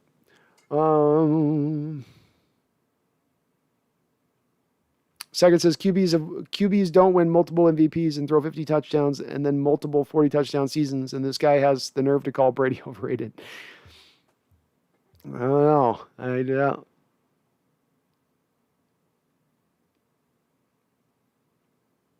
Nathaniel Park says, people called me crazy last year for calling Herbert the best rookie quarterback coming out of college. I saw a lot of traits that him and Russ share. I see the same in Fields. You may be our quarterback guru in here, Nathaniel. And the Herbert one caught me by surprise. I didn't factor in as much of how the Oregon coaches had kind of held him back just a little bit in sort of what they had restricted with him in his play there at Oregon. But he was awesome, man. And I do think Fields will be good. I think he's going to take a little bit of time to develop, but I think the Bears did awesome to be able to pick that kid up and that he could be a player for them. Cody says, Rodgers won 3 MVPs in the last 10 years. What you mean? His stats are way better than any other quarterback. Levitt just doesn't have many rings. Just one. I think you're responding to somebody else there. Sorry.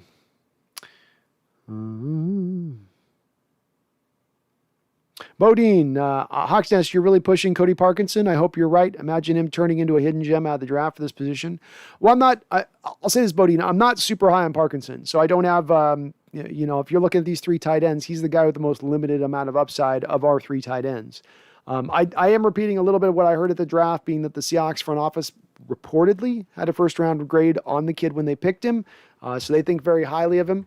The tape that I watched on him, Bodine, is that he would be a very good red zone target at sort of his most minimal state. And that I expect him to be a guy that you could throw a trust balls down to the end zone. And if he's got the height advantage, he can go up over the top and pick that ball up out of the sky and get some easy touchdowns for you. A little bit like what you had in Jimmy Graham in that final year, especially with him, where there was just at times where Russell could throw to him in the red zone and it was money in the bank. But we'll see. I think he's got some deficiencies to his game too, Bodine. He's not a blocker. He's not a guy that's going to hold up well there one-on-one in the blocking game, unfortunately. But maybe as a pass catcher, he can give you something.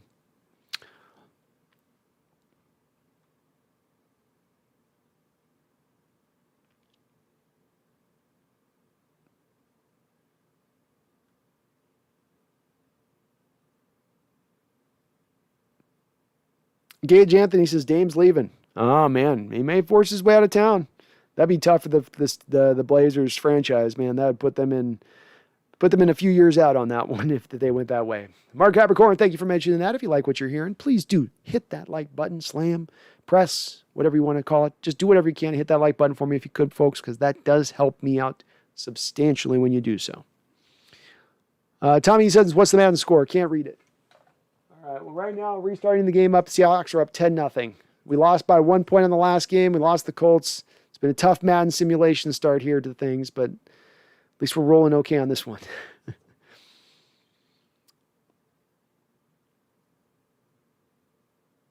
Van Park says top 3 wide receiver duos, Seahawks, Titans, and Bucks. Sounds about right to me. I think you'd have to put those 3 up there. I can't think of anybody else that would, I don't think you could think of anybody else that would really has a chance to kind of factor in there. Evan, gut feeling, with this roster, can Seahawks win a championship? Evan, with this roster, the Seahawks can win a championship. I do think that you are going to be hard-pressed to get past Tampa Bay at this point, and that you're going to need a little bit of luck to work in your favor. You're going to need a little bit of the injury situation to work in your favor and not work in some other team's favors at that point. Essentially, what I'm trying to say, Evan, is that you're going to need things to break in the right direction, a wide variety of things to break in the right direction for this team to truly get to a championship and win a Super Bowl this year. I think if you were to make another move or two to push you over the top, get that extra guy or two to just round out the edges a bit, that is what can get you to that championship a little more certainty. That is what can make you a Super Bowl front runner. But when you look at the Tampa Bay Buccaneers this offseason and not losing anybody off that ball club, nobody, not one starter, bringing everybody back. You know, if you look at the Packers and having Aaron Rodgers, if they're able to bring him back and not having lost a lot this offseason either, I think it's going to be hard to necessarily say with any certainty that you're going to press past those teams versus just being a little bit of a, it's going to be random. It's whatever team's in the best health, whatever team can maybe get that bye.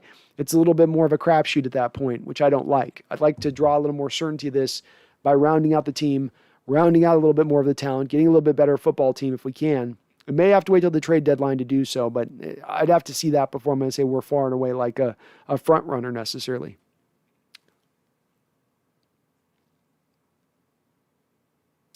Uh, 312, and rings are overrated when using them as an individual accomplishment.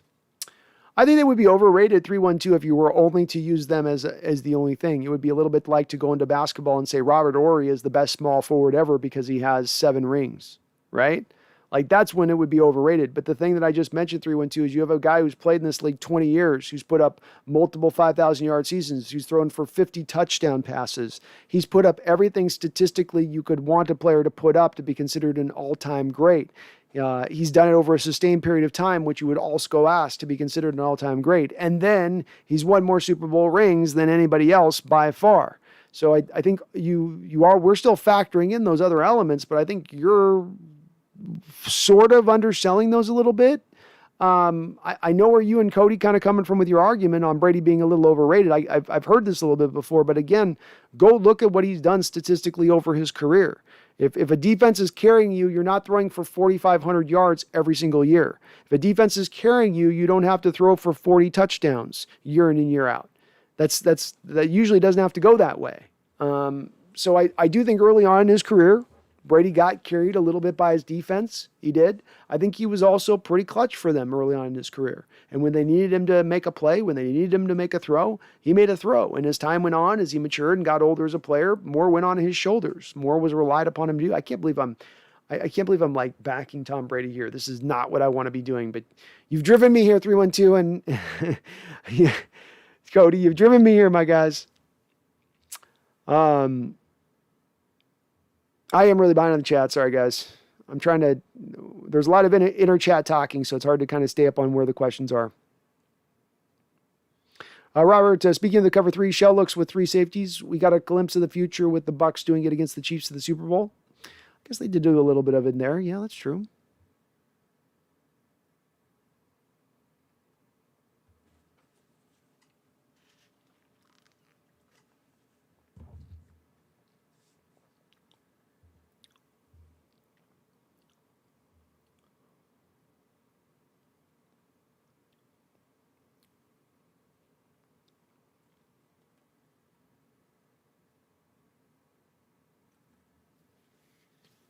So 312 says Joe Montana's the GOAT. So it's a little bit, this is where I get into a little of the stickiness of the consistency of the argument, 312. And this is where I don't get it. Joe Montana's had a very similar career to what Brady's had. Brady's done better than what Joe Montana did with almost the same kind of career. But again, like I was saying before, Hall of Fame coach, equivalent to Bill Belichick and Bill Walsh, and a defense that was very much equivalent defensively, I feel like, to what, if we look at the defensive rankings, and I may just go back and do this week, of what the 49ers has defensive rankings in the late 80s, early to late 80s and early 90s versus what Brady had in his time defensively in their rankings, I think you'd find him to be pretty equivalent. Pretty equivalent. But it seems like you're penalizing Brady on one end for that, but then not consistently penalizing Montana on the other end for the same thing.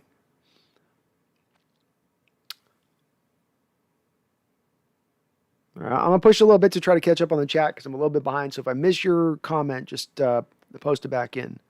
Randall, Brando, how do you take your coffee? Just cream.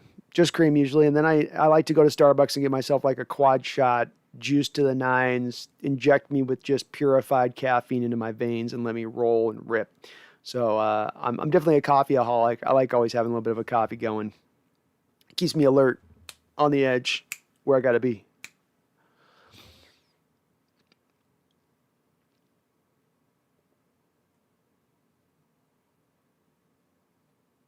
Nathaniel Park says, to be fair to Stafford, he did have to play in Detroit. The Lions haven't won a playoff game since 1957. 2 of the best players of all time retired because they played in Detroit and kept losing, being Barry Sanders and Calvin Johnson. And yes, you're right.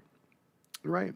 I think it's one of those things, like I said, where we can nuance this out and flesh this out, where it doesn't have to be all of one thing or all the other. And I guess it really comes down to where we argue this to be about percentages. You know, how good is Stafford if Stafford had not gone to the Detroit Lions, but instead had gone to the Rams from this jump, or he had gone to the Kansas City Chiefs for the jump? You know, does he have a couple of Super Bowl titles now? Is he, Diego Torres, thank you for subscribing, Diego. I appreciate you. Does he have more of a successful career now than what he had with the Lions in 14, 15 years in his career? Probably has a couple more playoff wins, but is he substantially better? Is he a Super Bowl winning quarterback at that time? That's the part I think where we really get to the disagreement on, where the Lions, I don't think, have upended him that much. Yeah, they've been a bad team. And them and the Cincinnati Bengals have been the 2 bottom-end franchises going back 20, 30 years now in this league. But he's had some times where he's had some good teams during that 15-year period, where they have assembled some good squads, and those squads could not even get one playoff win. I think that is saying something. I'm not talking about him getting championships there. I'm not talking about him getting conference championships. I'm not talking about anything. I'm just talking about one playoff win. One freakish outlier win in a 15-year career. Just one. Just give me one. And you're going to tell me that franchise is just that bad? I don't know. I know they're bad. I don't know that it's that bad. Tom Eden, how is Stafford going to be how is Stafford going to a harder division with better defenses somehow going to be more productive and win the division? I just don't see it. I don't think you're alone, Tommy. I think many of us are on the same point. We're trying to bring 3-1-2 and on board with us.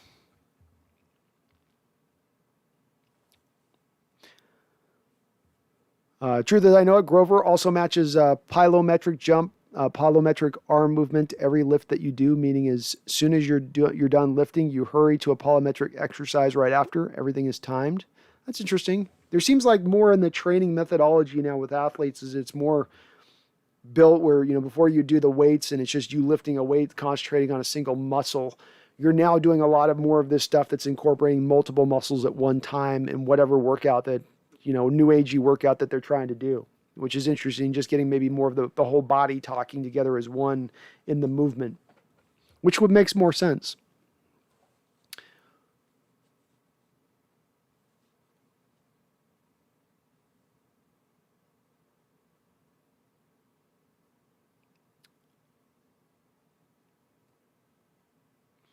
Why? At this point, to argue that Brady is not the GOAT is trying to be that contrarian who thinks he's being edgy and just comes off as dimwitted. It's a tough one for me to argue with. I just struggle with where people come on. It's like, really, the guy's, he's played 46 years old and he's dominating these kids. I mean, he went last year to Tampa Bay, folks, and I know Tampa Bay didn't make the playoffs the previous year. Tampa Bay had a good team. They didn't even make the playoffs the previous year. He went there, a guy who has this customized offense that's got to have all these option routes and have his receivers with 10,000 reps, each of them, to get on track, to get that precise, to get that much precision going. He doesn't get any of that offseason, none of that training camp to really get that done and implement the way he wants. He's got to do it all on the fly with a new team, pulls it off, wins the championship, beats Aaron Rodgers in Lambeau. I mean, it becomes kind of hard to, and again, I'm saying this, the guy does, I say this begrudgingly. I say this between like gritted teeth, but it is what it is, man. The guy's made it a little bit undeniable at this point. Dark Ray says, okay, at this point, I'm tired of hearing this clear bias and delusion from Seahawks fans. Put Stafford on those Legion of Boom Seahawks teams, and you have 2 Lombardis right now. I just don't know on that. Dark Rage, see, that to me just screams to me of a little bit of, again, I think that you guys have to think Stafford is your savior. You've got to think that he's going to be your Messiah this year because you have nothing else to point to in your offseason to say.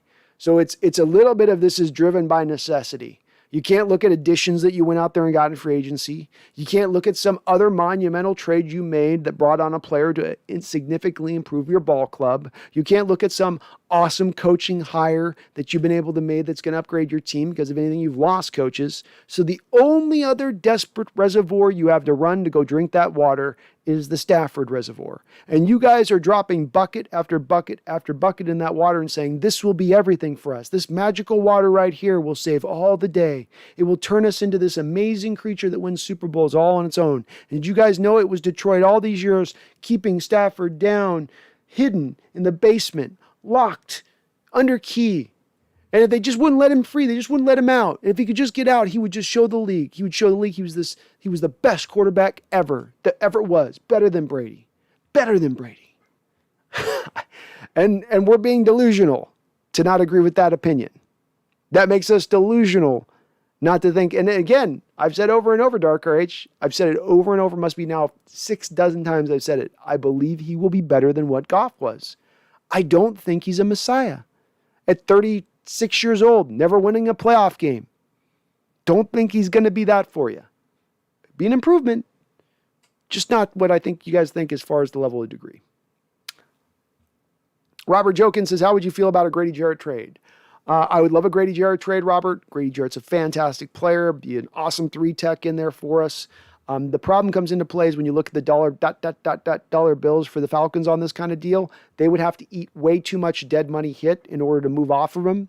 And it just doesn't make a lot of sense from their standpoint because they're going for it this year. I know they moved on from Julio. That was partly because Julio wanted that trade to happen, partly because they drafted Pitts in the first round, so they had the readily replacement in position and ready to go at that point. But with Grady, he carries a lot of dead money hit. Just not going to be one where it makes a lot of sense for them to move off. If they were in a stage where they get into, let's say, week 6 or so, Robert, and let's say Atlanta's 1-5 at that point, then maybe you can dive in and say, hey, would you guys be willing to move on from him here? Are you guys open to this at this point? I could see something like that at that point, and I would be fully on board with it. He's a wrecker in there. He's a great 3-tech, one of the better 3-techs in the league. He's behind your Chris Jones, behind your Aaron Donald, behind Fletcher Cox, but he's not far behind those 3 guys. Truth is, I know it says I'm 100% certain Wilson will look considerably more explosive this year. You'll see it pop off the screen. Now you know why. And like I said, truth as I know it, I will give you credit for getting that early point out. He does look a little more slimmer this year. Looks a little more svelte this offseason. 3-1-2 says the NBA is doing everything to get their poster boy Greek's cheeks in the finals. They went as far as to injure Ice Trey Young. I've now seen it all, and I won't be silent. I didn't see the Trey Young play. I did see the one play on the previous series where he stepped underneath and put his foot right beneath Kyrie Irving, which I thought looked suspect, and he seemed to get a pass for that, which it looked pretty dirty to me. Randall says, can we safely say Stafford has been a disappointment so far in his career? Number 1 pick, golden arm, and no playoff wins and a sub-500 career winning percentage. Is he a bust? Debatable. Is he a disappointment? Yep. I think if you're going to look at getting a first-round pick, if you're going to take a guy number 1 overall in the draft, then you do expect to get more than him out of that. I think if you looked at Drew Bledsoe by this point in time in his career, he had won a couple of playoff games. No, in fact, he actually had gotten to a Super Bowl. Hell, I think even at Sam Bradford, when Sam Bradford didn't get there, they were both picked around the same point. Bradford never got a playoff win either. But I don't know if I go to the disappointment phase. I mean, he's been a good pro. But he's not been a superstar. He's not been a guy who's had a franchise completely holding him down through every step of the way. He's been a guy who's played in a franchise that said, I wanted the dregs of the NFL, but he's also not elevated that franchise either. He's also not raised it up beyond anything the previous guy did. And as much as people want to knock the lines and say they've been bad since 1977, guess what? Their core quarterbacks that came before him with Detroit who won playoff games.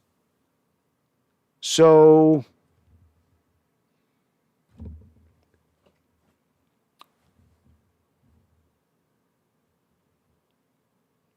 Nathaniel Park says, I thought Jaron Reed was solid last year. Not a lot of sacks, but looked consistent. The game I want to point out on 2020 week 15 at Washington football team. Watch him versus Scherf especially.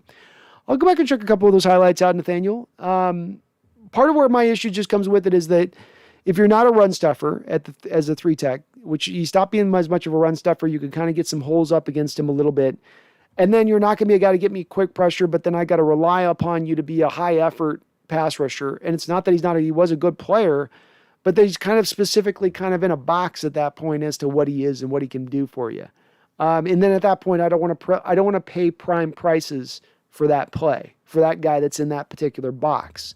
Still a good player. He'll be useful for Kansas City. He'll definitely be very useful going right next to Chris Jones. He's going to benefit having Chris Jones and Clark there. But I can understand why Seattle was looking to do some restructuring this offseason with him and why they thought it was a little costly to carry him at his current cap rate. Thomas says, okay, I got to get ready for tomorrow morning. See you next time. Well, thank you again, Thomas, for being a member, and I appreciate you. Have a good night.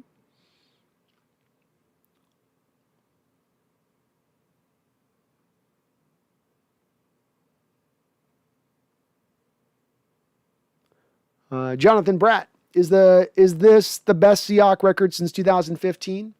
Yeah, if you go 13-4, it would be, Jonathan. You do get the extra game to get that 13th win in there this year, so we do have to factor that in just a little bit with it, but it would be the best since 2015 for sure.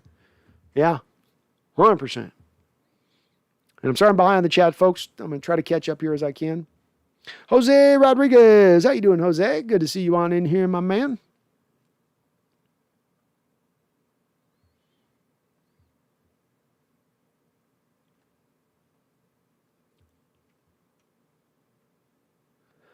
Dark Right says Brandon Staley is overrated. Dude had one good season with the most talented defensive roster in the NFL, and now he's some sort of genius. Does the most talented defensive roster in the NFL, Darker H? Is it the most talented defensive roster in the NFL because of just simply Michael Brockers and Jalen Ramsey? Or is it the most talented roster last year in the NFL because of Brockers, Jalen Ramsey, and then a wide collection of those same players that you then lost off that same defense this last year?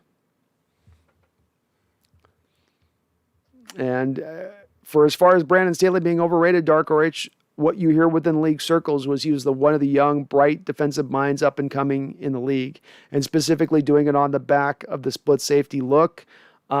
What he's doing is not old school in his approach or doing some sort of little nuanced turn off of old school. It's very forward thinking and pushing in a lot different direction than what Wade Phillips was running there with you guys defensively prior to Staley's arrival. But we will come to find out. We'll see what he can do with that Charger defense that has a lot of talent. Derwin James, Bosa, we'll see what they can do with there. And if he's able to do it there, definitely not overrated at that point. But I don't know on that one. He seems like a pretty smart dude.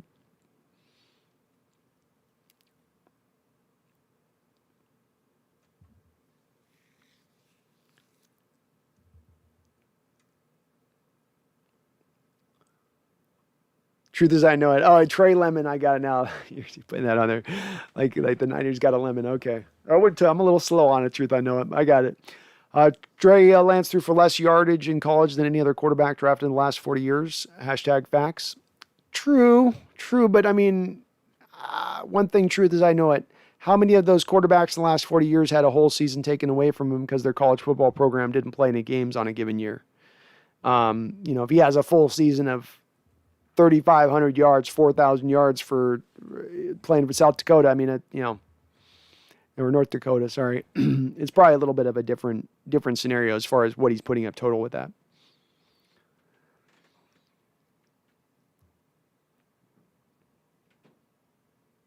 Who cares? Stafford has nice sidearm passes. I have Rams going 17-0 next season. I will cry on stream if I have to watch the Rams go 17-0 next year. That would be brutal. Robert, you may have missed this earlier, but what I dreamt of this season was from the Waldron is a leap-like Rams offense from Fisher to McVay. That would be amazing. And it's Robert's a pretty salient comparison because what you have in a guy like Fisher is very much what you have in a guy like Coach Carroll, where I'm going to protect my defense with my offense. I'm not going to ask my offense to do too much. I'm going to keep my offense pretty simplified. I'm not going to make the offense as much of a weapon as it could be. Whereas the McVay offense, the Waldron offense, is built to maximize your offense, to get every last drop that you can get out of it, which is a lot better approach. Why leave that on the table, so to speak? But Robert, yeah, I could absolutely see that same jump. And in fact, I'm saying that we're going to see that same jump. Part of my 12 Seahawks truth last week, one of my truths was that Shane Waldron would be the biggest addition to the Seahawks of anything this offseason beyond whatever they've added player-wise, beyond Gabe Jackson, beyond Gerald Everett, beyond Akeelia Witherspoon, beyond Alden Smith, beyond Kerry Hyder, beyond these additions, this offensive coordinator and what he's going to do with this offense and where he's going to take this offense will be a huge leap forward. So I agreed. Completely agreed. Randall says, you threw into Go Hawks, going to my first big social gathering in a couple weeks since COVID. I'm excited. It should be, man. It's awesome. Things are starting to finally open up again. We can get back out and socialize a little bit. Matt Stafford's a better football player than Russell Wilson. Don't get me wrong. Obviously, Wilson has had a better career and has insane longevity, but not even prime. I don't know what you really base that off of. Like I threw into, I know that there's a little bit of this that's trolling and a little bit of this that you have your built-in deals on. But again, if you're going to make a magnanimous statement like that, based off of what? Based off of what? Your gut instinct that Stafford's better? That you have a feeling that he's better? Because the stats don't back that up. The wins don't back that up. The performance on the football field doesn't back that up. Whoa, by what measure do you take that to be the truth? The truth is, I know it. Trey can run well against JUCO transfers in North Dakota, U's conference, and has a legitimate cannon for an arm, but he's inaccurate and isn't battle-tested. He's proof there's no more quarterback racism in the NFL. Maybe so on that. Look, he's a talented guy. Or he's a talented guy. I said he's a guy that runs a lot like Kaepernick did with run the football. He's got those long strides, eats up turf.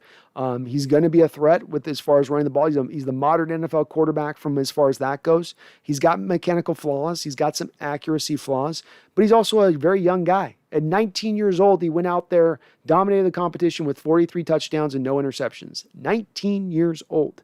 And this is a little bit, when you look at prospects coming out of college, you've got to view these guys a little bit in understanding of, if I'm looking at a guy that's 19 and I'm looking at a guy that's 23, I got to factor that into my evaluation process. If I've got a receiver in Jamar Chase that I'm picking who's 19 years old, dominating SEC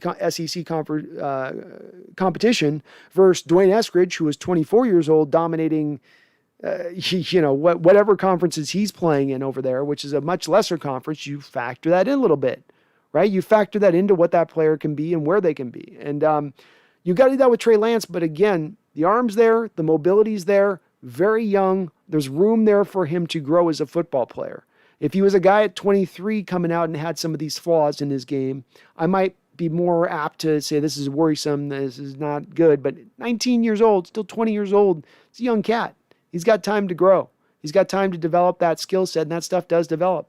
Go look at a guy like Aaron Rodgers come out. If you guys watch the tape of Aaron Rodgers at University of Cal, he looks like Kellen Mond in his delivery. Go watch Kellen Mond, Mr. Robotic delivery of this last draft. That's exactly what Aaron Rodgers looked like coming out.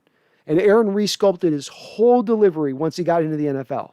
Changed the whole thing to become now one of the most, if not the most accurate quarterbacks in the entire NFL. I don't know that I'm going to make the prediction Trey Lance is going to make that jump, but I think he's a scary quarterback, and he's a quarterback long-term with a lot of top-end potential.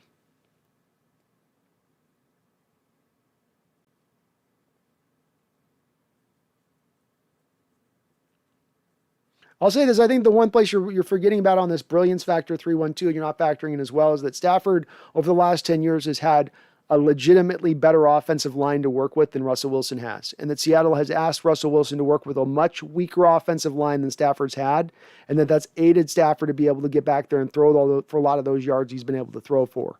Wilson's not had that same kind of offensive line. I'm not saying Stafford's had Hall of Famers out there blocking for him right to left, or all pros right to left, but I feel the Lions have done a lot more to add in offensive line help there and to keep it legitimate on the offensive line there versus what Wilson's dealt with a little bit over that same time period.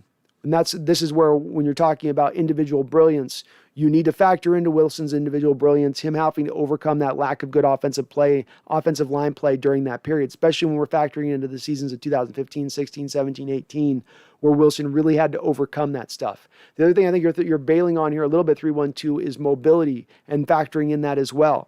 Stafford's not going to have anywhere near the yards on the ground that Wilson have. Wilson will have every bit of the yards throwing through the air that Stafford will, every bit of the yards throwing through for touchdowns that Stafford will. He'll be every bit as accurate. He'll have actually a higher yard per attempt average than Stafford will for a career, and he's going to throw 5,000 yards rushing in on top of it. But, Stafford's a better player, so... Mark, I have the Hawks going 15-2, and one of those losses depends on Rodgers. The other is Tennessee. So I could see that. I could see that on that. I've got that Packers game with Rodgers being a loss. Without Rodgers, I've got it as a win. And Tennessee certainly getting Julio Jones and having Julio Jones early in the year where he does tend to be healthy should be a more of a helpful benefit to them playing us at home. Right now we've got in the second game against them here, we're up 13-7 in the fourth quarter against the Titans. We lost in the first game by 1 point against the Titans, so we'll see how it goes. Jonathan Brandt says, this is the best roster we've had since 2014-15. It is, Jonathan. It's the best roster we've had since 2014 Super Bowl team. And I think it's kind of far and away. Sort of like if you've got like, let's put a scale here. So this is our 2013 Super Bowl winning squad. Then just a little bit below that, you got our 2014 Super Bowl squad, lost to the Patriots. Then you'd have this year's 2021 team as far as talent goes. Then I'd probably go like 2019-ish, right? Down here. So you're above that. You're above, to me, the talent level of where you were at 2019. And yeah, it's the best roster since that period. Truth, I don't. I think Trey Lance is the first quarterback drafted that was helped by being black. There was no way he was supposed to go that high. I don't know, man. I don't know. Again, there's some deficiencies to his game, but when you're looking at a young quarterback that's 19 or 20 years old, or any player at any position that's that age, you had to apply this a little bit with Penei Sewell, another player at 19 years old, dominating the competition in Pac-12. But then you'll get draft pundits as you get into the draft process that say, oh, well, Rashawn Slater's so much better, so much more technically gifted, so much understanding as far as how to, put everything together as far as his fundamentals go. Yeah, 3 years older. 3 years older. Has more time on that field to develop. Has more time to refine that part of his game. I don't think that Trey Lance has had that time. I don't think that he was drafted with it being the black thing. I think it was more of that he's got a big time arm and he's super mobile. Teams are going to gravitate towards those kind of quarterbacks. Doesn't matter whether you're playing in North Dakota, Texas A&M, or anywhere else. If you've got those two elements to your game, that's what teams are looking for.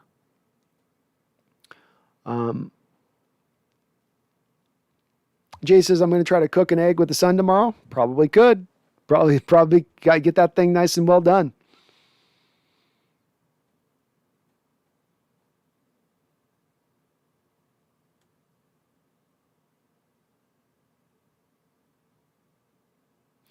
Benelli says, Wilson's washed. Get the fuck out of here. All these statements have been way off. Yeah, Benelli, I think 312 said he's pressing it. He's trying to push it, but I don't think anybody's buying what he's selling. Yeah, 312 says, you make a magnanimous statement, 312, and then you got to understand what we're going to pick at it. And you say, don't get me wrong, Wilson's a great player, but he hasn't reached Stafford's heights yet when factoring in individual brilliance. Based upon what? What do you base that upon? Your eye test? Because you don't have the statistics to back that up. You don't have the advanced statistics of analytics to back that up. There are elements that Russell Wilson has to his game that Stafford doesn't have, but there's no elements to Stafford's game that Russell Wilson doesn't have. So quantify it for me. Rather than just speaking magnanimous statements, quantify it, detail it, nuance.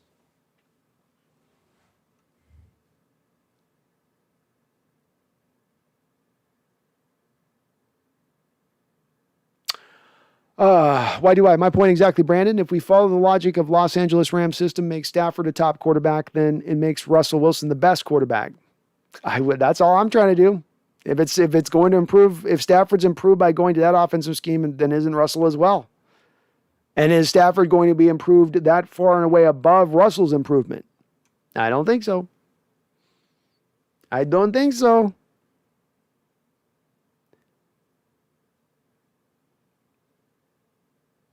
Stafford is a 70-80% upgrade over Goff, says 312. Boy, 312, it's, I don't even know how to respond on that comment, buddy. You do understand that means that you're essentially saying that Stafford would have thrown for 7,000 yards in the Rams offense last year. You understand you're getting to the point of just crazy ridiculousness on your statements now. Jonathan, why do you think that everyone predicts the 49ers to be the same team as 2019? They lost multiple key pieces on defense and offense, including their star defensive coordinator. Also, Lance has a huge bust potential. Jonathan, I think that's been an overarching theme. It's part of what's going on here with the talk with us in 312 and some of the discussion going back and forth about where the Rams will be and how good they'll be. Dark RH was in here and we're talking to him about it as well. I think that's part of what we're going through is that we look at Seahawk fans nationally and pundits and analysts, and it seems like uniformly they're all pretty much on board with saying that far and away, the Rams are the front runner on the division, and then the Niners will be there right with them, and then Seattle probably slots into about third in the division. Well, how? That's all we're asking. We're just asking how. Because when we really quantify this all out, when you really draw this all out of, okay, what players did you add? What players did you lose? What coaches did you lose? What have you been building as a team? What is the trajectory of your team? What have you done over the last 4 years as a team? We put all these things together. Really, we shouldn't be held back to that degree. Nobody should be expecting us to be taking some huge step back. And if you're talking about us going to an 8-win team or a 9-win team, you're talking about us being basically 3 to 4 games worse than we were last year. How? And I've yet to see anybody explain how it is. It just comes back to somebody's feeling. Some people, we feel it this way. Just Stafford to Rams feels good. It just feels like that's going to be huge. Okay, stick with your feelings. I'll try to stay over here in facts. I'll try to stay with things that I can analytically quantify, that I can actually base it on sound reasoning and logic rather than, I just feel it's this way. I just feel it. Don't get me wrong. Feelings great. But if you're going to settle up a debate or an argument, you need to go beyond feelings.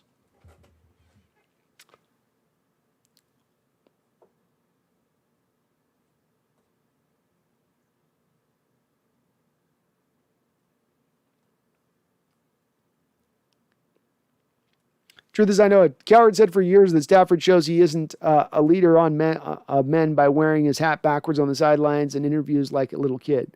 I tend to agree. He always looked juvenile. He did look a little bit of that to me going back. I don't know if I can speak to him being a leader man or not. I don't know enough about Stafford or paid enough attention about Detroit and his leadership abilities necessarily to comment or know one way or another on that. You would think some leadership would factor into perennially being on a losing ball club. And again, I can buy into the thought process that Detroit had years where they weren't stacking up a talented team, but there were some years there where they had some talent on that football team and they underperformed. They were below what they should have been as a football club. And he's responsible for that. He shares some of that burden as the leader of those teams. Randall says, if Stafford was that good of a player, he would have had a playoff win or less than 500 win percentage. He's an average at best career. Yeah, that's about where I put it. Just a good player. Good player, but again, not one playoff win in 14, 15 years is significant. And you can't just blame that all on the team at that point. That's to me a misrepresentation of the situation. 312 says, I speak for all Packer fans when I say that we should trade Rodgers to a real team like the Steelers. I'm not surprised you're out on Roethlisberger, 312. Why do I say Stafford's career passing percentage is 62.2% and has only passed for more than 30 touchdowns twice in his career? Meanwhile, Russell Wilson playing 6 years less than Stafford has eclipsed 30 touchdowns 3, 4, 5 times. Randall says Stafford's closer to Jameis than he is to Wilson. Facts. I love it, Randall. I like that. I like that comparison. He may not quite be the interception machine that Jameis is, but he's also not far off that kind of player. That feels right. Truth is, I know.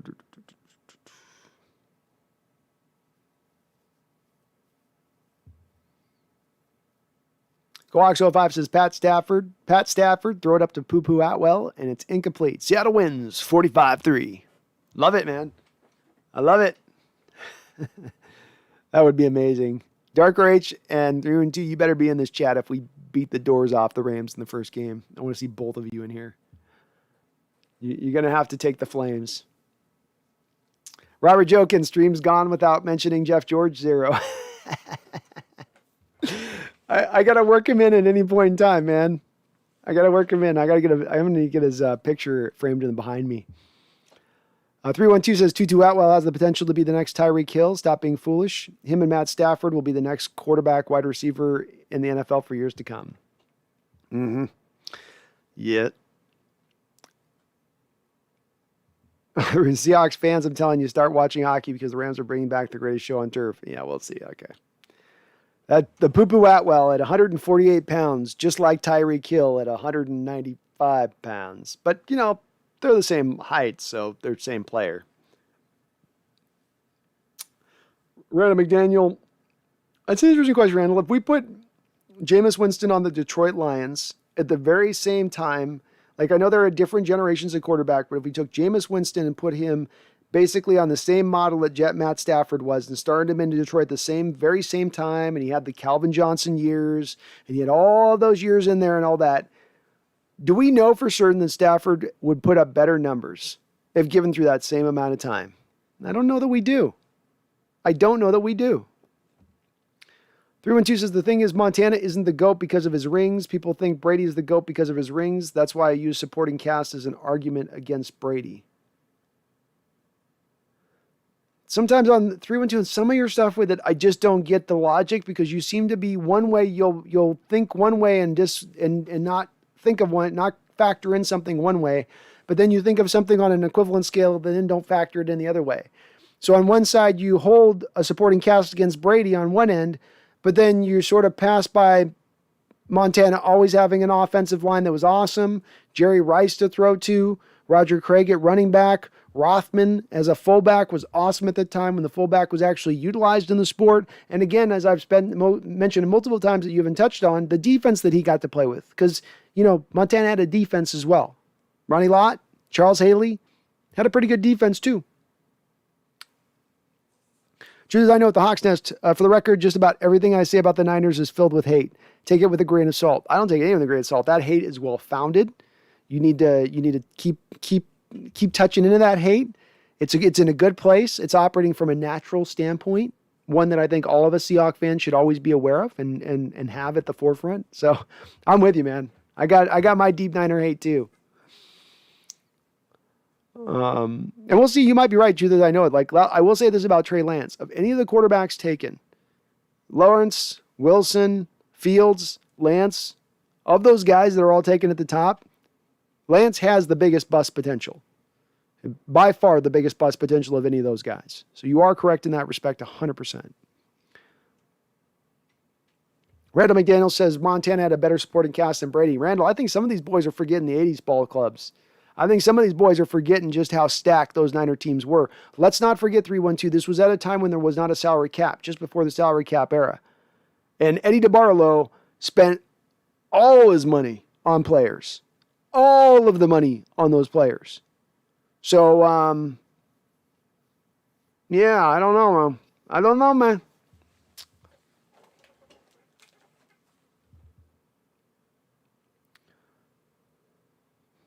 Randall says, Jameis just as talented as Stafford. I don't care about passing yards, and I don't care about arm talent if you can't win. Me neither, man. And some guys are winners, and some guys just don't have that in them. Jason McEwer, the show is very entertaining. Smash that like button. Brandon is spending his good time putting us all together to agree on good points. Thank you, Jason. Well stated, man. Well stated. And please do slam on that like button if you do like what you are hearing. I do appreciate it if you do. Randall, so if Stafford is that talented and he hasn't won a playoff game, is it safe to say he's a disappointment? I think it is. I think at one point or another, it comes down to, you can say for a 5-year period as a quarterback, my team didn't do this good enough for me for a 5-year period. You can say for maybe a 6-year period, but you get to past 10 years, past a decade in this sport, there's got to be a time when it falls a little bit onto your shoulders where you've got to accept some of that blame saying, I didn't get it done, me. Not I didn't have enough, or they didn't do this for me, or they didn't do that for me. And again, the thing that Stafford's got, kind of in common again with Russell Wilson and with Aaron Rodgers and with some of these quarterbacks, he's also was one of those guys that was one of the last quarterbacks to come in under the old draft system where they were being paid all the money when they walked into the door. Because it used to be those top 5 picks got paid record-setting contracts. They were essentially being paid the highest paid contracts in the sport without ever having played a single down in the NFL. And then the NFL transitioned to slotting in the draft picks into that place. But Stafford got to benefit from signing that $100 million deal coming in the door. And he pushed the Lions throughout that period to keep re-upping him, to keep pushing the money down the line, which put them again behind the 8 ball as far as how they could build their football team also. Does he accept any of that responsibility at that point for taking $400 million in payment over the 15 years? Versus maybe taking $50 million less over that time period, having a little bit of a better football club, maybe having a football club, I don't know, that could win a playoff game. Is that a big leap to say that? 3-2, my life sucks, my wife left me, my kids hate me, but the one thing that keeps me going is watching Tom Brady fail. It's my daily medicine, my daily motivation. Well, it doesn't sound like it's paying off too well lately. Man's winning Super Bowl trophies. Jason, FYI, Rams finish in 3rd place in the NFC West. Sorry, too many losses, coaches, and players. Hawks finish 1st. Bear front, dominating front, secondary steps up. NFC Championship, here we come. I love it. I love it, Jason. And it will be so much fun to sit here and be able to just watch the Rams have fans eat that crow, come on the chat telling me about, well, they won't. We know they. I hope Dark Rage comes in here. I hope a couple of these folks come in here and we can have them back in when that happens. Because I do truly see it happen. It's not me being a homer. It's me literally, as I said before, I can't look in the last 10 years at any team. Let's not say even a playoff team. A team that was just legitimate. Let's say they were 8-8. Middle of the road team. And they go into an offseason and they have this many coaches they lose off that roster. And they have this many players they have off this roster. And then they make one significant addition. And they say all that other stuff doesn't matter because of this one thing. And then that thing worked out. That team then went on to new heights. That team then went on to new successes. I can't think of one example in 10 years of something like that happening. So what's more likely? It to fit to what is the type, being that that team does take a step back, falls to what you say, being potentially third, second place, or that they take a step forward and become that true outlier. And if any of you have watched this channel, you know I'm not a fan of betting on anomalies. I'm not a fan of betting on outliers, on the exception to the rule. That's not the way to me towards success. That's the way to lead you astray. And I think that's a little bit of what the Rams have done this offseason. Jason says, rings and championships are overrated. Well, what the hell are they playing the game for, to lose? Can't believe I just heard that right. Seriously, Jason, I'm the same way. I'm like, huh? That they don't matter. This is why we play that. This is why you lift all those weights. As Bill Parcells once said. This is what we're here to do.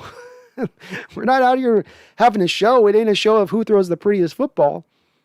You know, it isn't the show of who looks most stylish getting it done. Just get it done.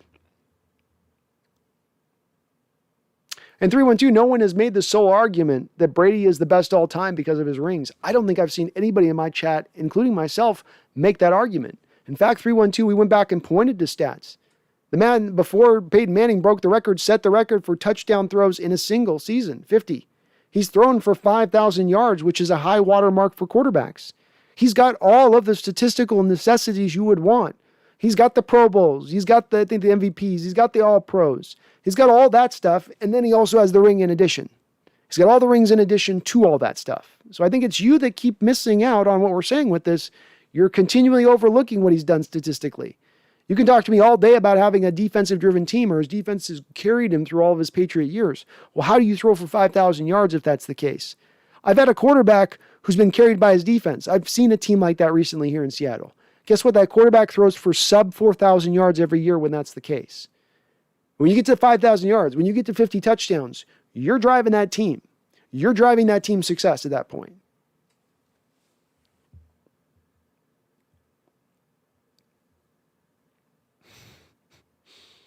Truth is, I know coaches in the NFL have to recruit and scout talented players and assistant coaches. NFL coaches make a major impact.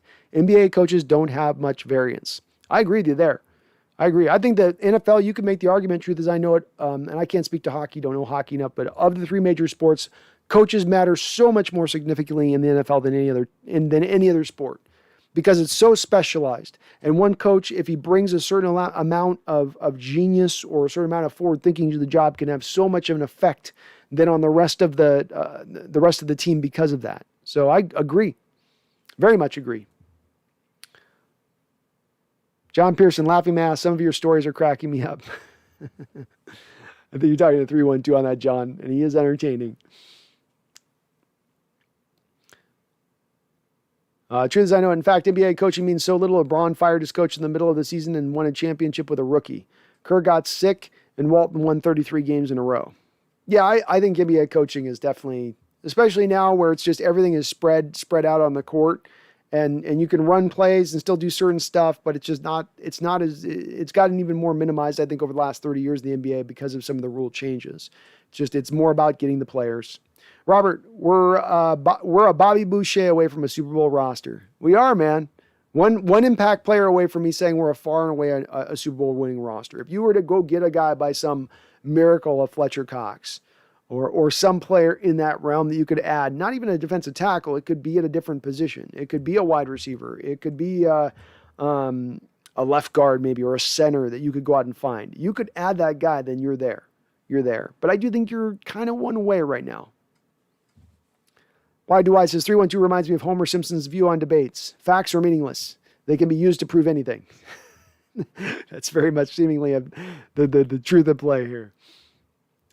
Randall says, plus to knock Brady when your quarterback is a rapist is off base.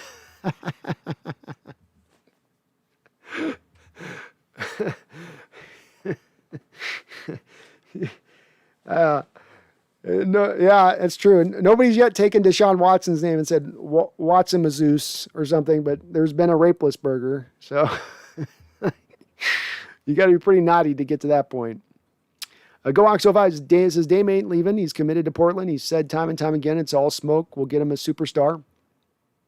Hopefully they can do it. I sure would like to see him get a chance with one guy legitimate there. It seems like the NBA is driven by needing to have sort of three guys has been the model recently, but if he could just get one other guy there to take some of that pressure off, that'd be nice. Randall says facts don't matter and no means yes. That's right. E. Gibson says Portland should have gotten rid of Stotts years ago. He's been there a while, hasn't he? Stotts, old guy, was an old coach for the Sonics back then, I think, with George Karl.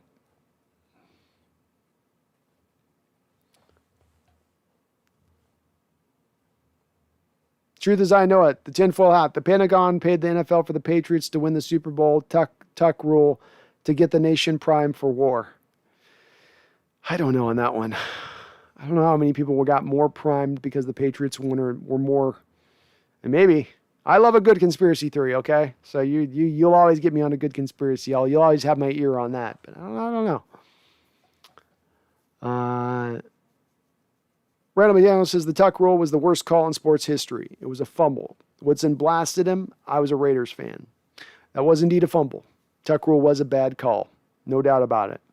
No doubt about it. That was a stupid call.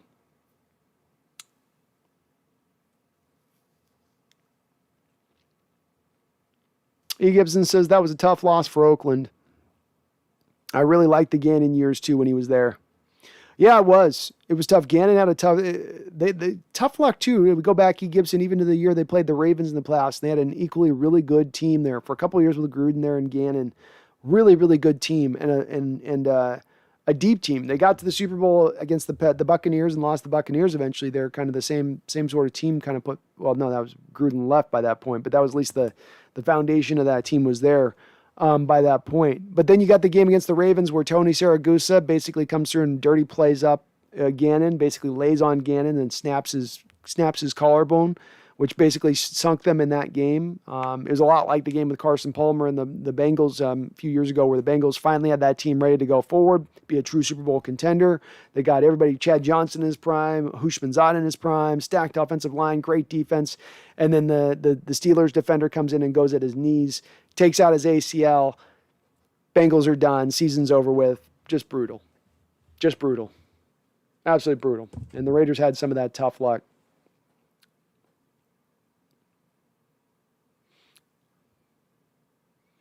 Randall says Brady's a better person than Big Ben in every metric, on and off the field. Maybe Tom bent the rules. Ben should, at the very least, have to register when he comes to town. Probably should have served some time. Probably should have, based on what we were hearing with it. It sounded dirty at the time that it went through, and certainly, yeah, we can't argue that Patriots have bent their share of rules over the time, and I have my suspicions as far as the deflated balls go too. I do, but it's not enough for me to knock him out of where he's at for me in my mind historically.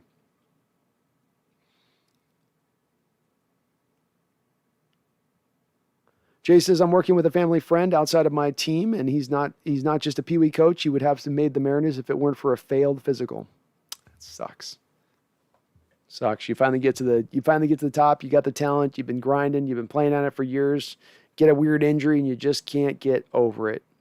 It's almost worse than if you just have like where I was at, where I just never had enough natural talent to ever drive through. At least with that, you go, well, there's never a shot. There was never even a chance. But yeah, I had the talent and just had a bad luck with the injury.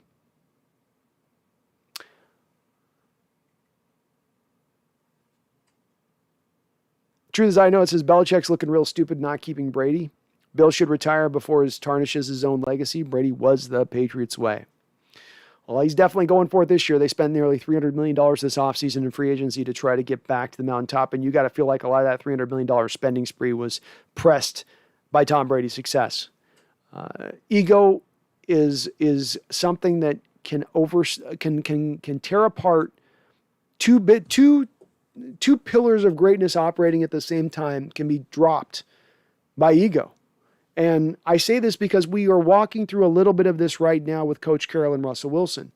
Coach Carroll feeling like I won a Super Bowl when we did it my way, and we built around a quarterback, and we had a great rest of the team around him. We built to the defense, and we ran the football. And then Russell Wilson saying, I've got a legacy I want to think about, and I can take over the reins, and I can do so much more in this offense, and I can be so much more, and we can drive to ultimately that much more success if we go my way. And two egos each thinking they can get it done going their way, and both of them going in opposite directions at times. And that's a little bit of what happened with Belichick to me and Brady, where Belichick just absolutely refused to give him the pass catchers on the outside, refused to build up the offense in the same way he has this offseason, right? In the same way that they've addressed those things, signing receivers, signing multiple top-end tight ends this offseason. But I think that's where you've got to recognize that moment as a coach to check your ego, to understand there's times I've got to just take a step back from this. And is this really for the best? Or is this me driving it with my hubris? And I think that was doing that with Belichick a little bit, to his own detriment. I don't know if it'll tarnish his legacy, and maybe it will a little bit because it knocks him down maybe a peg at the end of the day, especially if he can't get any more success once Brady goes on. But it'll be interesting to watch and see how it plays out. Jay says, how did you get through the days YouTube-wise when you would go through week-long periods of grinding for the channel but getting 0 subs? It's a good question, Jace. It's the toughest part of doing the YouTube channel. Like right now, this is the easy part of doing the YouTube channel. I've got tons of people in my chat every time I do a live stream show. We're rolling. It's always growing, but it's a grind to get to that state, you know. And there's some people that I think I've even gotten to benefit a lot more than folks normally have to when they do their YouTube channels. Being that I think even guys have to get through. Take Jose. You know, Jose's been grinding and doing his thing. He just crossed 100 subs and he's mowing through. It's stuff takes different timelines and different things. The thing I go back to, Jace, is that when you do a YouTube channel, you can't think about the sub count. You really can't. It's cool to look at. It's cool to monitor. It's going to give you a nice little bump of serotonin when you check it out and you got a couple more subs. But what you got to do is look at it like this. Every time you're doing a sub, every time I'm doing like this, if I've got 20 people in the chat, I'm getting better at this. I'm improving. I'm trying to get better at it. I'm thinking it with the thought process of doing this better every time and making it more entertaining every time and getting the show better every time. And if you make that what is driving what you want to accomplish with your channel, then the success will come. Then people will respond to it. But then you're not as worried about whether you're getting the returns on subs or not, but just you're doing it. You're understanding this is for the long term. And that's why I also say, Jace, you got to look at it through a 5-year window. When you start up a YouTube channel, it can't be through the 1 year, year 1, year 2, year 3. See it through where I'll be in 5 years from now by doing this channel. You know? And it's a very niche place. Don't forget that too, Jace. You know, you do Seahawk content. I do Seahawk content. It's a very small lens circle versus, you know, if you did a cat channel, right?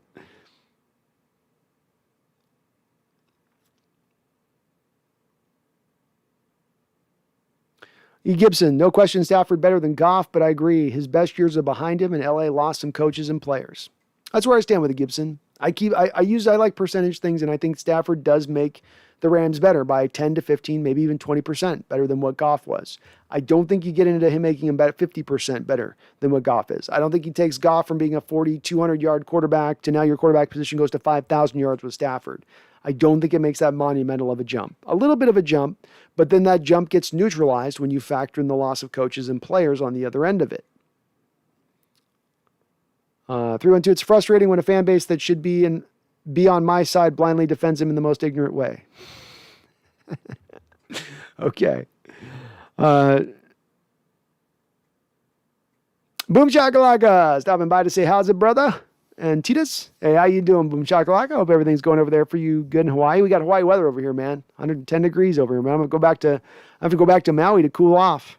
But good to see you in the chat. 312, call me old-fashioned, but I would take an old veteran, non-criminal quarterback like Ben Roethlisberger over a new thug like Lamar or Mahomes. They're drug-dealing thugs that need to meet the law. Now I know you're totally in full troll mode, so I'm not going to respond to that because I know you're in troll mode. I know it. 8822 Bugs, would you rather have Will Disley or Jacob Hollister if he was still here as tight end 2? Hoping the best for Hollister. Well, Hollister will be utilized, I bet, in Buffalo as their move tight end over there. That's who he signed with. I would much rather have Will Disley, 8822. I think a little bit last year of what we saw with Disley was a guy that was coming off of 2 years back-to-back of major lower leg injuries that both required surgery. And that when you hear players talk about rehabbing and coming back from surgery and these kind of surgeries, they tend to tell you that first year back from the surgeries, I don't have my explosiveness. I can get on the field. I might even maintain my health. But I'm never going to be able to quite in that first year get back athletically to where I was. Give me that extra season and I can bounce back, especially if I'm a younger player. I'm not a guy in my 30s, but in my early 20s, as Will Disley is. This gives me hope that Will can bounce back. I have a lot of hope as far as his upside. And when you look at 8822, those first 2 years of his start and those first 4 games of both of those first 2 years and the stats he was putting up, being not only a great pass catcher, not only a great yak tight end, but then also an upper level run blocker at the tight end position, I got still a lot of hope for Mr. Disley and what he can maybe get done for us. E. Gibson says, too bad Disley couldn't stay healthy. Loved him at UW too. Wish him the best. He is talented and only like 24. Only 24, and he did play all 16 games last year. So if we can take maybe a little bit of a feather in our cap of hope for him this upcoming season, that would maybe be it.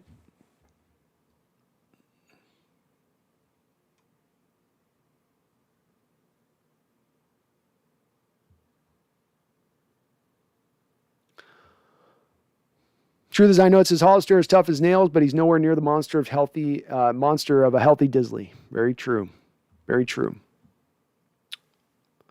8822, what does that even mean? 312, laugh me out. So we lost to one of the most controversial calls of all time. You guys lost to a third-string quarterback, a.k.a. Bengals game this year. Yeah, he's...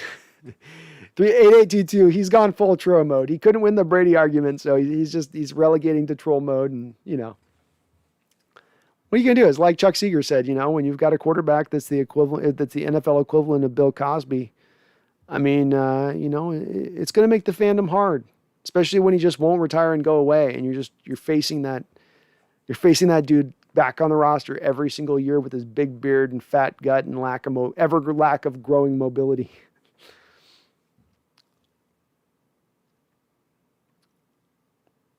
MSR Rook, Russell Wilson is the most winning quarterback over the first 9 seasons ever. Matt Stafford has never won a playoff quarterback game. Where is the argument? We're trying to look for it, MSR Rook. I'm hoping he's got one in it, but I'm not finding it there quite yet.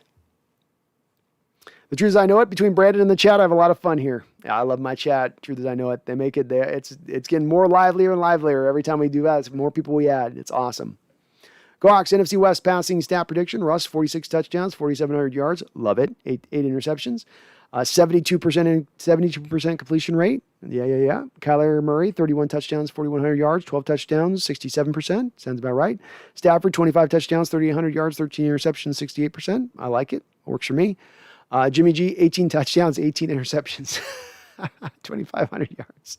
And I'm guessing Go Hawks, you got him out by week 10 or so. Trey Lance in there starting.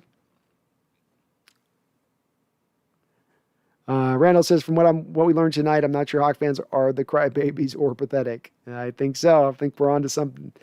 You know what they say about those who accuse those kind of things, Randall?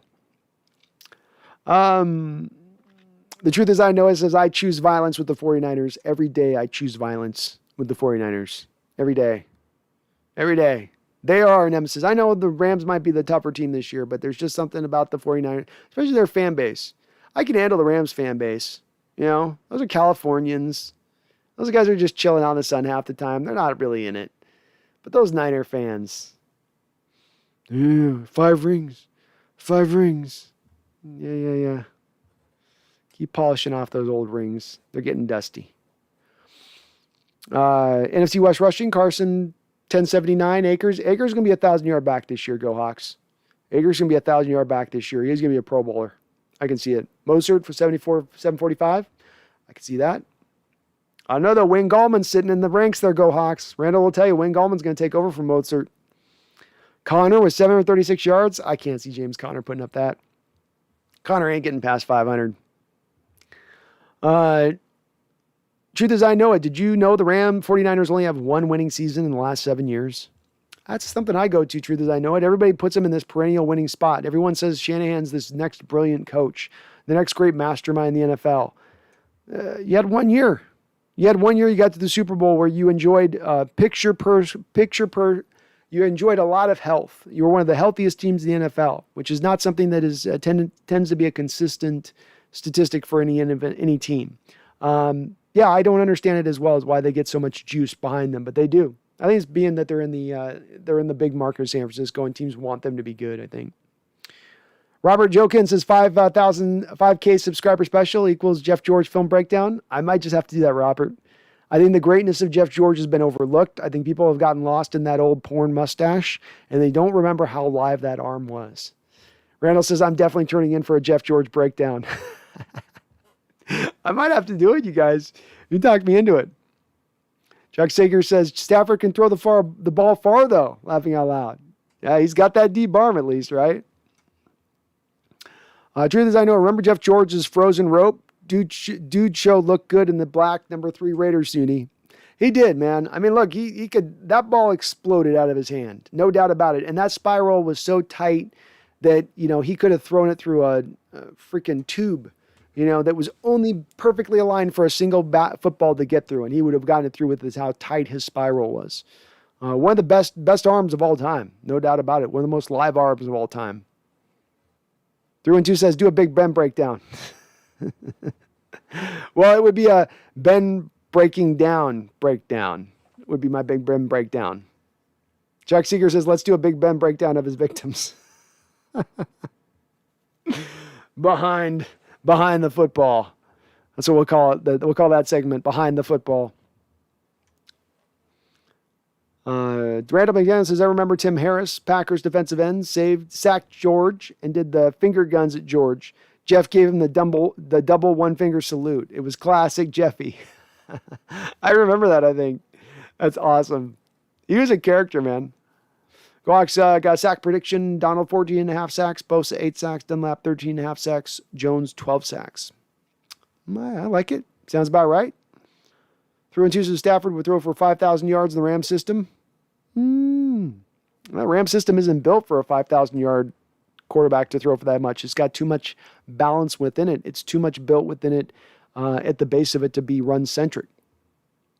Randall says, will the Bosa brothers combine for more sacks or games played in 2021? 32 potential games, more sacks. Ooh, God, that's an interesting question. I don't know, Randall. I'm going to say it's going to be the same.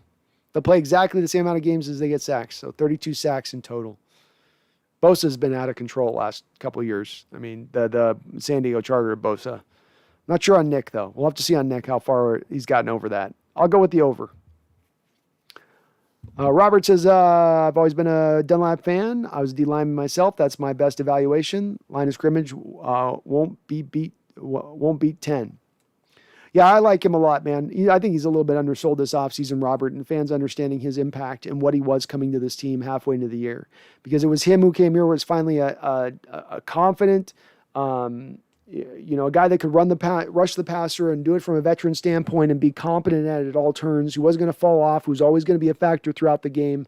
He really turned around that defense, along with Jamal Adams coming back from injury, kind of the combination of the two of them with DJ Reed's ascent a little bit.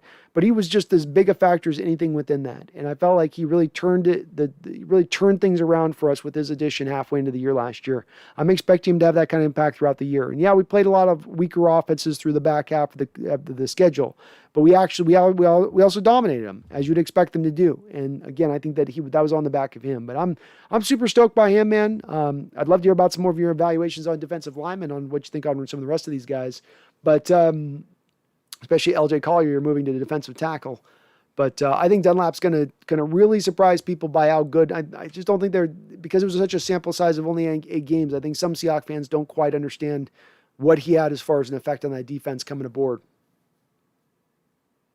And we are going to have a deep rotation, Robert. That's why I say I think especially at the edges, this is the deepest in Seahawk history that we've had as far as edge rushers go. We've never had it this deep and this quality ever before. We've had some good edge rushers. We've had some good guys that can come off the edge and even paired up some good guys. But to be this deep and to be able to go just over and over and just send waves at offenses, I think it's going to allow for that defensive line to be at its best and to be really effective at all times, not to have those points of the game where there's this huge drop off and you're like, why can't we get any pressure? I think you're going to be able to get real good, consistent pressure.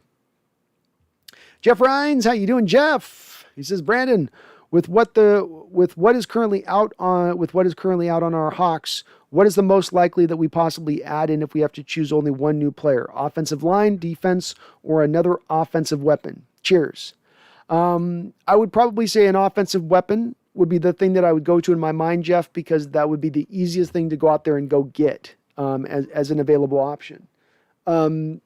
Certainly, you've got guys like Richard Sherman out there where it's like Richard Sherman's probably the most likely guy to be added because he's available. You don't have to trade anything. He's not going to cost a lot. But if we're talking about an actual impactful type player, which is I think where your question is coming from, a guy that could really be more of a difference maker, I go to probably an offensive weapon, be it maybe a running back, be it maybe a receiver, but that'll be the easier thing to go and grab. I think it's going to be harder to find the defensive weapon, and I think it's even harder to find an offensive lineman at this point just because they are so valued and there's so few of them out there in the league. Go Hawks got tackle predictions. Wagner at 147, Warner at 141, Collins at 125, and Fuller at 86. Okay. I'm just doing the leader on each team. Makes sense.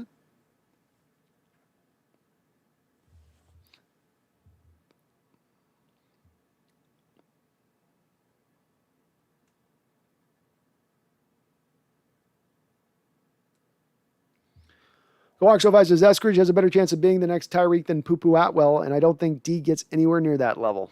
Yeah, agreed.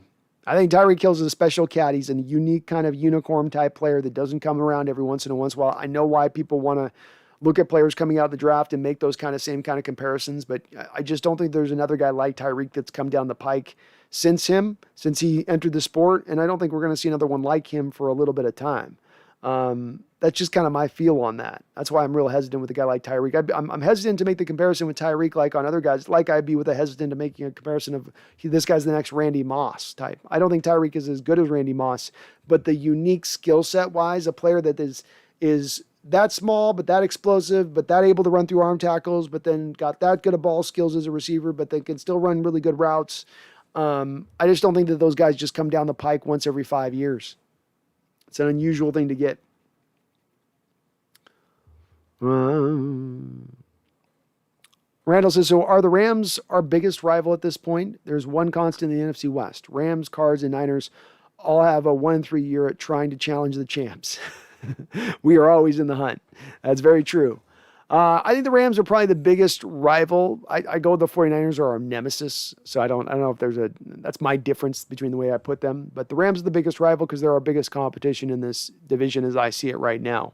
I feel like a little bit in the Niners, we're a tough matchup for the Niners and how we're constructed. We're really just a tough matchup. And with the Cards, it seems like one game we're going to win, one game we're going to lose against them, seemingly, and that they're just always going to give us a tough time one way or another. It doesn't matter where their team is at. That's always going to be where it's going to be. But the Rams are the best team of those three right now, I think. Why? Remember 312 is the same troll. I was calling Stafford overrated when the Rams fan was in the chat, but now he's gone. So back to the troll. Stafford's good. It's like the special needs child.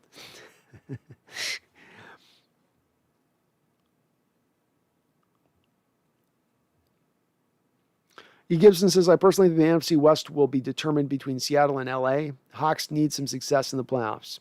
They do need some success this year in the playoffs, E. Gibson. It's going to be driving a lot by what we're going to get out of Russell Wilson going forward, and whether Wilson stays here long term will be whether or not we get further success this offseason, this playoffs this year in the NFL than what we've had the last 5 or 6 years where we've really been topped out as a one-and-done team. A lot's riding on this year, E. Gibson. A lot is riding on this year, and it's more than just, hoping we can get beyond it. It's more... This year's success is going to be built on so much more the long-term direction of where this football team goes. Evergreen. Man, they didn't have any green or blue gaming chairs. That Niner red makes me sick. I'm looking for a new chair here, man. So sorry you got to deal with the Niner colors, but yeah, I inherited the chair. I just got back from my Maui, so I had to dump my other old computer chair. So I'm in the market for a new computer chair. I've just been lazy about it because I got this one, so.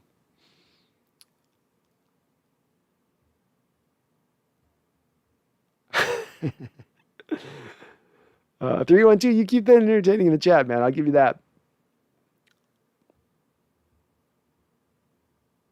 312 says, I'm picking you guys to win the division because I believe in Russell Wilson, but it's foolish it's foolish to say that the Rams aren't even going to be a threat, as you guys are saying. 312, again, you'll say things like that. No one's saying the Rams aren't going to be a threat.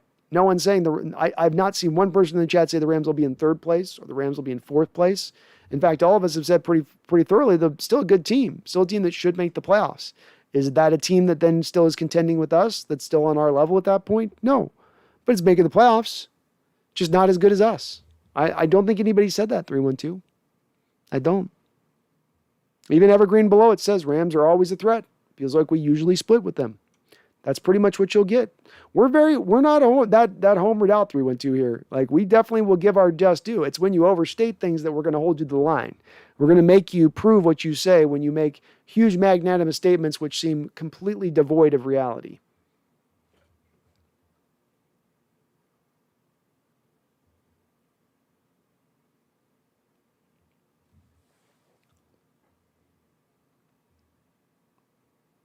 Evergreen says the Patriots winning the Super Bowl makes me less patriotic. Oh, that's awesome.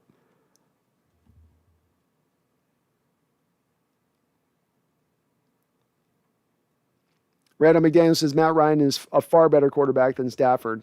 I agree with that. Is that in contention, do you think, Randall? I mean, is 312 saying that? See that this is where we get, you've heard the term size queens. We get those football fans. I think 312 is like the equivalent of a size queen in regards to how a quarterback throws the football. And since Matt Ryan doesn't throw as pretty a football or throw it as far as Matt Stafford, therefore he's a less better quarterback. Do I got that logic right, 312? I'm just having fun with it at this point. Oh, man. Robert says it was infuriating to see Hollister get shoved around. It was, Robert, and you're definitely getting a better blocking move tight end in Gerald Everett now. This is a guy who, you go watch his tape, he can block. He's not as good of an inline blocker as a guy like Disley or what you get in a guy like Kittle. These guys that are really can drive guys off the line. They can take a defensive end and move them backwards. But he can pin a block, he can down block, he can get out in space and get a hat on a hat when you need him to. Which is something where I think that was a big hole in Hollister's game. He was not a guy who could block. He was shades of Graham, where he puts a hand on a guy and just gets blown backwards time and time again. You shouldn't see that same thing happen in here.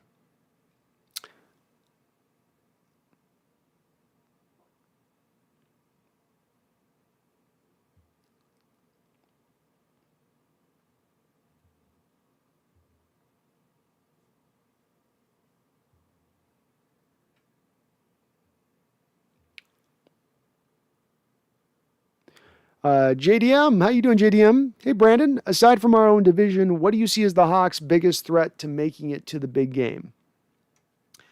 A couple of items that I would present to you, JDM. We look at the last 2 years, injuries have been a problem. There's some reasons for why they've been a problem, maybe going for a little bit of an older roster in those last couple of years at times rather than trusting youth, which is going to lead to more injuries and more games missed due to injury. But you were the most injured team in football in 2019. You were the fifth most injured football team in 2020. Injuries can once again upset the whole makings of this football team, especially when you look at the offensive line, which is not necessarily really all that deep. And you could definitely get really wonky there really quick if you sustain those injuries. I feel the same thing about the wide receiver position. If DK Metcalf goes down, you got Tyler Lockett and Dwayne Eskridge and not a lot else behind those guys, it might get really ugly really quick from that aspect of things. Most teams out there will tell you injuries have got to be a factor into what could upset the success of a given season. But I think for Seattle, because it recently has been that way, that it's upset that success, I think 2019 got halted in its tracks. Your potential Super Bowl run got halted in its tracks because you just sustained too many injuries. Too much of it mounted up too far at that point in time. Injuries is the first thing, and then talent on the offensive line in regards to those injuries. Especially the center position specifically is the position I think above any position on this football club that has me concerned. I remember going back a year or two ago to having Joey Hunt in there because you were down a guy or two, and it just wasn't good. It really wasn't good. You were getting the inside of your offensive line just getting collapsed time and time again because you couldn't hold up there. So the center position's got me really worried as much as anything. Injuries get me worried above all else of that goes. So those would be probably the two things that jump out at me. The only other third thing I'd say, JDM, is that Russell Wilson's not able to make the transition to this new offense, that it doesn't fit his skill set, that he always has to be in an offense that's based upon him being allowed to play backyard football all the time, and that's his only way of being successful in this league. I don't think that that's the case. I don't think that that's the truth. I think he will flourish in this new offense, but I think that we haven't seen it yet, so it does remain a question and does remain a possibility of something that could upend the season a little bit if it's not able to be successful, if it takes him a little bit of time to pick up this new offensive scheme. Really the first truly new offensive scheme that he's had to deal with since he entered the league back in 2012. Welcome in the chat, JDM. Good to see you.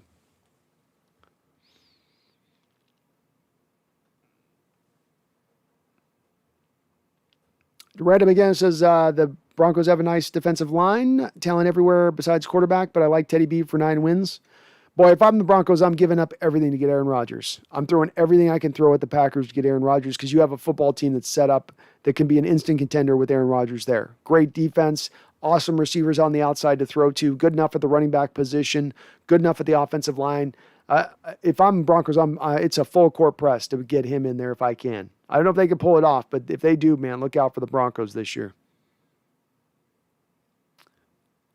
Randall says Wayne Gallman's due for a breakout. I think Mostert's got to keep his head on a swivel, Randall. Mostert's got to keep his head on a swivel because that Gallman train's coming down the tracks. And that takes about 20 miles for those brakes to pull, you know. Why do I says 49er fans are just the worst. Love beating the 49ers. They do. I get more trolls. During the season, we get more trolls from 49er fans than anybody else. That's how it's been historically speaking. And they come in as the most, overt. I mean, even when we get Dark RH in here, Dark RH is at least pretty respectful. And he comes in here, he disagrees with us, and he loves his team, and he thinks they're going to do awesome, but he's never belligerent like some of the 49er fans can get. They get a little bit too much of that wine and cheese in them, and it makes them start to feel themselves a little bit.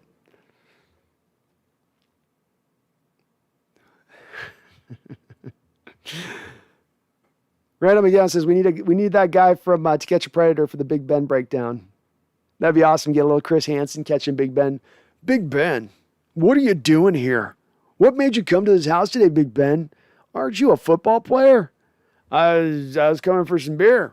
She said they had some beer here. I thought she said beer. I didn't know she said come here. I thought she said beer.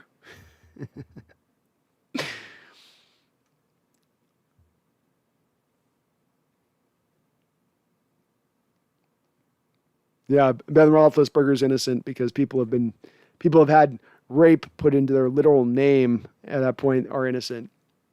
You got to be pretty bad at that point to get your name literally turned into a nickname off of rape.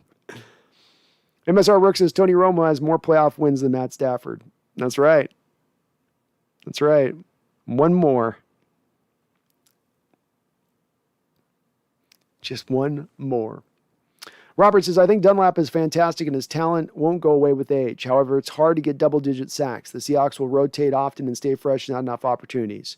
Very true. It's going to be tough for him, Robert. He was really efficient in his production last year and getting the sacks he was able to for the back half of the season, and that might be the thing that holds him off.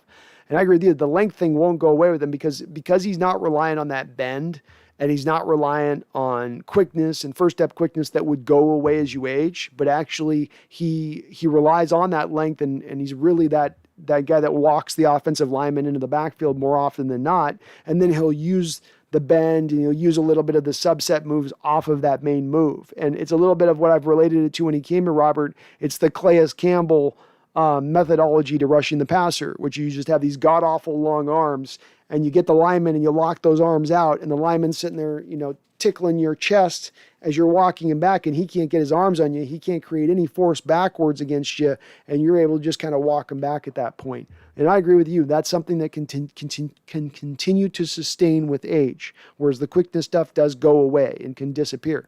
Calais Campbell is going to play another year here. He's 38 years old with that similar kind of skill set and is still being effective doing it. Robert says, my sack prediction for Los is going to be about 8 for the number. I'm going at least 10, Robert. I think he's going to get over 10. I know it's hard with this defense. I do. I mean, I remember that even when we had the Bennetts and the Averils and the Clemens and Irvins, that 8 was like the ceiling for it. But something tells me he's going to get in over 10 this year. Why do I? Yep, a true man of conscience. Make sure to pay out that suit and settle that crap before going to trial, like heroes do. Marka. Randall, he's Randall was actually the same name.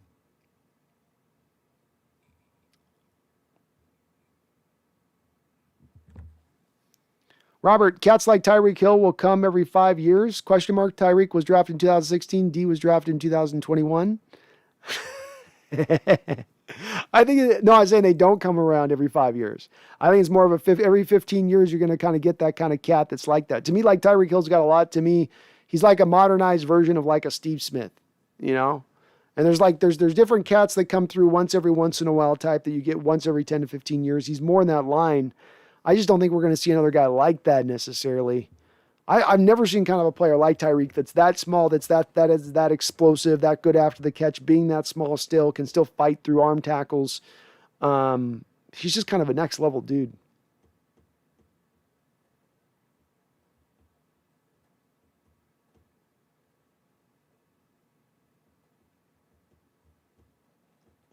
Well, I'm not saying that through. So through and two says, literally everyone in the chat except me and that other guy are saying that Stafford sucks and the Rams are going to take a step back.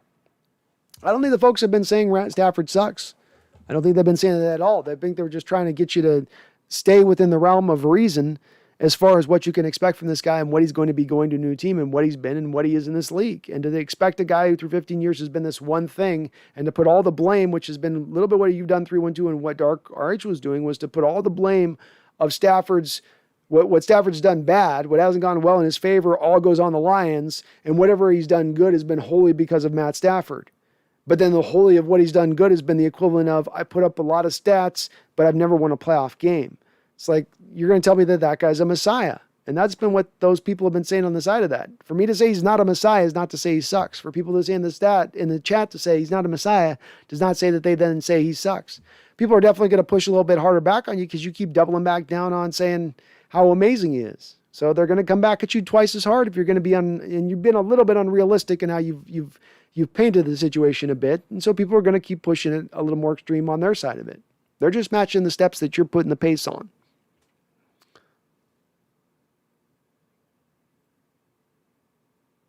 Randall says his bodyguard escorted her to a back room. Big Ben walked in with his D already out. She ran to the bathroom and he followed. That's pretty good. He's gross. And there, Randall's saying it too. There for you, 312. So Randall and me both. That's two people. Stafford doesn't suck, but he's not great. There we go. And then we got Why Do I falling behind Randall. You're saying everybody's saying the Rams are not going to be good, but here's Why Do I saying Rams are a huge threat, bigger than the 49ers. Seattle is just better.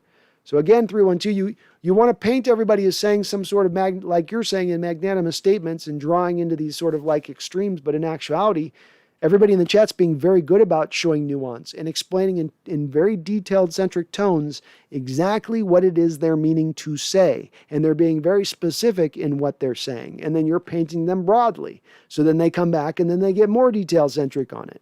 But it is what it is. Put Stafford under Shanahan with Megatron, and he wins an MVP as well. I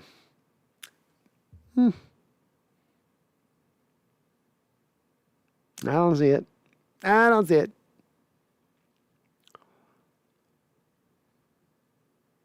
Robert says Stafford already had Megatron, dog. Oh. Why do I? Ben and a woman walked into a bar. Police were called. There is no punchline. Robert, not too hard to scheme up Megatron. Run deep, Matthew, throw a ball high. I think that was probably pretty much it at times. Just put it up there. I get it. Randall says, put Stafford as Brady back up in 2020 and he gets a ring.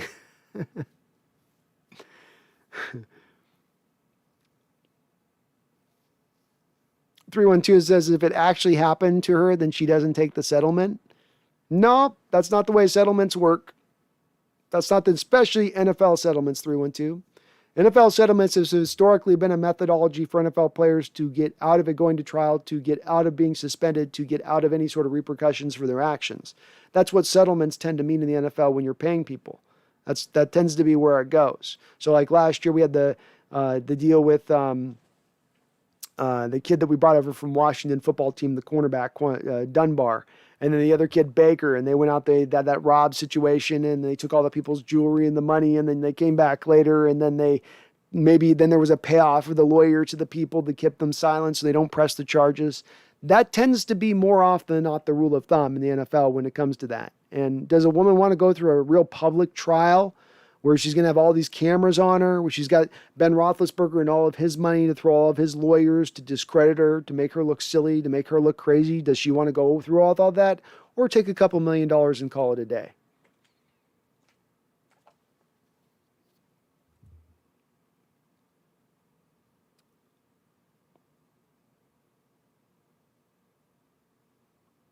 Random Banana says, I liked when Haloti Nada broke Ben's nose.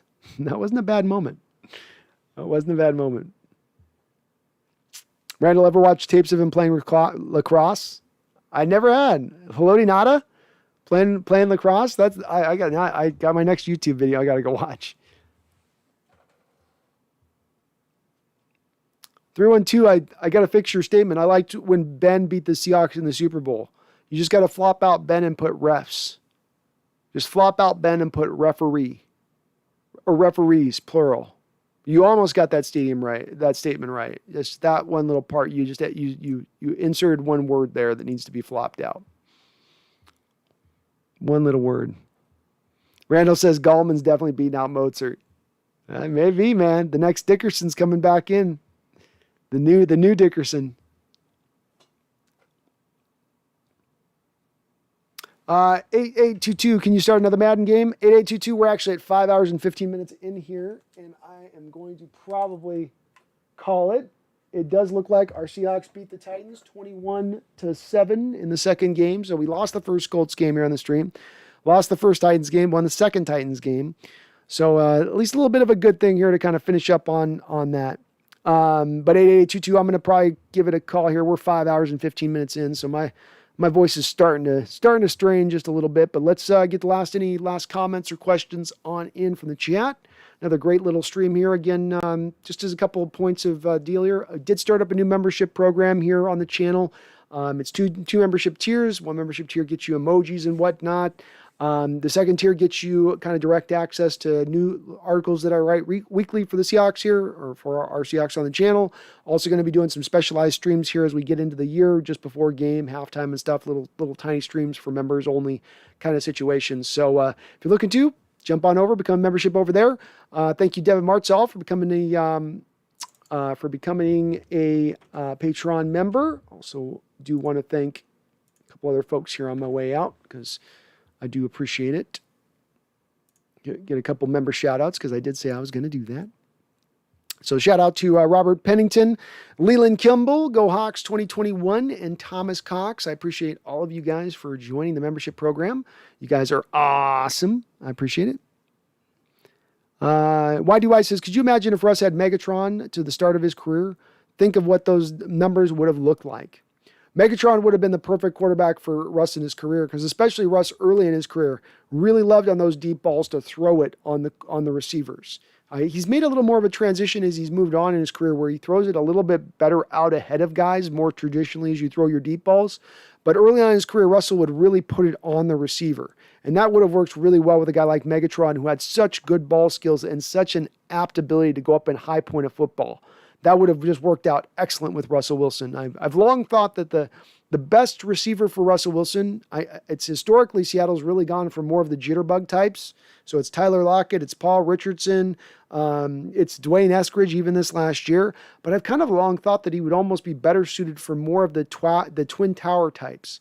You know, part of me is really intrigued by the thought process of getting both DK and Tamarian Terry out on the football field at the same time. Not just having one of those guys out there, but two of them, and seeing if Russ can actually kind of utilize those guys a little bit more. I'm intrigued by that, just a tiny bit.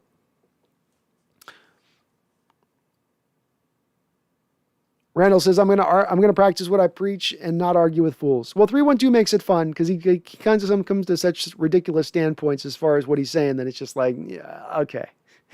Okay, 312. All right. Whatever you say, dude. It's almost like you're patting a kid on the head and going, that's cute. Okay. Go Ox05, Great Street Brando. Stay cool out there. Hey, you guys stay cool out there as well, man. This heat is going to be blistering.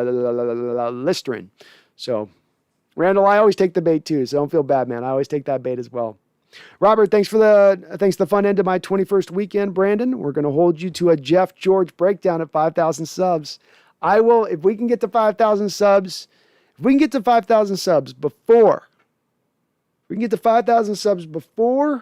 the end of training camp, I'm giving it some time. It's making it realistic. I will do a Jeff George breakdown. I will explain why the NFL has got it wrong with Jeff George, that was greatness, that he just got sold short. He got sold short like they're trying to tell us, like Ram fans are telling us Stafford got sold short. No. George got sold short. It wasn't those 6 organizations he went to that all gave him a try and he crapped the bet on. No, he just was never given the right situation, the right kind of place to really, the right structure, let's say, to really elevate himself and show what he could really be. But, all right, I'll do it. You guys want it. I'll do a Jeff George breakdown. GoX05 says, I want Megatron to come out of retirement and play with us. Sadly, at this point, he is at such an age, even with his freakish ability, I believe he'd be up around 39 years old or so. There have been some guys that were freakish, Jerry Rice, Randy Moss, those guys did play into their late 30s. So it's been done before, but sadly, I think there's so much time that's been lost at that point. I don't think he's just too much time at that point. But he would have been an amazing guy to play with Russell Wilson. And certainly sad that he got kind of stuck in Detroit. Both him and Barry Sanders, to have two of those talents kind of get stuck in Detroit and never be able to fully shine maybe the way they could have shined it's a little bit sad. It is a little bit sad. And happy 21st birthday, Robert, if you did just turn 21. Randall says it wasn't lacrosse, it was Australian football. Oh, I got to go check it out, man. I got to check it out. John Robinson says Russ does have Megatron. His name is DeCastro Metcalf. You're very true, man. He's got the next Megatron. What if we had 2 Megatrons? What if we had the old Bull Megatron and the new Bull Megatron? Jeffrey Nicholson, Taylor or Everett as a breakout player in 2021?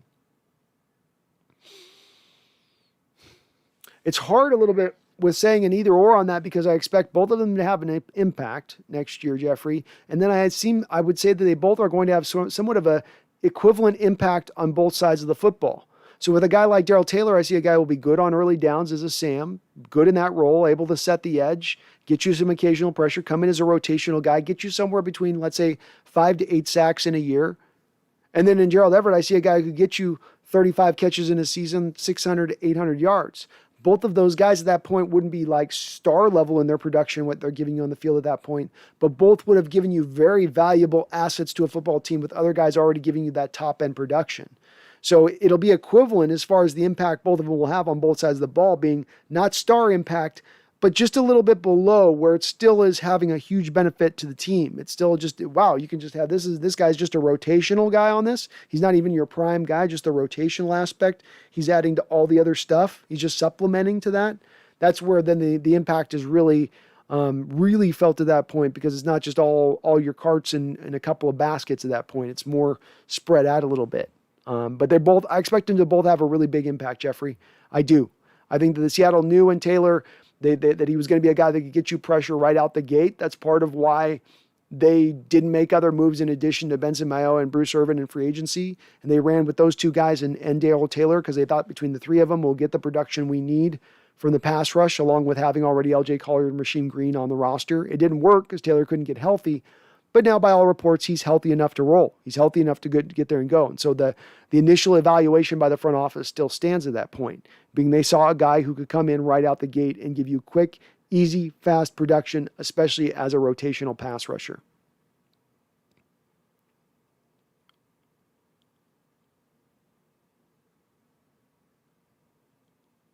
Randall says, what you do? I spent mine at Crater Lake 20 years ago.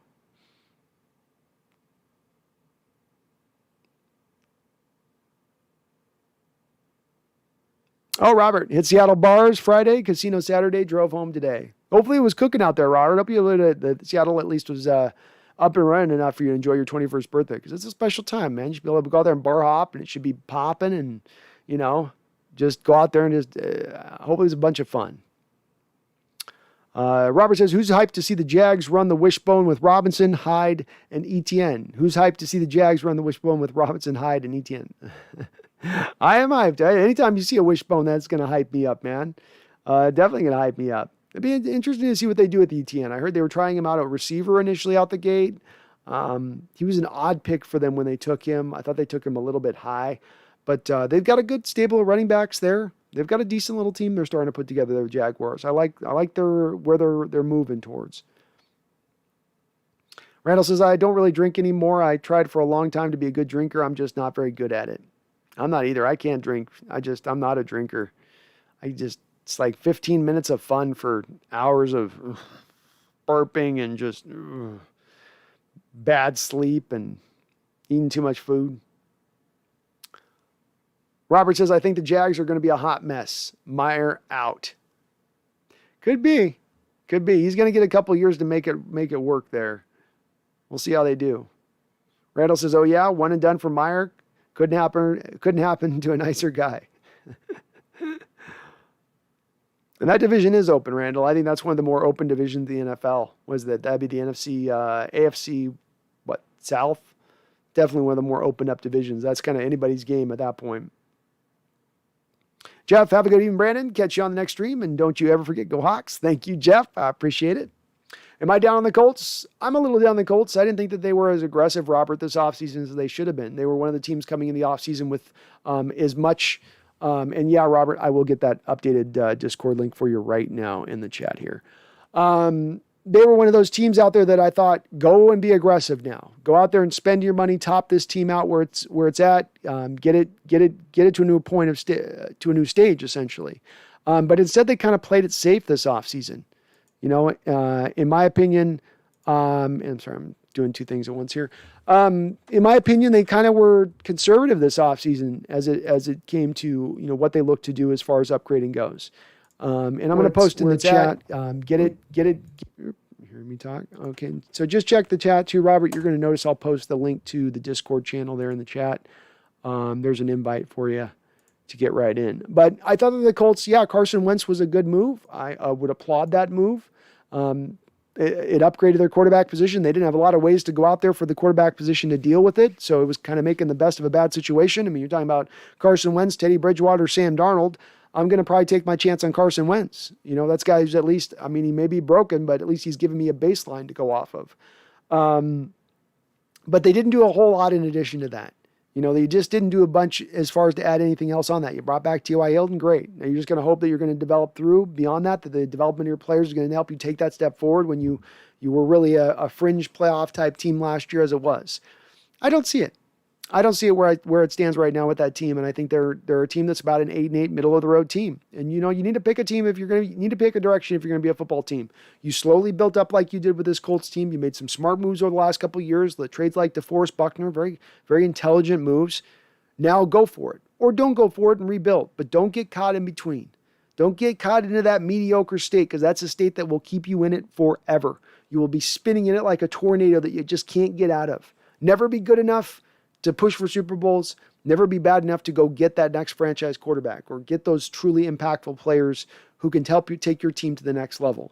They'll be an okay team. It's going to be a challenge week one for us, Robert. No doubt about it. I don't expect us to blow the doors off in week one. But I also don't think that they're probably going to be a playoff team in that very, very, very tough AFC. All right. Well, we have hit the back end here, 5.5 hours into the stream. It was another awesome stream as ever. Lively chat today as we were discussing this. I think the Stafford debate's going to continue to burn on here as we get into the season, as people are trying to kind of understand what his impact is going to be. And it's going to be interesting to see how it plays out. I think we do think he's going to make them better, but I think that some of these Ram fans have got to cap a little bit as to how much of an impact you think one player can have in addition to a team.